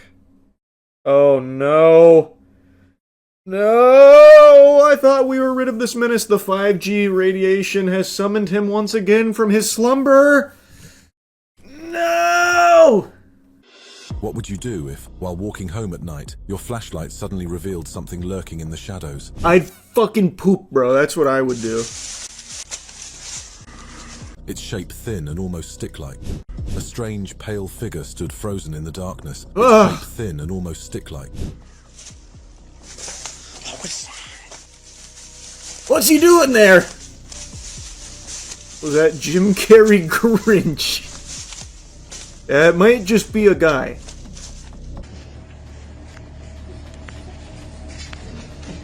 This guy does look fucking stupid. Earthworm Jim coming home after a hard night of heavy drinking. Was it a ghost, a folkloric creature? Why do you keep saying is it a ghost? It's clearly not a ghost. Imagine fishing Does this guy only know one by the thing? shore, only to feel something moving in the water beneath you. It moved too fast to catch a clear look, but it wasn't human. Why do you think that? That very well could have been a human. That looked like just a guy.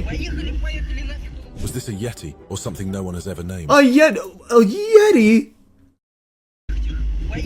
That'd be the shortest yeti of all time. Something no one has ever. That just looks like a little human man. He's probably trying to get home. It's very chilly out. It's fucking snowy.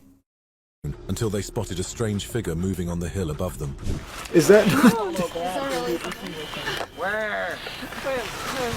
Where is it? Is it like where? It's like right on the other side of it? No, it stopped and looking at us. It's kind of looking at us. I don't see it. It's moving now. The trees? Its steps were deliberate, its shape hard to define. To the right of It's not that hard to define. Is that not just another hiker? Am I on the crack pipe? He's even got his arm out. Is that not just another guy? Steps were deliberate. Yeah, it's called walking. He's huge. Is he that huge? They're just really zoomed in. He doesn't seem that big. It's on like the side of the walk there. He doesn't really look huge or anything. It's not like the giant sightings back on TikTok. It just looks like a guy. He's actually striking quite a peculiar pose. This could be an amazing digital circus character come to life. I'm starting to come around. I see it now. That is a cryptid. Bro got alerted like an NPC. Yeah. They aggroed him. My dad is into this stuff. He even bought an app that's supposed to... he even bought an app that's supposed to help him communicate with aliens. What do you mean he bought... What app did he buy? Tell me right now, I'm going to buy it as well. How... What would you even spin... Like, what would the app do? He'd have... That would be so... Like, the stars would really have to align to get some bang for your buck with that app purchase. He'd have to encounter aliens, A, and then B, he'd have to hope that the app is able to translate to that language of the aliens, for which there's probably countless. Like, this could be set to only communicate with, like, I don't know, Viltrumites, or, well, Viltrumites speak English in the show. What's a fucking alien that doesn't speak English? Krogans, or something, maybe. So we'd have to encounter them. What's the app? Tell me right now what the app is. Ask your dad. CE5 Contact. Oh my god. For $10 from Dr. Stephen Greer. $10. This app provides instructions and tools to assist you in making peaceful contact with extraterrestrial civilizations, as well as locating others in your area who are interested in making contact. ET contact is undertaken using the CE5 protocol. It stands for Close Encounters of the Fifth Kind. Unlike more passive CE 1 through 4 experiences, a close encounter of the fifth kind is human-initiated. Contact work can be done with just a chair and a quiet night. However, use of this app and the recommended and or optional items listed below have the potential to make your field experiences easier, such as detecting anomalous activity, initiating communications, or documenting celestial events. To further your understanding of consciousness and contact, ET and UFO matters, as well as the history and science that relate to these topics, the following reading materials are highly recommended. How does this help me do this? How does this help me contact and talk with them? I'm gonna match with a hot alien in the Andromeda. When I was in my alien phase, I used an alien app similar to that called Alien Talk. Was yours $10? I can't believe the price. Who is Dr. Stephen Greer? That name sounds so familiar. Oh, that's why, because I just looked up Stephen Greer the other day. Someone on chat was asking me my perspective on Dr. Stephen Greer. That's why, I was just looking at him. So now he has an alien contact app. I'm going to tell you that makes him even less credible in my eyes. Assuming this is his official app. The most recent reviews are from fucking 4 years ago. Well, actually, here's a 2-year review. A year from 2 years ago. A review from 2 years ago. It says, 1 star. Please read, do not purchase. This is a scam. You pay for the app just to get a bunch of stuff you hear in the documentary that's available on Unify. The app does not work either. It'll state that a verification email has been sent to the email. It never gets sent. Huh. The email is necessary to log into the account and use the and use to meet up on the portion of the app to try and form a group. Every purchase just buys the guy a beer. That's what it sounds like. Oh, they actually just updated it 2 weeks ago. Additional fixes to optimize map loading. Huh. Well, I'm not gonna piss away $10 on this. If it was like $2, I'd do it, but 10 is a crazy ask for this dog shit. I'll pass on that. That doesn't exist any. Oh no, here it is. Alien chat. Talk to aliens. 13 reviews. It's a radar detector contacting ETs. Chat with alien beings. Talk to aliens in real time. Powered by groundbreaking AI technology. So they're not even real aliens. They're not even fucking matching me with aliens. Oh my god, it's a fucking scam. I can't even start without paying for a $13 a month trial, or a $13 a month subscription. This is so fucking silly. I'll never get to chat with aliens. Here's a review. It's 1 star. The aliens just say a few words and then that's it. They're all pre-established words. It's not like an AI chat where it'll come up with new things and it doesn't always answer the questions. The only cool thing this app does is allow you to turn on the flashlight by asking the alien to do it. Oh my god, it's so pathetic. Definitely don't pay for the subscription because I was using the 3-day free trial and that was like all the chat did. It would be an awesome concept if they used AI to make the response. Why would that be an awesome concept? You're just talking to AI again for a $13 subscription pretending to be an alien. But because they're just pre-recorded responses and only a handful of them, they're really boring. Ghost detection apps must have done the same thing too. Yeah, those we've used on our ghost hunts. So I already know those are fucking awful. This one guy posted a review on this a year ago. It's a 5 stars. He said, creepy but amazing. I talked to a gray alien and saw what its planet looked like. Please institutionalize yourself ASAP.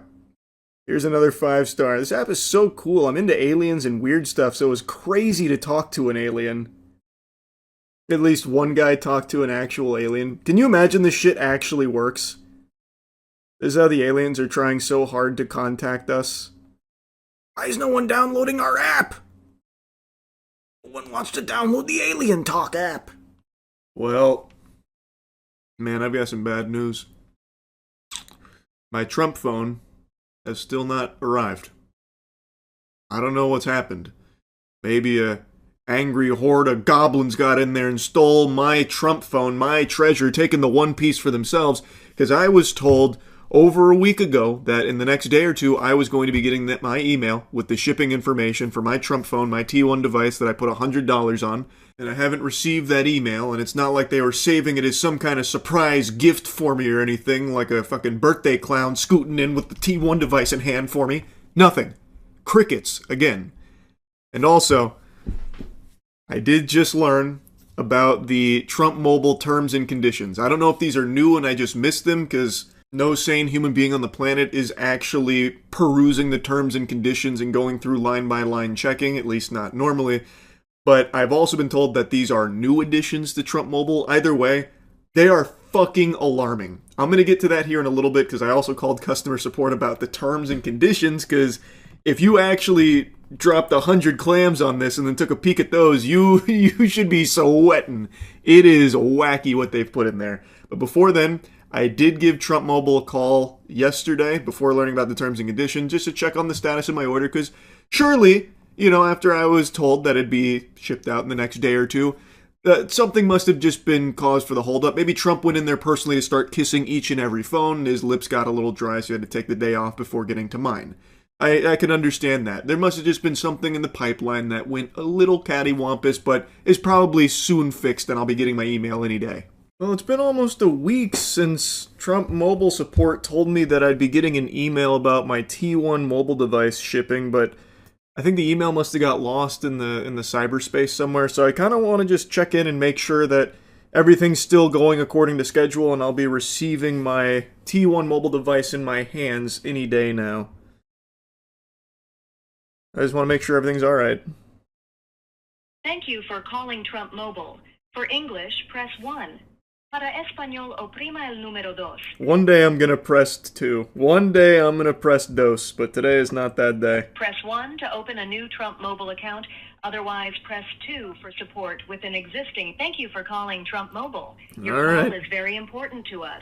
To ensure Let's the see what's highest going level on. of customer care, this call may be recorded for quality control and training purposes. Please hold, and our next available representative will be with you shortly. You can also visit our website at www.trumpmobile.com to apply for a new account or access your personal account portal.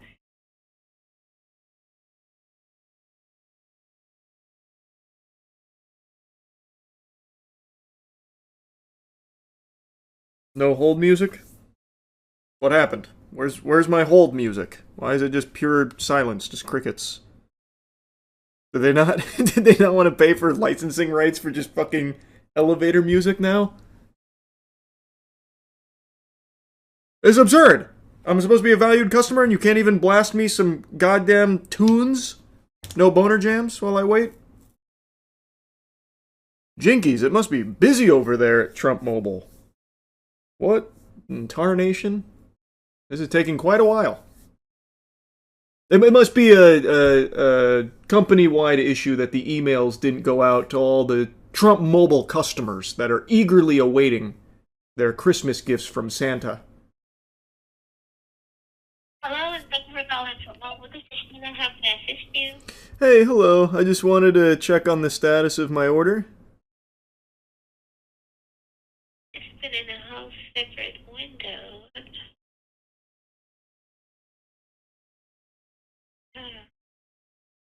Hello? Oh. Hello? They hung up on me. What the fuck is that? What? Pardon? Wait, what? I'll call back. Must have been a misinput there. Interesting. Thank you for calling Trump Mobile. For English, press Okay, 1. here I Para come. español, oprima el número dos shortly. Man, I You waited can also so visit our long for that website too. at www.trumpmobile.com to apply for a new account or access your personal. Thank you for calling Trump Mobile. How may I assist you today? Hey, hello. I was just hoping to check on the status of my T1 device. I can definitely assist you with that. Can I get your first and last name? Charles White.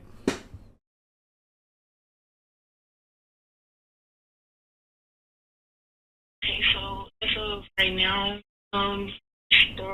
we're still waiting on the phones to be shipped out. We don't have an exact date, but it's still going by first come, first served basis. Oh, okay. I called last week and I was told that I should be receiving an email in the next day or so because they were shipping out at the end of April. Did something happen? So they were supposed to get shipped out at the end of April. They just did not. It's now been extended. So you would have gotten that email if it did, but you get an email when it does shipped out. That is correct. Okay. All right. So when is there's like no ballpark estimate on when that might be though? No, sir. We have no exact date. Okay. Well, you guys have the T1 though, right? Like it is like it's there, right? Like here in office, we have one here in office. Okay. So all right. Well, that's reassuring because now I'm starting to get a little concerned about the whereabouts is all. Oh, got you. Okay, yes, we've got ours shipped here in the office yet. The phones just hasn't been shipped out to the customers yet. That makes sense. Okay. Understood. I appreciate the update. No problem. Is there anything else I can do for you? No, that'll be it. Thank you. You can call Trump Mobile. Have a nice evening. You as well. Thank you. Thank you. He did not sound happy. I have to imagine there is a lot of rowdy fucking worms that are calling, blowing up their phones about the T1 device. It's not cheap, by the way. That was supposed to come out in August of 2025. So I bet there's people that are like actually steaming. So I never want to be like aggressive to them. I mean, it's not their fault. It's their job. They have to take the calls. That's got to be fucking brutal, though. I can only imagine what that's like. So, looks like the end of the month in April didn't quite pan out, which I can't believe. It's unlike them to miss dates and deadlines and expectations and break promises. That's so odd. And I guess the last customer support rep, when she told me that I'd be receiving an email in the next day or two, I guess that also fell through the cracks. I guess it's back to any day now, which is exciting. So any day now, I should be getting my Trump phone. I can't wait. Maybe. So after looking at the terms and conditions, which I was told are new, but I have no way of confirming if that's true or not, I just never even checked them because why would I? You would expect it to just be like normal boilerplate shit in a phone terms and conditions, but Trump Mobile's terms are very weird. Like, I'm talking like goofy shit. This, like, oh my. Let's dive into this League of Legends champion lore. So deposit purpose will start there. A pre-order deposit provides only a conditional opportunity if Trump Mobile later elects in its sole discretion to offer the device for sale. That's already sounding alarms in my noodle. What do you mean? A conditional opportunity if they offer the device for sale? The device is for sale, isn't it? They are taking my money right now. They have my 100 doubloons. So surely the device is already for sale, right? Like, isn't that how that works? A deposit is not a purchase, does not constitute acceptance of an order, does not create a contract for sale, does not transfer ownership or title interest, does not allocate or reserve specific inventory, and does not guarantee that a device will be produced or made available for purchase. So they're not even guaranteeing that the device is being produced or will be made available for purchase. And they also say that it does not reserve specific inventory. That's the whole idea of pre-ordering something, that you are reserving that specific thing that you are putting money into. You are putting $100 into this phone that they are selling, and they are telling you the price of the phone is like $500, but $100 is supposed to grant you access to purchasing that device when it's available. Like, it is supposed to hold it for you. That's the entire idea behind a pre-order. And it's, again, not cheap. Thousands of people put $100 down. They allegedly made millions upon millions of dollars off the T1 device. And then here in their own terms, they're saying that, well, it doesn't actually do anything at all. And then there's also a section about no binding sale, which goes through about how until you satisfy these 4 conditions, the 4 commandments of Trump Mobile, then you don't actually have anything that's enforceable. And then this one is super eyebrow raising, where it says, no price lock or promotion guarantee. The deposit does not lock in pricing, promotions, service plans, taxes, fees, shipping cost, or other commercial terms. Final pricing and offers will be disclosed at the time of purchase, and you will have the opportunity to accept or reject the final terms before completing your purchase. Pricing and promotional terms may change any time prior to purchase. Any applicable taxes will be calculated at the time of final sale and may vary based on shipping location and then current tax laws. Any prior advertising, marketing materials, product renderings, feature descriptions, or estimated timelines are informational only, and do not constitute binding representations, warranties, or guarantees. So if I'm understanding that correctly, one of the big things there is that the price is not fixed. It is subject to change, which is something I talked about in the last video, how it's looking like it's going to be more expensive, but there was the idea that you were grandfathered in once you put down this deposit at the $500 they were saying that it is, and have been saying that it is for almost a year. This phone was supposed to come out in August of 2025.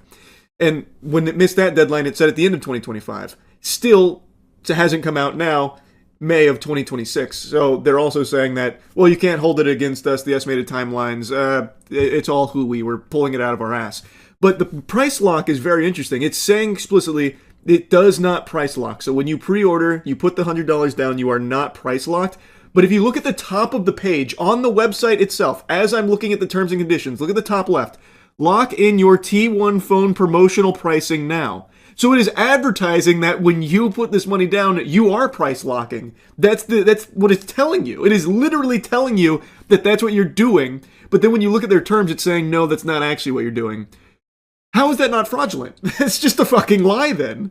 Also, it says all of the information that they've been providing for a year now about what the T1 is and its specs and all of the renderings and all of that aren't actually representative of the device. It's saying that, nope, all of that could just be a bunch of hoo-ha, a bunch of mumbo-jumbo, and that's okay.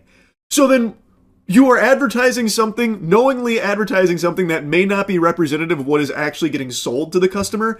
Again, how is that not fraud? You are blatantly misleading them on purpose. And then in your own terms, they're saying like, yeah, we might be doing that. Can't hold it against us. What the fuck? It continues, no guarantee of release, delivery, or timing. That should make you feel much more comfortable about the $100 you spent on the pre-order when there's not even a guarantee of release in their own terms and conditions. They're selling you something and also letting you know like it might not ever come out. We haven't actually decided.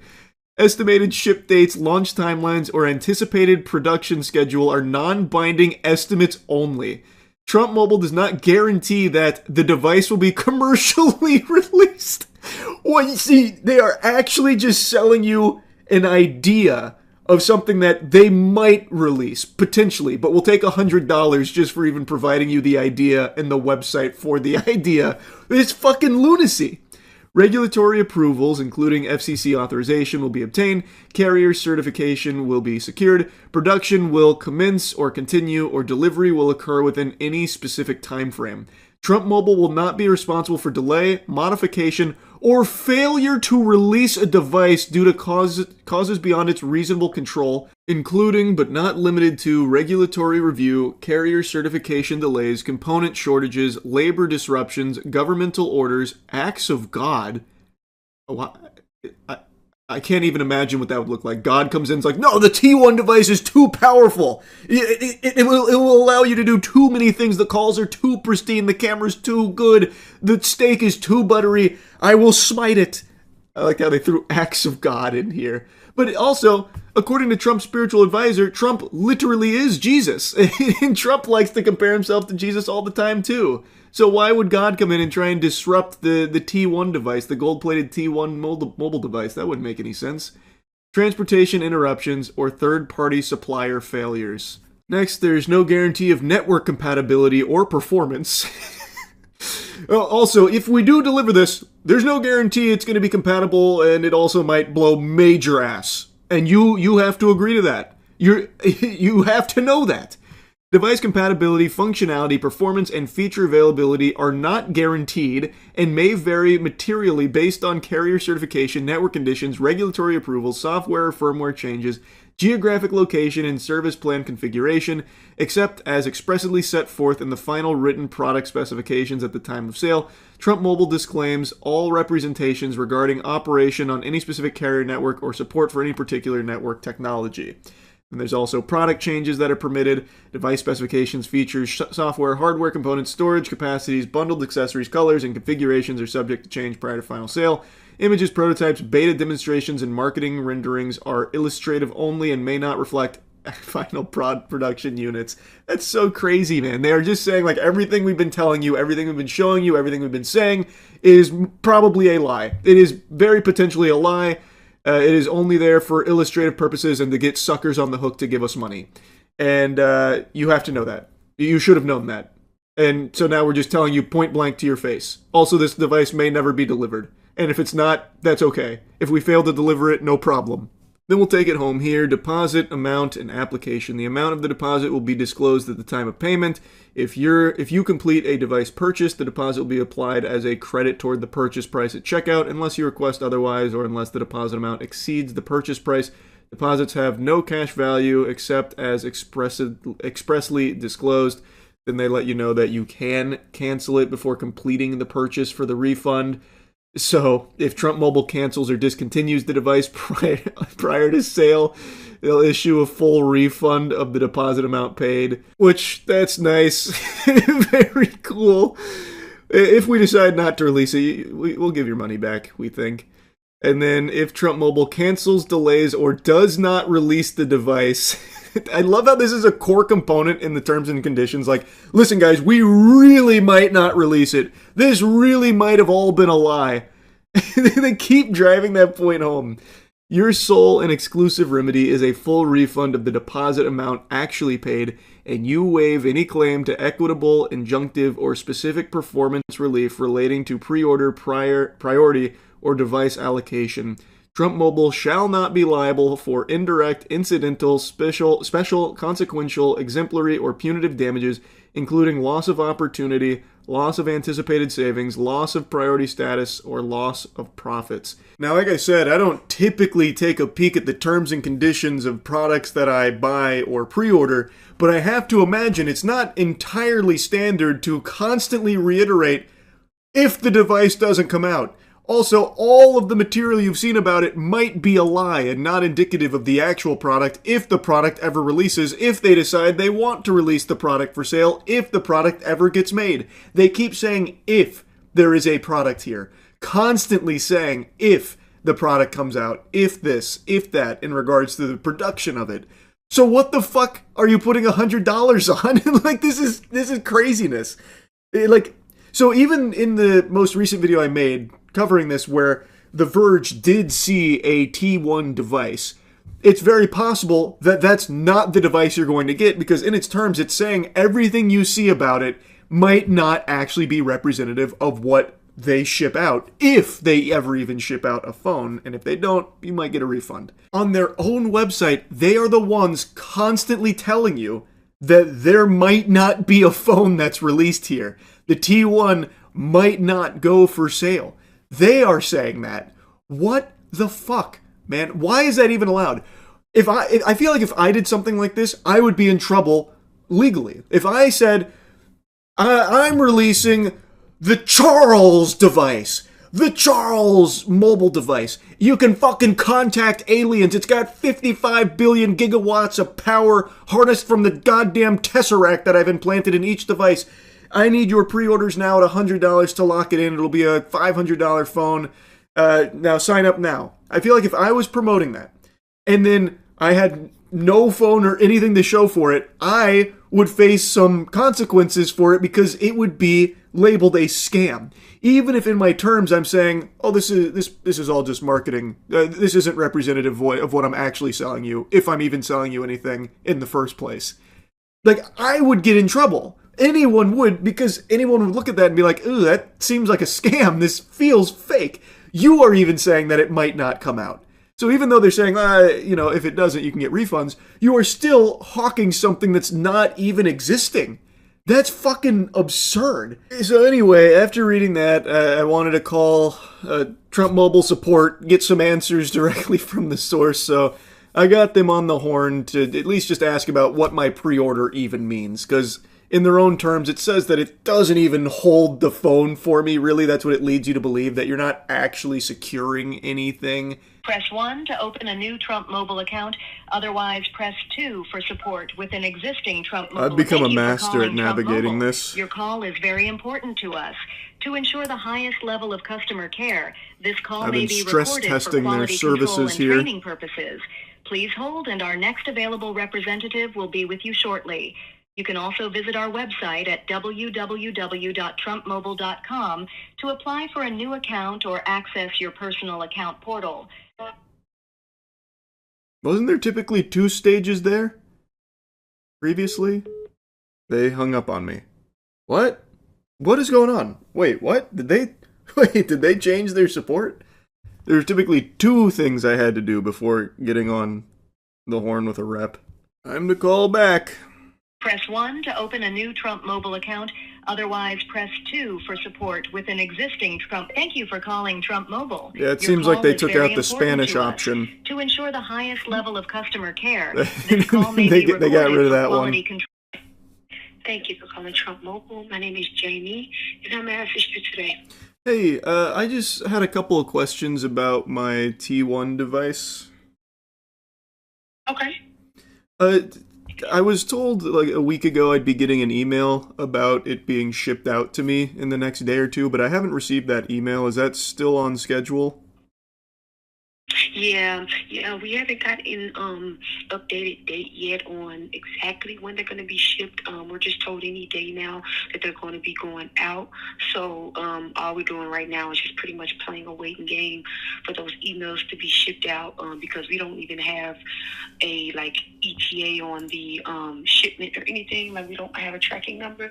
So we're just told that they're going to go out individually to each person who has pre-ordered those. So yeah, it could be any day now. That's all I know. Okay, no worries. I was looking on the website because I was getting a little concerned, so I checked out the terms and conditions. It said that the pre-order deposit only provides an opportunity if the phone gets released and doesn't actually reserve specific inventory. So does my pre-order not hold a device for me? Yeah, as far as I know, that's supposed to definitely hold your device for you. All I know is we have a phone here in the office, so we know that the phones are being shipped out because we, ordered one here just so we can actually physically see it and play with it and everything like that. So, what I know, everyone who has pre-ordered the T1, that holds a space for them to be the first ones to get the phones when they ship out. Okay, and then about the device itself, on the terms it says that everything that's been advertised about it is all just illustrative and might not represent the phone itself. The phone you have there, is it everything that's been advertised? Yes, so what I was told that the phone did go through about 3 different models before they decided on one. So I believe maybe what you're seeing was before they decided on the actual model that they were going to stick with, which is the one now. If you go to TrumpMobile.com, the one you see there, that's the one that we have. But I heard they did go through about 3 different models before they landed on this one. Okay, that's awesome to hear then. Yeah, it's just reading through the terms was a little concerning because it keeps reiterating that the phone might not release and that it's not guaranteed to release, and then the pre-order thing just had me a little concerned. But it's definitely coming though, right? It is guaranteed. Right. Yes, exactly. It's definitely coming. Yeah. Okay, then I don't know why they would put that in there. That's scaring me. Yeah, that's odd. Because I didn't even see that one. I don't know. We'll have to get a little bit more information on that just so we can have updates. But all I know is that so far, we're just waiting on those shipments to head out, and we do have one here, so I can confirm that the phone is real, and we got to play with it in person and everything, and so it's pretty real, and I'm just waiting on those to ship out for the ones who's pre-ordered it so they can go ahead and have theirs as well. But yeah, if you ever have any other concerns, then just reach out to us, and then we'll just get it escalated up to our back-end team to look in more into it for us. Awesome. I really appreciate that. I just had one other quick question, because in the terms it also said that the pre-order doesn't price lock per se, but when I put the money down, it said it did. So do we have an idea on what the final price is? Because it was supposed to be $500, but reading through here, it said that could be subject to change, at least as I understand it. Is it still $500? So the phones are, yes, $499, and then of course you did the $100 deposit, and we don't charge the remaining $399 until the phone has shipped to you. Okay, so it is $499 with the $100 deposit, and then the remaining $399 will be charged once the phone actually releases and ships to you. Okay, awesome. So it is locked in there for me. Yes. Perfect. That's great. I really appreciate it. Thank you so much. Absolutely. It was a pleasure, and hopefully we'll get those phones to you very, very soon, and you enjoy the rest of your weekend. You as well. Take it easy. Thank you. Okay. Bye-bye. Bye. Oh, see, I had nothing to be worried about. The terms and conditions got me all riled up over nothing. Everything they say in here is apparently just like a multiversal possibility that maybe they don't deliver the phone, maybe it's not as advertised, maybe you're not price locked, but after talking to support, turns out I am price locked, it is coming, and I can't fucking wait. And it is reserved for me. So I'm going to get my T1 device any day now, which has become the slogan for Trump Mobile. Any day, as it has been since August of 2025. Any day is coming, and I can't wait. That's really about it. Very cool. Very awesome. All right, that's it. See ya. I wasn't home much yesterday, so I missed a lot of the happenings from the last 24 hours. But today, I happened to see a wacky headline. Nicki Minaj praises J.D. Vance as assassin as Erica Kirk sits next to her. This was apparently at something called AmFest, where Nicki Minaj went up on stage to celebrate Trump and a bunch of stuff or whatever, and then I guess while she was busy glazing and gobbling on, like, the administration's wiener, she tried to pay J.D. Vance a compliment by calling him an assassin, which obviously raises some eyebrows as Erica Kirk sits right next to her, whose husband was literally assassinated. Ordinarily, I'd put the clip here so you could hear it for yourself, but I don't want to take a chance of DMCA, especially with how rampant that kind of shit's been going on. You can watch it yourself if you want, though, but she immediately recognizes the blunder. She kind of scholars mated herself there by using that word. To me, it probably sounds like an Austin Powers type moment where, it, you know, don't say mole, don't say mole, don't say mole, mole. Where she was trying so hard not to use the word assassin, but then for some reason, her fucking neurons couldn't fire properly, and all she could think of for a compliment for J.D. Vance was that he's an assassin. And Erica Kirk tries to, like, you know, dispel the awkwardness and, like, reassure her, like, it's okay and try and make light of it and move on from it. But what a weird compliment to try and pay somebody. Like, who says that? Oh, this guy's, like, so epic. He's so awesome. Like, he's an assassin. That's like something a middle schooler would say on fucking Xbox Live or something. What are you talking about? Who says that shit? Now, that's not the only thing I wanted to yap about here. Obviously, that's just a weird, wacky little thing. But Nicki Minaj's presence at an event like this is so head-scratching to me because she herself is not a U.S. citizen. I don't know how many people know this or how many people just forgot.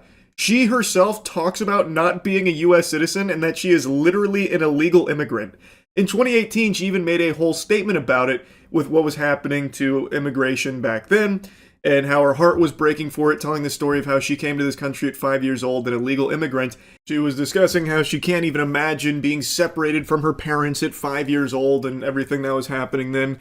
And since, she still has not become an American citizen. In 2024, only a year ago, she once again opened up reiterating, confirming she is still not an American citizen, despite paying so many millions in taxes and all that. So her going on stage yesterday and being like, the president is dashing and handsome, it gives me like the same feeling as someone who's trying so hard to avoid getting in trouble by trying to like butter up the person that can really fuck them.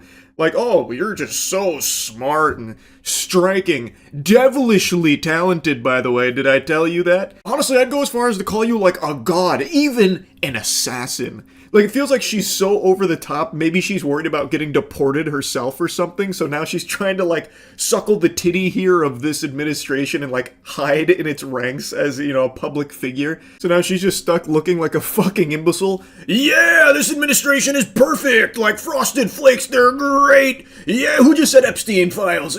Someone shoot that guy. Yeah, us U.S. citizens. All of us, my fellow U.S. citizens, we gotta stick together. We love U.S. citizens like me, am I right? That kind of thing, like she's cutting fucking WWE promos. But I think there also might be another explanation here. Again, just another game theory. Maybe she's not looking to protect herself. Maybe she's fishing for a pardon for her sex offender husband. Since Trump likes to hand out pardons like they're fucking Girl Scout cookies, I think there also might be this play from Nicki Minaj here to try and get one of those for her husband, Kenneth Petty, who is literally a registered sex offender. Maybe she's trying to make it so he no longer has to keep re-upping that and getting in trouble when he refuses to do so, like recently when he had to go under house arrest for failure to register as a sex offender.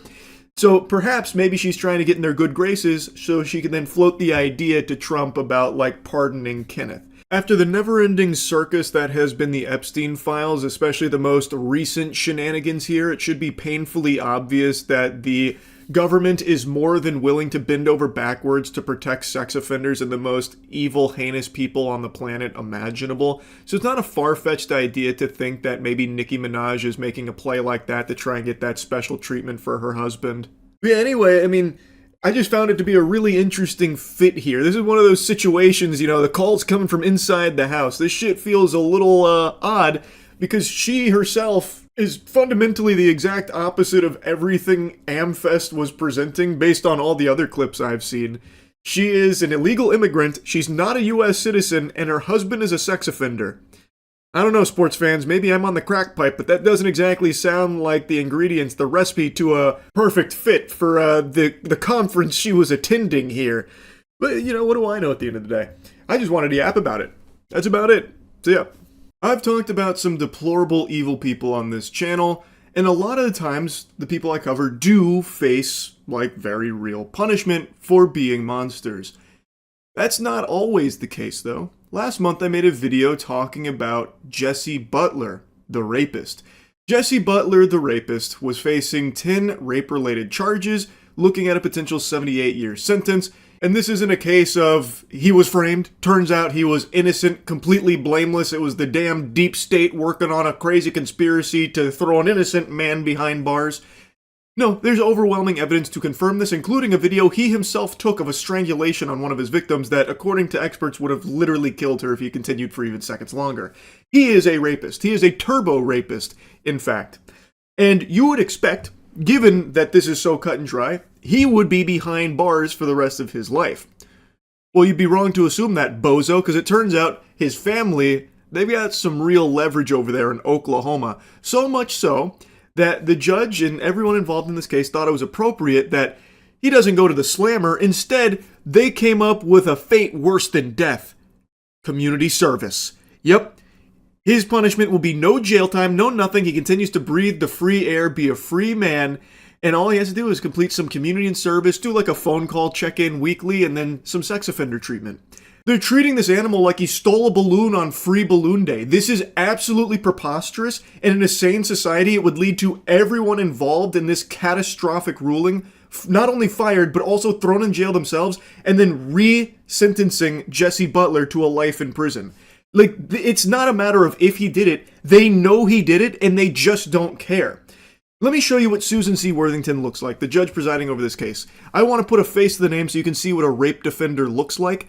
She is totally okay with this course of action, or really lack of action. Payne County District Attorney Laura Austin Thomas also seems to be enthusiastically on board with this, confirming that his sentence requires him to complete his rehabilitation plan successfully, including an aggressive schedule of therapy with a specialist in sex offender treatment, and should he fail, he faces reclassification as an adult and a sentence of 10 years in prison. That aggressive schedule of therapy, from what I'm seeing, is basically just weekly check-ins. Whoa! Holy shit, how is he going to survive that? Man, that actually might be harder than going to prison for 78 years. He has to call somebody once a week to talk about his feelings, and probably he's still raping on the side. Like I said in the last video covering this, him getting away with this, the only lesson he's learned is that he can literally do whatever he wants and he's untouchable, he's invincible. So I imagine not long into the future, he will rape again, and this time he might kill his victim. He got very close to a fatal strangulation on his last one, and maybe the lesson he took away is that the reason he got caught is because his victims survived. So maybe next time around, he won't let them survive.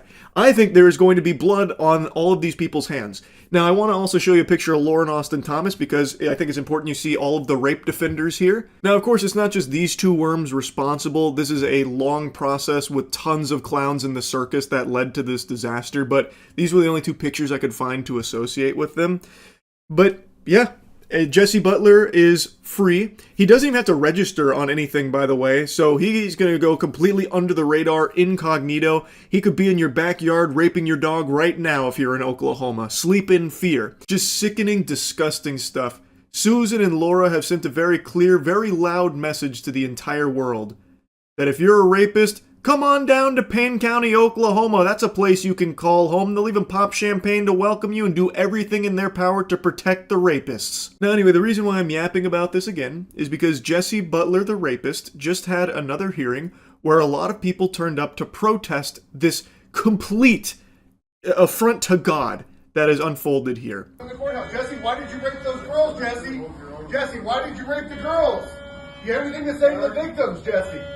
You have anything to say to the victims? Being loud is not a violation. Sir, do you have anything to say to the victims? You have anything to say to the victims, Jesse? Why did you rape them, Jesse? Why did you rape the victims, Jesse? Why did you rape those girls? Why did you strangle them, Jesse? You raped those girls, Jesse. Do you have anything to say to the victims, Jesse? Why did you rape those girls? Are you as dumb as they say you are, Jesse? Is that why you were adjudicated a juvenile? Because you're that stupid? Are you that dumb, Jesse? Why did you rape the girls? Jackie, why are you defending your rapist son? Why did you rape him? Do you feel bad for being a rapist, Jesse? Why did you rape him? From what I've read and what I understand, there were a lot of people that showed up to express their outrage over this whole situation here. Payne County is very upset.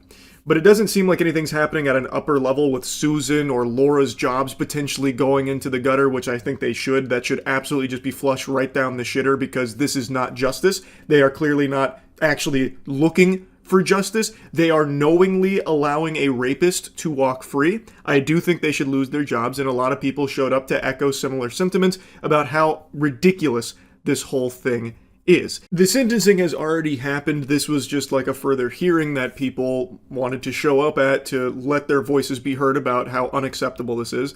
So it's all done and dusted. He is not going to jail. He's not going on any kind of registry. He's not going to face any real punishment. All he's going to be doing is some community and service, then like a bit of therapy work, I suppose. That is what Susan, Laura, and the squad of fucking vermin deemed appropriate for the crime of rape, violent rape, numerous counts of rape, as well as a near fatal strangulation. It's unthinkable. It's so unbelievably corrupt. I encourage all of you to look deeper into this case, because I mean, I covered a little bit of it in the video I made on it last time, but there is some really interesting connections with Jesse Butler's family, and not only the judge, but kind of everyone in that area where his family, they do hold a lot of power. Perhaps that played a role in allowing a violent rapist to be free on the streets. Food for thought, I suppose. As you saw in that clip, there are a lot of people following Jesse around, bringing up that he is a monster. And since he's not going to jail, hopefully people will never forget who Jesse Butler is, a rapist. And he should be reminded of that fact every day so people can steer clear of him. It should follow him around like a fucking cloud over his head, like it's a cartoon with like rain falling on him. Like, it is literally a rapist that is a danger to everyone around him. And since the justice system over there in Payne County, Oklahoma didn't want to take it into their hands and do something about it, it's up to the citizens to keep each other informed that Jesse Butler is someone that should be avoided at all costs and ostracized from the rest of the community at the very least, so he can't prey on more victims. He is someone that should never know a moment of peace and relaxation. He is someone that people should literally sound the rape alarm anytime they see him around. He is a fucking monster who got away with it. It is just so infuriating. It is beyond sickening. And I think there should be extreme calls to action for Susan, Laura, and the rest of the system that allowed this to happen. They need to lose their position. I 100% believe they are not fit for their job. They are clearly not actually in the pursuit of justice. The only takeaway you can have from the handling of this case is that the Payne County upper brass here in the justice system is on the side of rapists. It is inarguable. How the fuck can you allow them to continue to hold those positions? There needs to be some kind of governing body to come in and say, no, enough is enough. You're fired. Also, we're going to pursue charges of our own against you for this shit. That's what I think should happen. If there's any real justice out there, I think that's what should 100% fucking happen, because this is just unacceptable. It is completely unacceptable. Anyway, though, I'll stop blabbering about it. That's about it. So, yeah. I got a little something special to make you happy this Friday morning, so clear a little space in your room and get ready to bust out the old hot dog dance. You're going to be cutting the rug when you hear this. U.S. Supreme Court declines to hear dispute over copyrights for AI-generated material. That's right. they are not folding like origami here on this topic. There has already been a precedent set that you cannot copyright AI-generated work, and despite AI dweebs constantly trying to fight tooth and nail for copyright protections for their sludge and slop of AI art and that shit, the US Supreme Court is saying, nuh-uh, no, this is dumb, this is barnacles, which is exactly what they should be doing. Under no circumstances should AI-generated work be eligible for copyright protection. That's such an outlandish notion. This can just put the smile on the face of even the biggest Grinch. Supreme Court declined on Monday to take up the issue of whether art generated by artificial intelligence can be copyrighted under U.S. law, turning away a case involving a computer scientist from Missouri who was denied a copyright for a piece of visual art made by his AI system. Plaintiff Stephen Thaler had appealed to the justices after lower courts upheld a U.S. Copyright Office decision that the AI-crafted visual art at issue in this case was ineligible for copyright protection because it did not have a human creator. Music to my ears. That is exactly right. Pin the tail on the donkey. That is the truth with some cheese on it. AI-generated shit like this, these AI hemorrhoids, are not actual human creations at all. It isn't something that should be copyrightable, especially because what gets generated is based off of other people's work, already existing works. It's just derivative of that, what it was trained on. So I am happy to see that common sense is prevailing here in this case. And also, I've seen some people bemoaning this decision here about like how this is so bad for AI artists. Won't someone think of the struggling AI artists?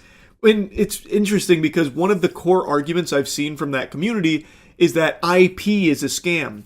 No one should own IP. It should be freely and readily accessible to everyone to steal and iterate on.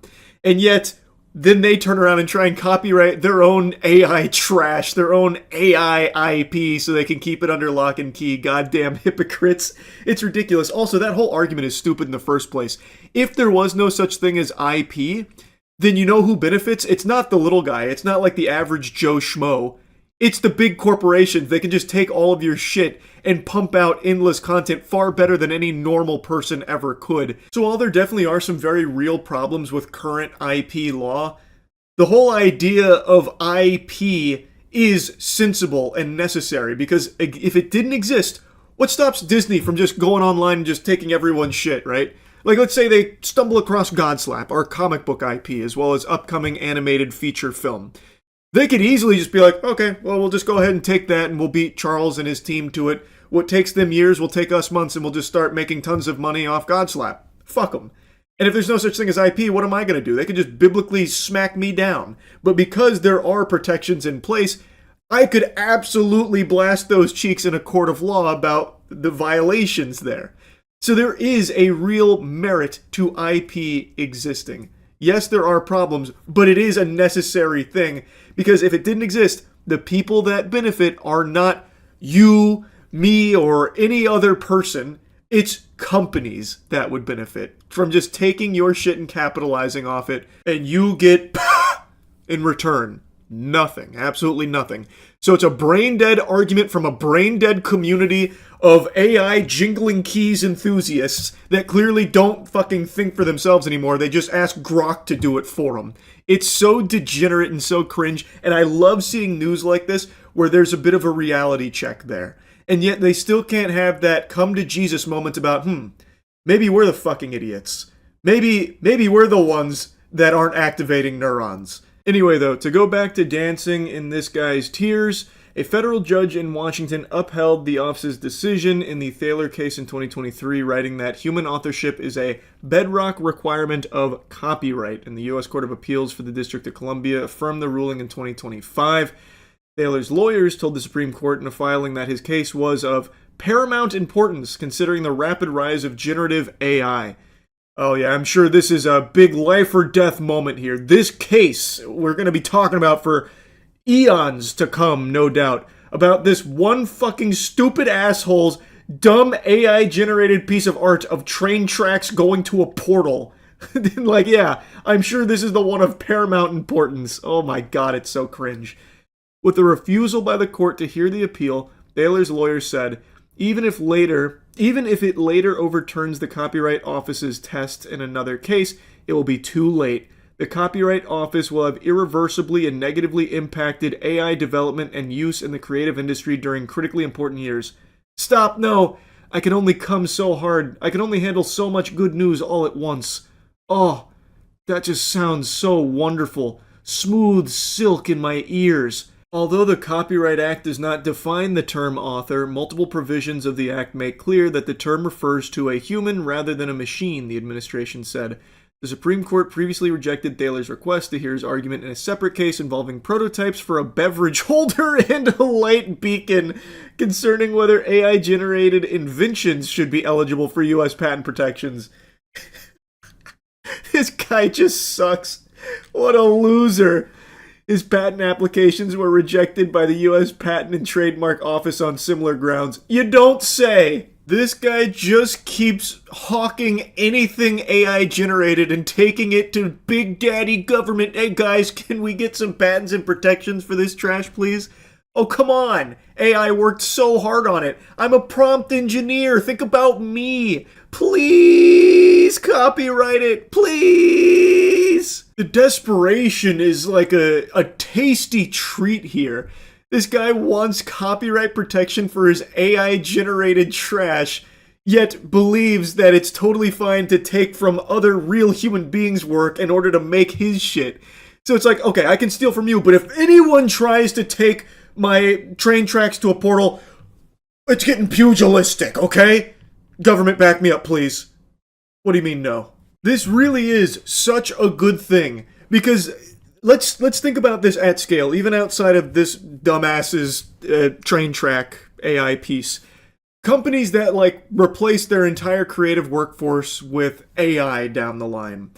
Well, assuming these rulings continue to be upheld, it's going to mean that their output won't be protected by copyright anymore because it will not be human created, right? That would be the implication. They've set the precedent that it must be a human author, and just simply typing sentences to have AI, a machine, do it all for you doesn't count. So, when you have Coca-Cola, for example, that's become addicted to AI slop with all of their AI commercials, when you have them putting out these fully AI-generated commercials, they don't actually own any of that, it seems. That would be the understanding, that what they are spitting out from AI is not copyrightable. So those are completely nothing. They don't own shit. Someone who develops a shitty game in Roblox owns more IP than Coke does of that commercial that they've just put out there. Which makes sense because, again, humans didn't create it. There's nothing real in there from an actual human that made that, other than the sentences, which don't count because it is a machine that does it all for you. So, maybe this could even serve as a deterrent from these fucking vampiric corporations that are just doing their best to ham-fist AI into every single aspect of their companies to replace as many people as possible. Maybe they would think twice because as it all goes fully AI, they no longer have copyright protections on what gets farted out from it. So, who knows? But anyway, I just wanted to celebrate this because this is a very positive development here. I think this is absolutely the right choice, and hopefully it never wavers. I hope they don't falter on this stance because they are correct. Copyrightable work should be reserved exclusively for human-created work, not AI drivel. Anyway, that's really about it. See ya. You ever experience a Winter Soldier moment, son?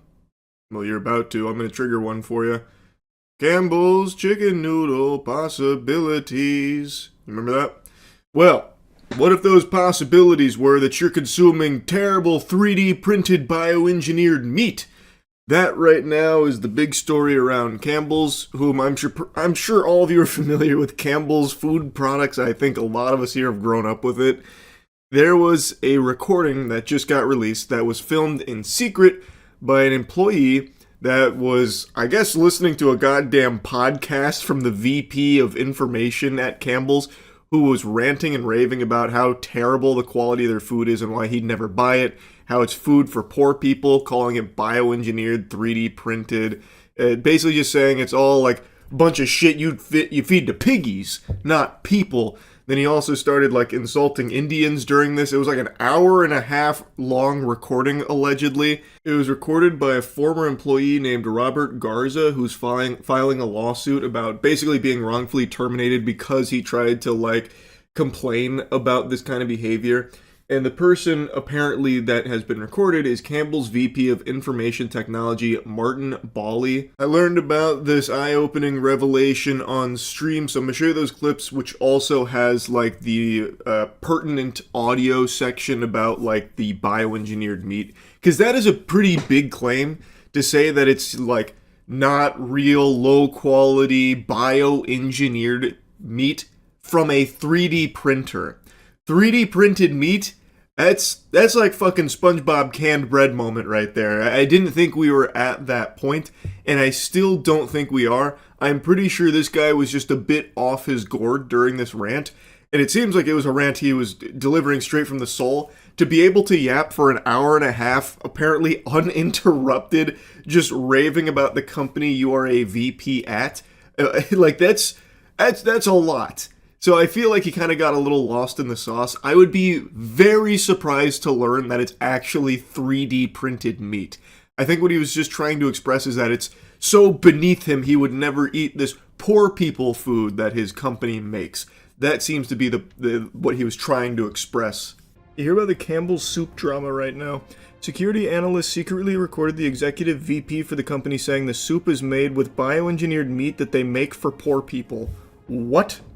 Yeah, I just read a comment, and I just looked it up. There's a bunch of articles. Campbell's Soup at risk of being shut down in Florida because there was secret audio that was recorded with the VP saying that their meat is bioengineered, like slop, basically, quote, made for poor people. Oh yeah, bioengineered meat chicken from 3D printer. Campbell's Soup VP mocks poor people who buy its food. I have got to check this shit out later. What the fuck? 3D printed meat. Yeah, what the fuck? These stories always blow my mind because how many people have to know and not say anything. Yeah, like this is just one of those things where there are so many people in this pipeline, and this is the first I've ever heard of that. We have shit for fucking poor people. I don't buy fucking Campbell's products. Now that I know, oh my god, this is crazy. I'm attorney Mark Bernstein. Oh, Jesus. Now that I know what the fuck's in it. How is that? Like, I didn't even think we had that technology yet to, like, print meat. So we do, but it's currently more expensive. It's super interesting because this guy also just sounds stupid. Is taking legal action against bioengineered meat, if I'm not mistaken, is really expensive right now because they can't do it in bulk. It's got to be something, right? They have to found some way of doing it cheap. Explosive allegations about one of its top executives. I guess the other thing is, I can almost guarantee Campbell's probably comes out and goes, "Hey, we don't print our chicken." Well, yeah, but apparently it's an audio recording of the VP saying that. I want to hear the audio. Where is it? Of Monroe. Yeah, that's my thought though, is like the higher ups are gonna come out and be like, what the fuck is this guy talking about? Yeah, but it's the VP. Okay, here, hold on. Here's the audio. In a company like Campbell's, there's probably like 1,000 VPs. You think so? I guess that's true. Yeah, here, Each I branch. can look on LinkedIn. Robert VP is like the Monroe. lowest end of the impressive sounding title, basically. Okay. I don't buy Campbell's products barely anymore. So healthy. Now that I know what the in it. Campbell's Even Soup in a can of Company. soup, I I'm look gonna at look it, them up on LinkedIn. Let's see. Bioengineered meat. I don't want to eat a piece of chicken that came from a 3D printer. You? The recording Okay, hearing the recording, it sounds like he's exaggerating. It sounds like the 3D printer is something he made up.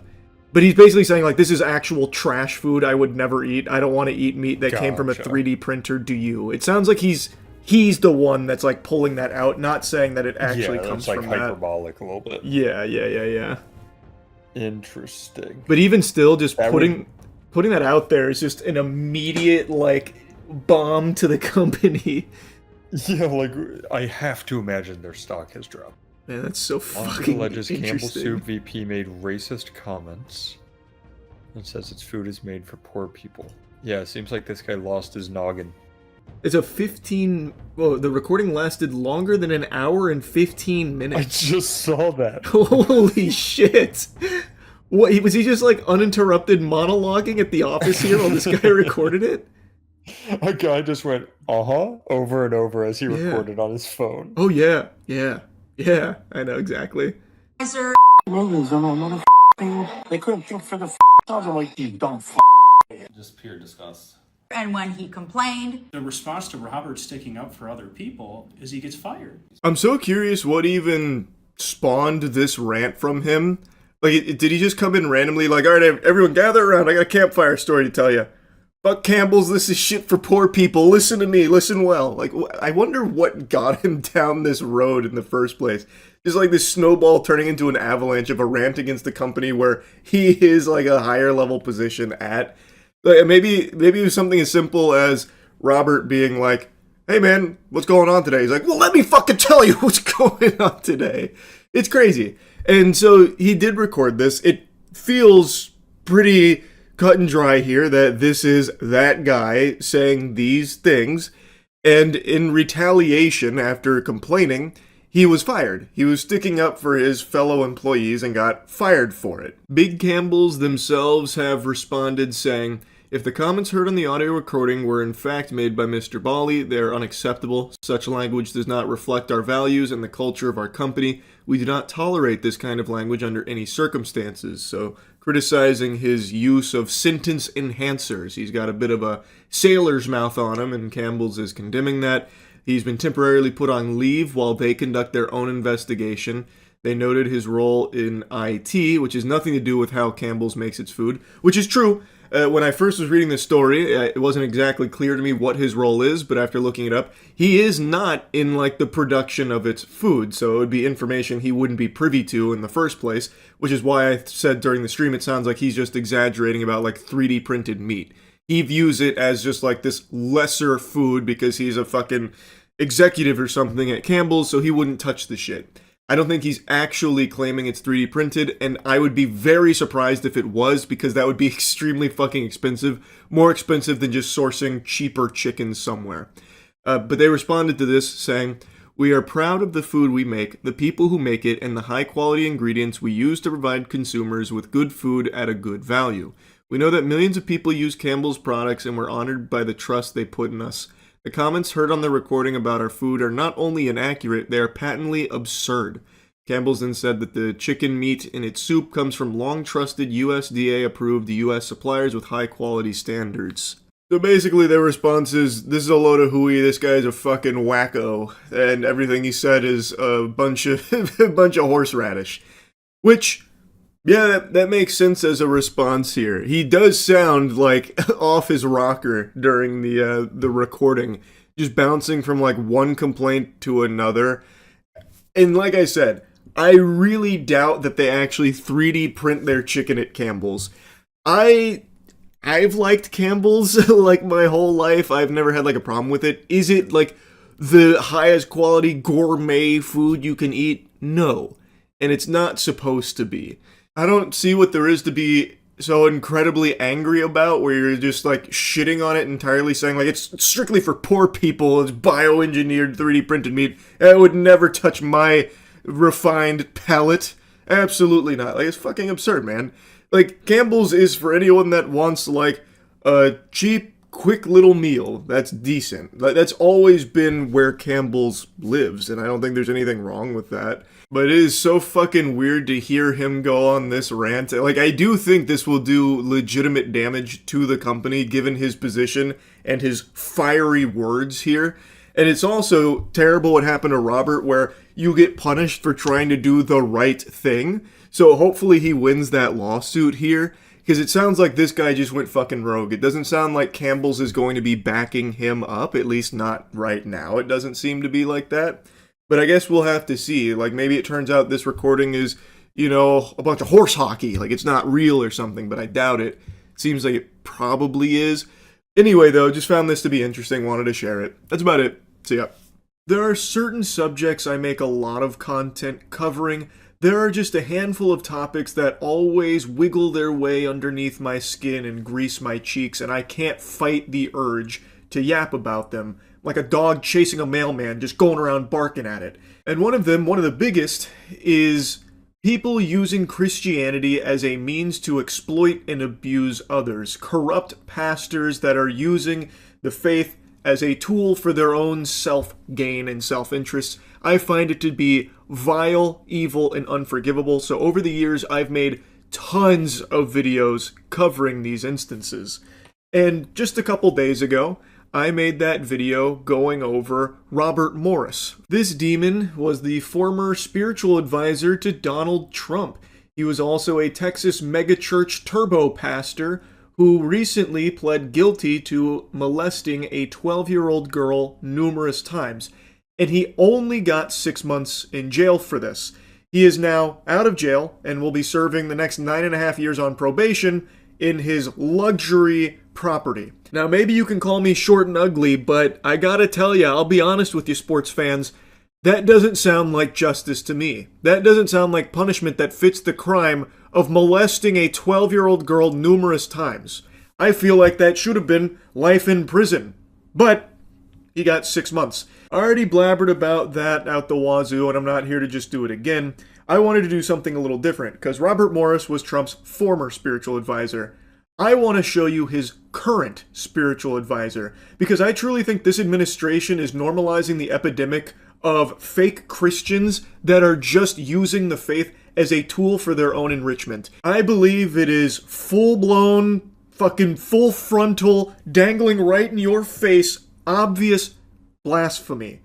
It's not subtle, it's unapologetic. I mean, Jiminy Christmas, Trump was hawking and is still actively hawking Trump Bibles.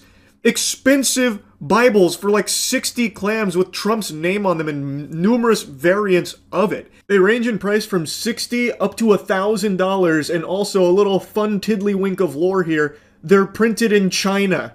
So they're made for less than $3 per Bible, yet he jacks the price up to $60 for the lowest plebeian edition of his Bible. But it goes all the way up to $1,000 for the one that has Trump's signature on the inside cover. Like, I just don't know how that's defensible from any real Christians. That is just completely unacceptable. These frauds worship Trump more than God. It's like textbook idolatry with the way they talk about and discuss Trump. Like, Nicki Minaj is a great example. She's a wonderful case study for this. She spent a significant amount of time squatting on top of the orb of confusion and debasing herself publicly, slurping for this administration, and eventually got in their good graces and received a Donald Trump-signed Holy Bible, calling it one of the most meaningful gifts she's ever received. Which is ridiculous, because Nicki Minaj has been very vocal about her faith in recent time. And I feel like anyone who is legitimately very proud of their faith as a Christian would receive a gift like that and be disgusted. There are some Bibles that get signed by like a pastor or someone who is genuinely in the faith and an active community member in Christianity in the local churches. That is something that I am very familiar with. That was something that I had seen when I was going to church, but they weren't sold. They were given to members of the congregation, and it was always just like, enjoy your Bible, or like, I hope I hope this resonates with you, and then signed by the pastor. This is Donald Trump planting his fucking name on top of the Holy Bible, literally going through the word Bible with his signature, making it seem as though he's the most important part of this gift, not the Bible itself, and yet Nicki Minaj is like, oh my god, it's amazing. Nicki Minaj, by the way, whose husband is a registered sex offender, and her older brother is in the slammer serving 25 to life for sexually assaulting an 11-year-old child.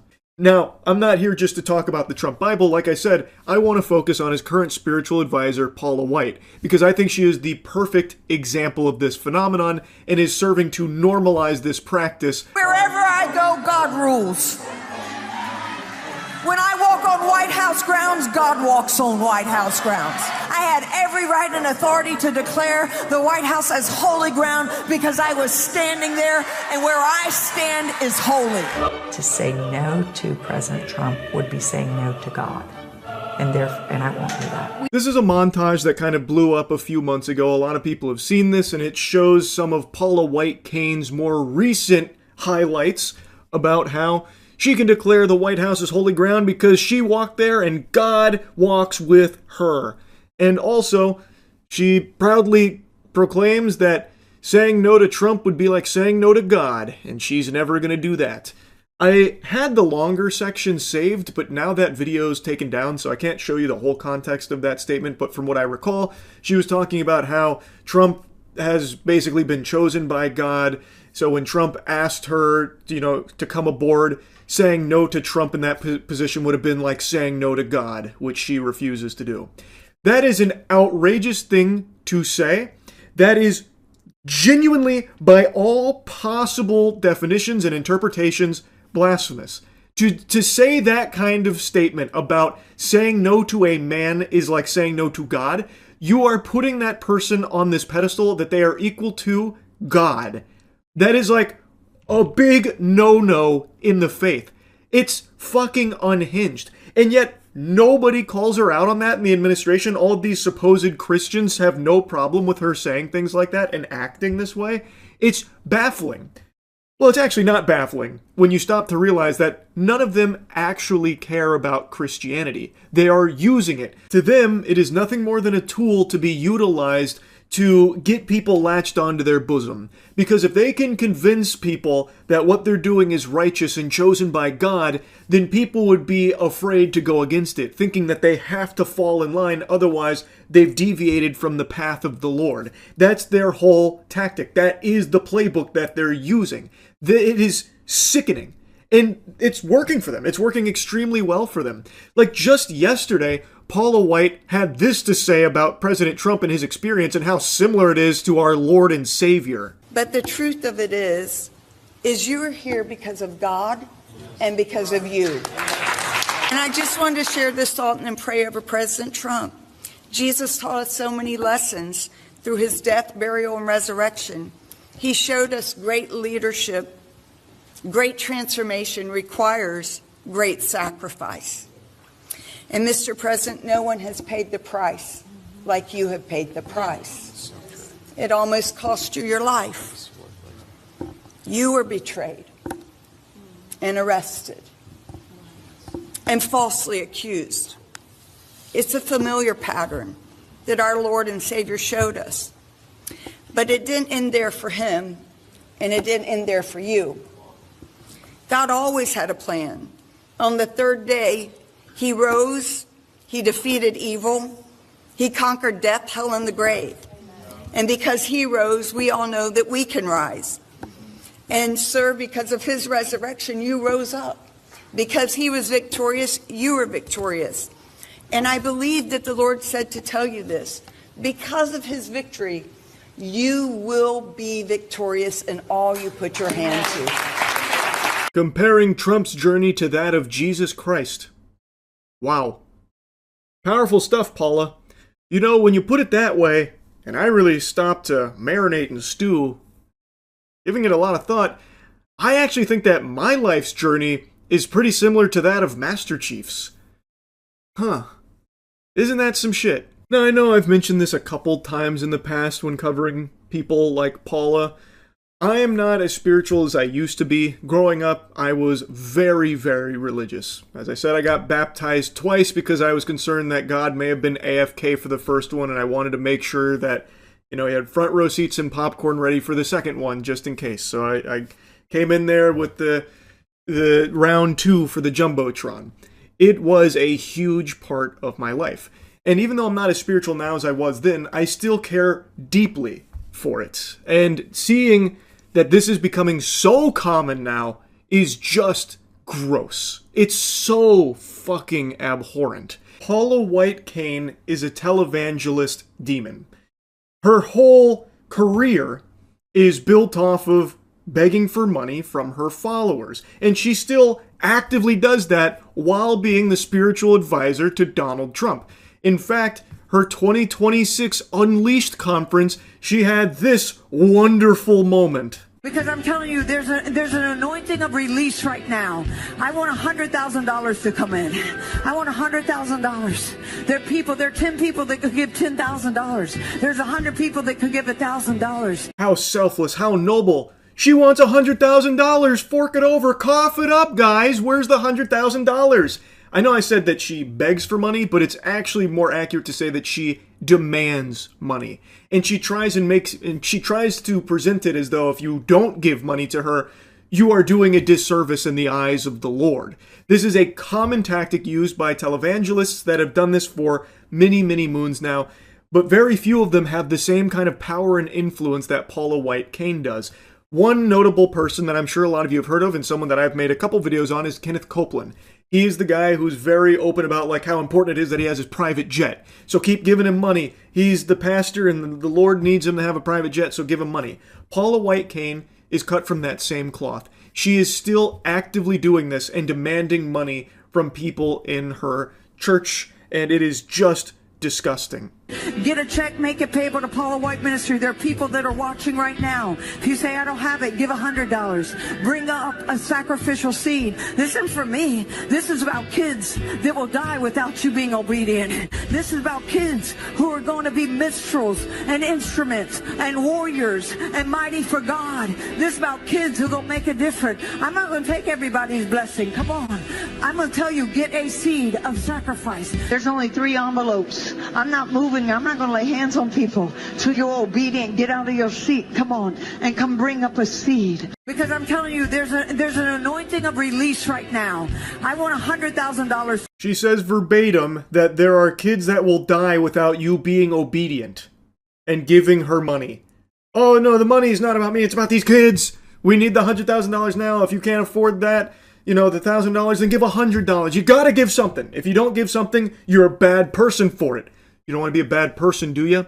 Well, come give Paula White Cain some money. It is something that she has done her whole life. And I believe that when you honor God on Passover, starting on April 12th at sundown through Good Friday on the 18th and concluding on Easter Sunday, you can receive these 7 supernatural blessings for you and your house. According to Exodus 23, God will assign an angel to you. He'll be an enemy to your enemies. He'll give you prosperity. He'll take sickness away from you. He will give you long life. He'll bring increase in inheritance, and he'll give a special year of blessing. You're not doing this to get something, but you're doing it in honor to God, realizing what you can receive. For your special Passover offering of $1,000 or more as the Holy Spirit leads, you will also receive the beautiful 10-inch Waterford Crystal Cross. Don't miss your moment to release 7 supernatural blessings and provision into your life. That's right, you heard it here first. God can take your sickness away, but only if you send $1,000 to Paula White Cain first. Paula will get God on the horn and ensure that you receive these 7 blessings, but it's going to require $1,000, which is chump change compared to what you'll receive for it. It's transactional, so donate $1,000 to Paula White and receive these 7 blessings to save your life and increase your life, and also get this specialty cross. I'm confident that the people that followed Paula and Trump, and when they talk about how he's like Jesus and saying no to Trump is like saying no to God, I'm very certain these individuals have never read the Bible at all. Probably have never opened the Bible, and they just bite on to their words and accept them as truth, and that Paula and Trump are infallible because they are chosen by God. But if you ever decide to actually read the Bible yourself, you're going to see a lot of what they are demonstrating is directly frowned upon in the Bible. Most notably, Matthew 21:12. This gets brought up a lot in regards to frauds like Paula. This is when Jesus enters the temple and drives out all those who were buying and selling there. He overturned the tables of the money changers and the benches of those selling doves. He declared to them, "It is written, my house will be called a house of prayer, but you are making it a den of robbers." And depending on the versions, it changes a little bit, but the message is always the same. Jesus throws out those who use his temple as a means of profiting off of others instead of a house of worship. That is exactly what Paula and many others in this administration explicitly do, blatantly. It is corrupt, it is completely unacceptable, and unfortunately is being normalized, and it shouldn't be. So I really wanted to yap about Paula here, and yeah, that's really about it. See ya.